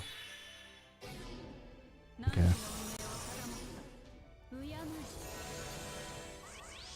Okay, at least she didn't have NP. If she had NP, that would have been pretty bad. Okay. She's starting to do damage now. That's a problem. Starting to do annoying damage. Okay. We did get it healed off. It's so weird looking at comments about the new servant since it's a shortened version of my use. That is true, huh? That is that's funny. Oh, Erd, you must feel like a superstar right now. Either that or feel violated, because I'm sure a lot of people are saying some weird shit. Okay. Let's see.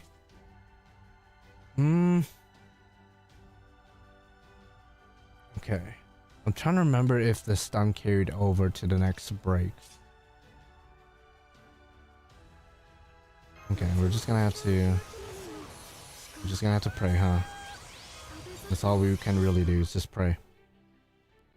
Spray carries over to the next break. Because if not, we're fucked. We are cursed. Very nice, very evil. We're about to get cursed. Okay, if the stun carries over, then we're gonna be in a good place.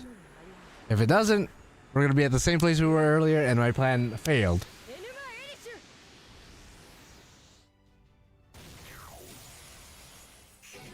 Okay, stun. I just need that to carry over.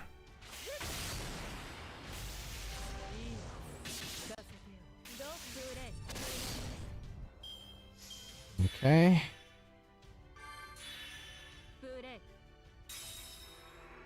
Okay, it did heal off. Fuck. Okay, she doesn't have NP, thankfully. Because if she did, we would have been cooked. We would have been cooked. Like Art's version Koyan. Yeah, no, she's insane. It's pretty good. Basically just fuck Tomo. That is true with the whole cooldown thing. Because that's the one thing Tomo had over every other Art support. But now that we have her, like, okay. Okay, I can protect myself. Okay, we're in a decent place. We're in a pretty decent place, if I do say so myself. Pretty decent place. Granted, Tomo is still non-limited, so I'm sure she's gonna find her place in certain situations because most people will have her. But I guess she does still heal, which is something that even the most premier of Art supports like Castoria and I guess her now don't do. Oh, she put Pierce. You whore. You whore. No, don't do it. Don't kill, please. I know I just put some NP damage debuffs, but I don't know if that's gonna be enough. Okay. Yeah, as long as you don't crit the other two. Okay, I guess that was enough. Holy mother of Christ. That would have been tragic. That would have been absolutely tragic if we just lost our front line just then. Although two of them are like in less than half health. Okay, I'm gonna have to heal you now. Ah, such an odd, like, okay. We're gonna stun with Tiamat's NP or Enkidu's NP. We're gonna stun my Tiamat again. That's fine. And then stun her with, yeah. That's what we're gonna have to do. Yeah, whatever. Whatever, I've seen worse. I've seen worse. The fact that this is harder than the final boss of our part 2 is insane. Because I think the final boss of part 2, Maris, I didn't restart at all. I might have restarted once, maybe. But, like, Enkidu, like, I'm pretty sure this same team destroyed it.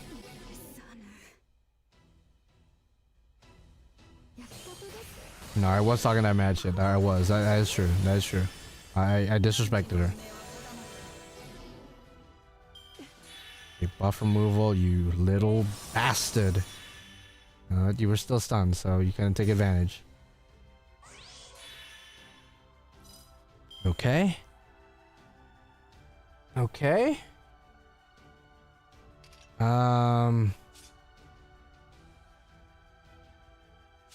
Okay.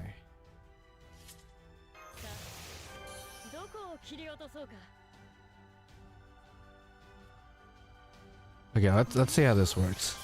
Because now I'm questioning if she is even gonna guaranteed put her Pierce up. I'm gonna full combo or like heal off the...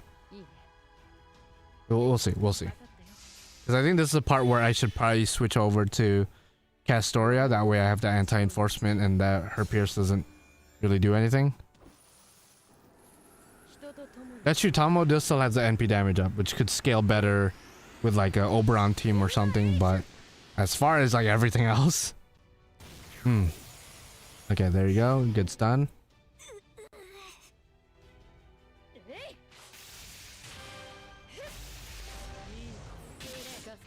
Okay, Enkidu's still full health.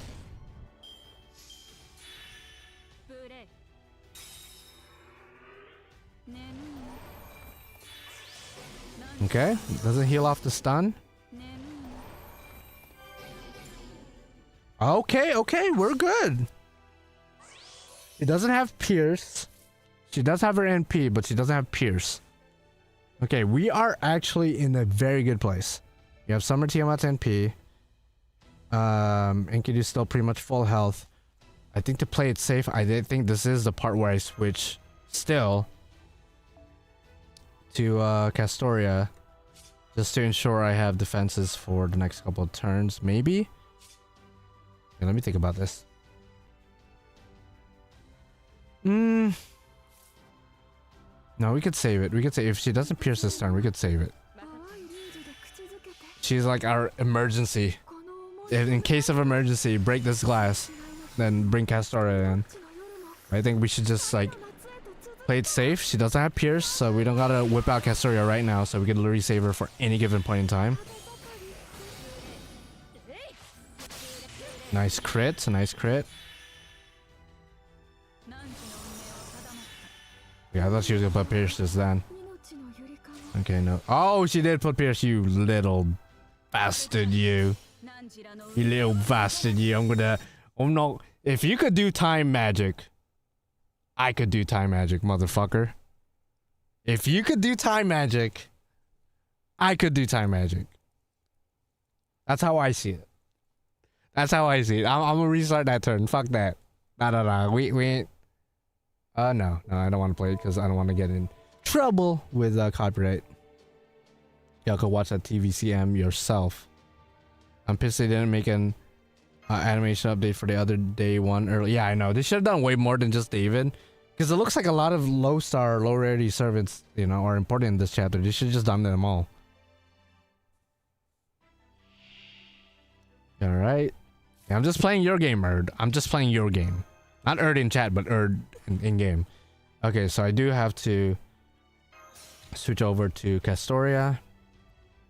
Because she wants to be annoying.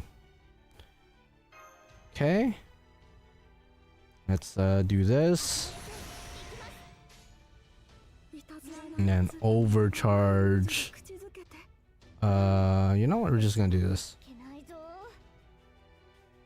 We could save Summer Tiamat's NP for later, I think. I think that's the right thing to do.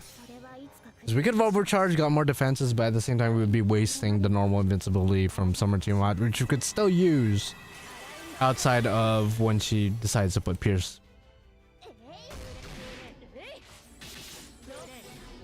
Okay. Yeah, that's fine, that's fine.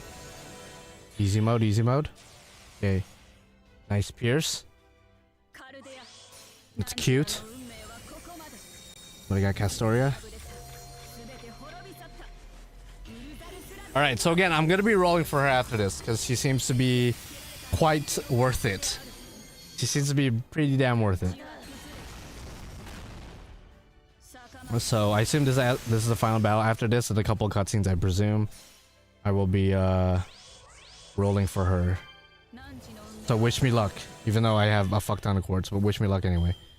Okay, we could stun her with Enkidu, although no, she has debuff immune for 4 turns, so it's not even worth even relying on the stun.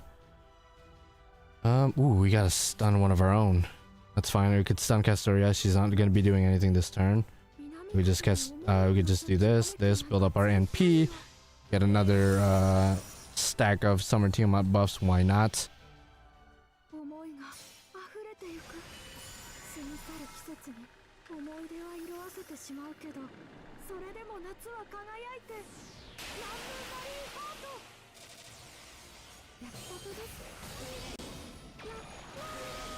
Okay.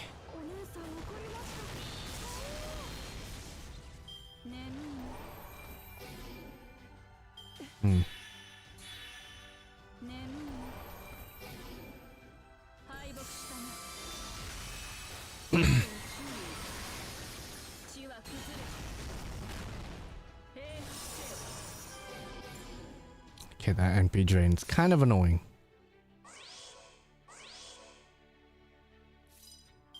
Okay, we might as well NP right now, I guess, while we have all these buffs.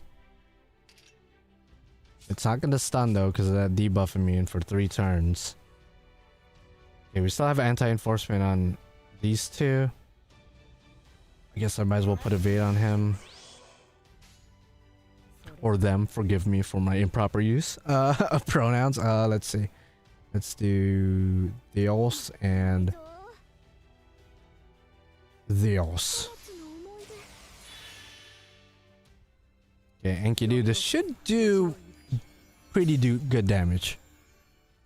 Pretty good damage. Maybe 400k? Something like that. Then we're just gonna need to Enigma Elish maybe 2 more times and we'll be straight. We still have everyone else in the back. We gotta keep that in mind. Even if things get too wild, we still have Ozzy and Gil. So as long as we lower her to a point where we're confident. Okay.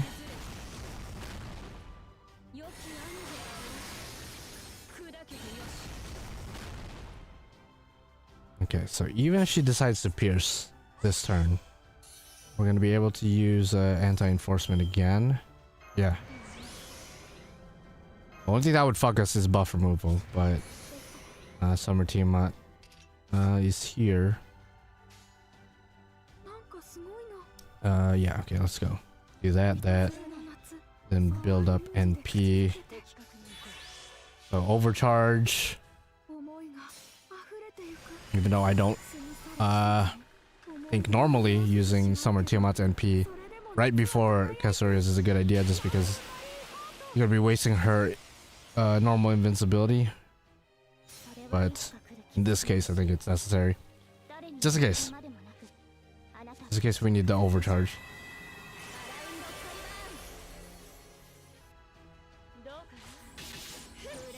Okay, we do have Enkidu's NPs. Okay, what are you gonna do? Okay, that's fine. Okay, it does pierce. Okay. Okay, that's fine. That's cool. What's a new servant's class? Archer, which is interesting. Again, last year we just got Summer Tiamat as a premier art / quick support, and now they're giving us another art support in the Archer class. So is the Archer class the new caster class? Like, I'm confused. And it's funny because she doesn't even seem like an archer at all. Like what?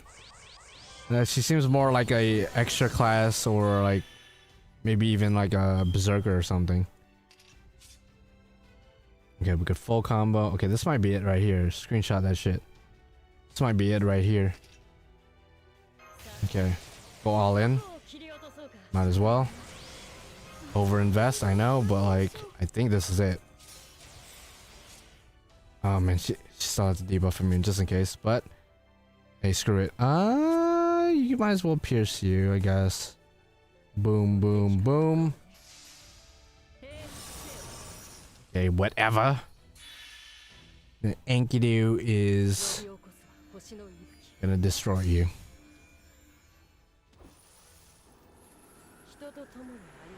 Okay.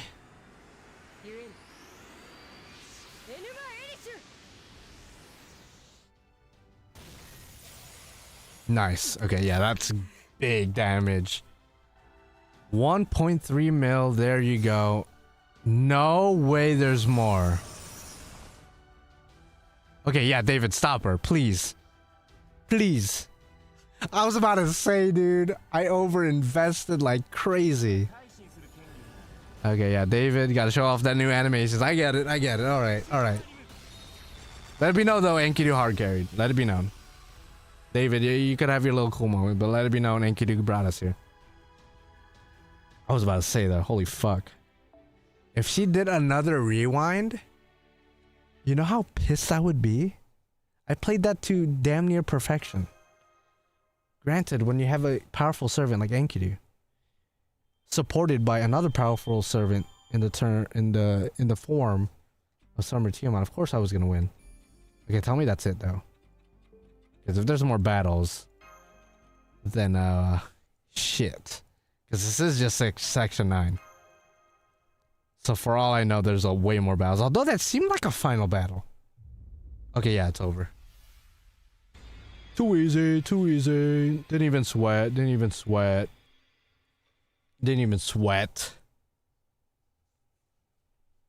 Alright.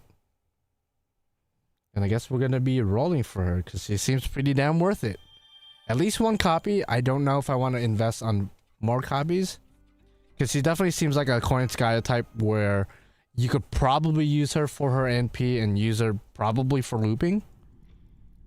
But her skills kind of just, you know, kind of just make the servant by themselves. You don't really gotta rely on her NP, so one copy is probably enough. Okay, so I assume we're just gonna get Grill, maybe a craft essence commemorating the... Is she worth it? Oh yeah, no. She's insane. Targetable 50% battery. Arts buffs off, like, off the wazoo, bro. Like, come on. She's basically a better Tomo. People are comparing her to Arts version of Koyan, basically. Which you might be like, isn't that more like Castoria then? No, not necessarily, because she puts... Oh, new screen. Okay. Take that. We'll take that. So is she going to be the central antagonist or like a central character from here on out? Because we still have the clock thing going on. Okay, so I guess the chapter's over. Ooh. Okay, there's still free quests. That's cool. And then there's whatever this new chapter is, which is obviously not going to be out yet. I guess we're going to be rolling for the new servant. As far as I know, there was no other servants teased. Maybe Azrael at some point. I'm thinking anniversary. But I just finished the latest chapter and got a taste of the new servant Erd and how powerful she might be. Just on paper, she looks really powerful, and the fact that she has a targetable 50% battery. And I said this with Oberon a couple years ago when Oberon was first revealed in Lostbelt 6 and we didn't get the full scope of his skill set.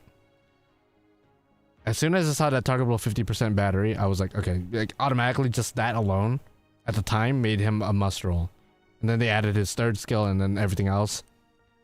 And I think I'm getting a similar feeling with her. Maybe not quite on that level. I don't think she's going to be like Oberon level, but you never know.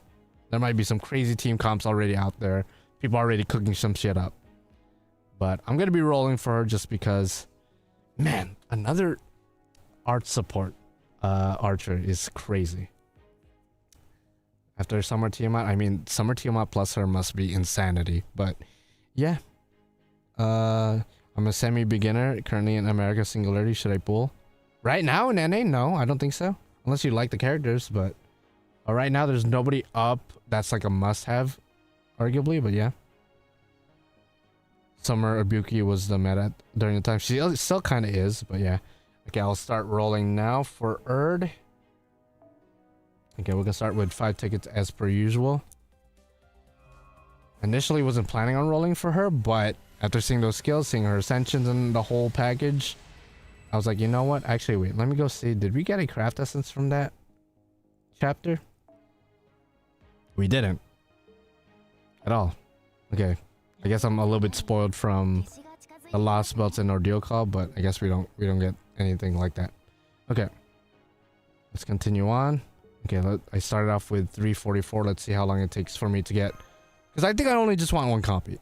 It looks like I said earlier, she looks like she's gonna be similar to Koyan in the sense that, yeah, you could probably use her for her NP, you could probably use her for looping, but you could also just get away with just using her skills and just stopping at NP1. That way you don't overly invest. Granted, if you really like her, same thing with...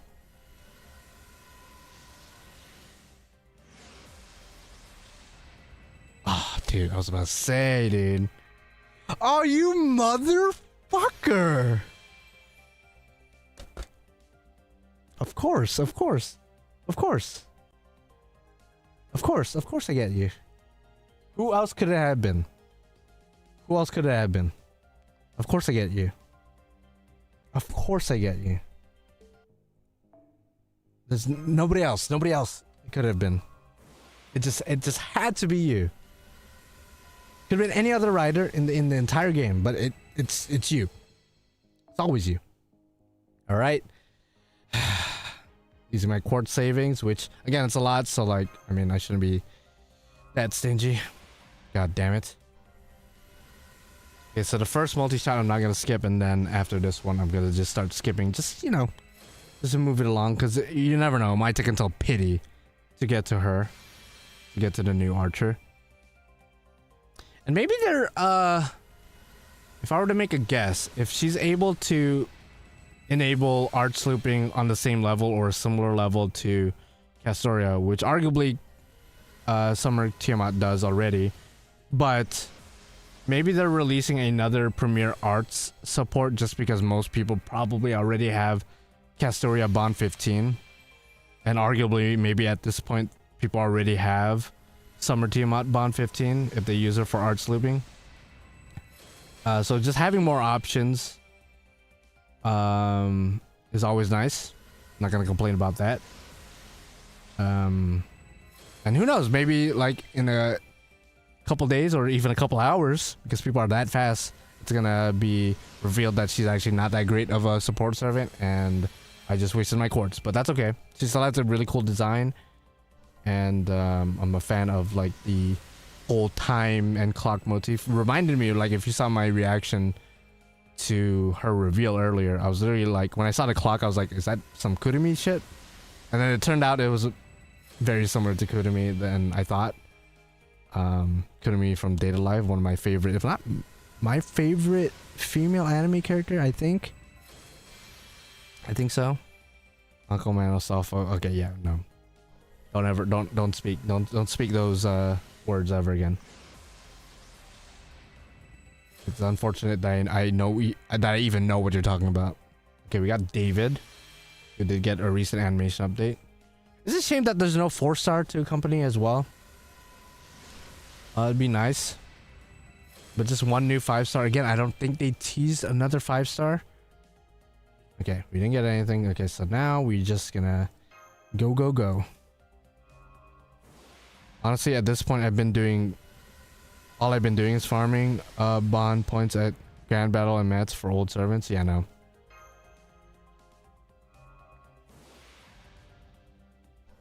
Suzuka? Okay. You're okay. I mean, better than Asafo, I guess.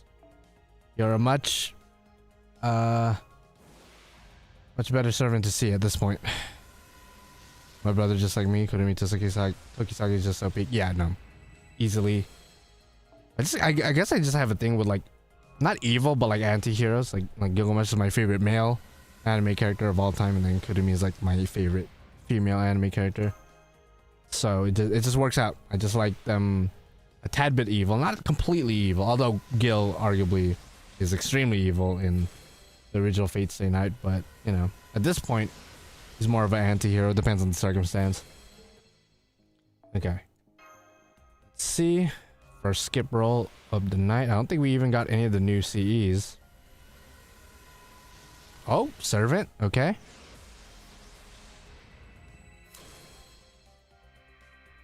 Okay, I was about to say, if it was John, I would have started swinging. If it was John, I would start swinging for real. Okay, didn't get anyone. Okay, that's fine. That's fine. Yeah, no.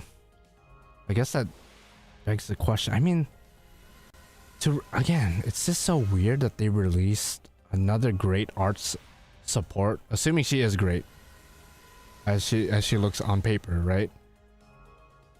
It's just weird that, like, not even a year after Summer Tiamat, who I've been raving about as being just as good in certain circumstances as Castoria, if not better in a lot of other circumstances. So to release another great art support, it's just weird, man. There's so many good art supports out there. Like, give Quick some love. I think Buster is pretty good where they are at still. Berserker probably Ibaraki or like Frankie or something. No! You motherfucker. Speaking of Buster support, that's not who I was thinking about. That's not who I was thinking about. Oh, no, not a 5-star spook. Oh my gosh. What? Is she NP5? I feel like I have her NP5. Is she NP5? No, she's not MP5, you motherfucker. Why you do this to me? Why you do this to me, Nightingale? Why you do this to me? I would have been happy if it was like Ibaragi, honestly, or another 4-star Berserker.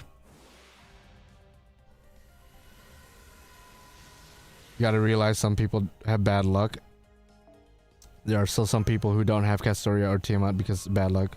Be with any quick servant. Yeah, I guess that's why I said earlier, like, it doesn't hurt to have more options, but at the same time, there are so many options. Even like non-limited, like 4-star, 3-star options for art support. Like Jufu, Paracelsus Hohenheim for 3 stars, right?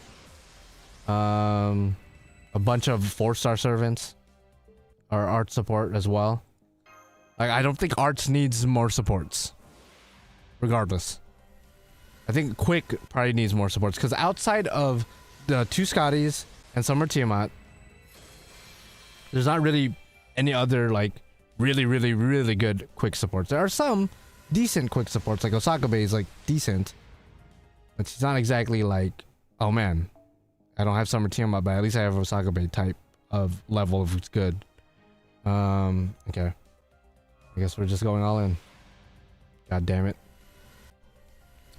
Can't believe I got a 5-star spook. Nightingale, man. Nightingale? And I'm getting screwed. And I'm getting screwed now. Yeah, that was a loading screen though, so I'm gonna get something new on here. Guaranteed, right? Guaranteed. If it's a loading screen, you're getting something new.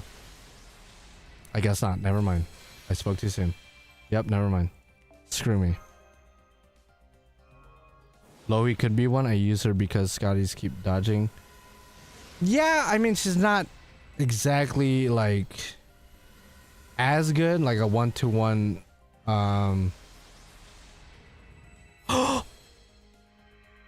Yes. Okay. Yes. She does have a special card too. That's really cool. Okay. We did get her. We did get her. Thank God. Thank the Lord. And I think we only need 1 copy. I don't think I gotta overinvest. Thank you for the congratulations, Arian. If we could get 1 more though, that'd be kind of crazy, right? That'd be kind of crazy if we could get 1 more. Let's run it back. Let's run it. No. Okay. I was about to say that. All right, whatever, Siegfried. Okay, you want to fuck with me? That's fine. You're rare prisms, by the way, Siegfried. You're gonna be rare prisms. Yeah, thank you for the congrats. Thank you. Yeah, there's a lot of gold in this one. Jeez. Oh.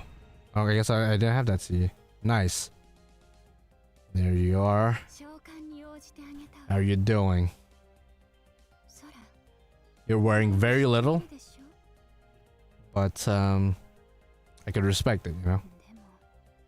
It's your body, you know, your rights, you know. You can do what you want. I'm not complaining. I mean, I'm not complaining for sure. Some people will get offended, but not me. Trust me, I'm not offended.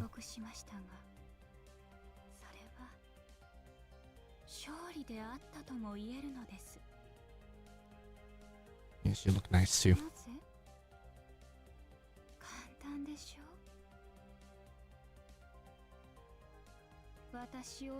Yeah, at first she didn't give me Norse vibes, but after seeing the map, I was like, oh, okay, yeah, definitely Norse or Nordic in some way. Okay, we did get it. It took about 200 rolls, something like that, because I started off with 3844, I think. So about 200 and I don't know how that checks out. 214 or not? 213, 212, something like, I don't know. Started off with something. We started off with something, but yeah, it didn't take that much. We did get a 5-star sprig though, which is unfortunate, but we did end up getting her. I'm definitely going to play test her off camera to see how exactly she works, but it seems pretty straightforward as far as like a support, semi-support kind of servant. But maybe at some point I'll try to roll for more copies if I end up really liking her as a damaging servant, but we'll see. We'll see. Thank you guys for watching. I've been streaming for the past 4 hours. Again, like I said earlier, literally got off of like a 9-hour shift, came home, ate, and then went straight to streaming. So I'm severely tired. Pretty much have been quote unquote working for 13 hours, 13 plus hours. So I think it's time to go to bed. So the gacha portion will be uploaded as a video, and maybe the reaction portion, but I forgot to hit record, so that's gonna be a problem. But yeah, thank you guys for hanging out. I'll see you guys later. Good luck on your rolls. Good luck for this coming anniversary for my NA players. Hopefully you get who you want. And before you leave, don't forget to hit that like button on the way out. And I'll see you guys later, whenever that is. Probably guaranteed, I'm going to be streaming anniversary for NA, 9th anniversary. That's going to be the guaranteed next stream for sure. But as far as anything in between now and then, I have no idea. I'll see you later. Bye-bye. Yeet.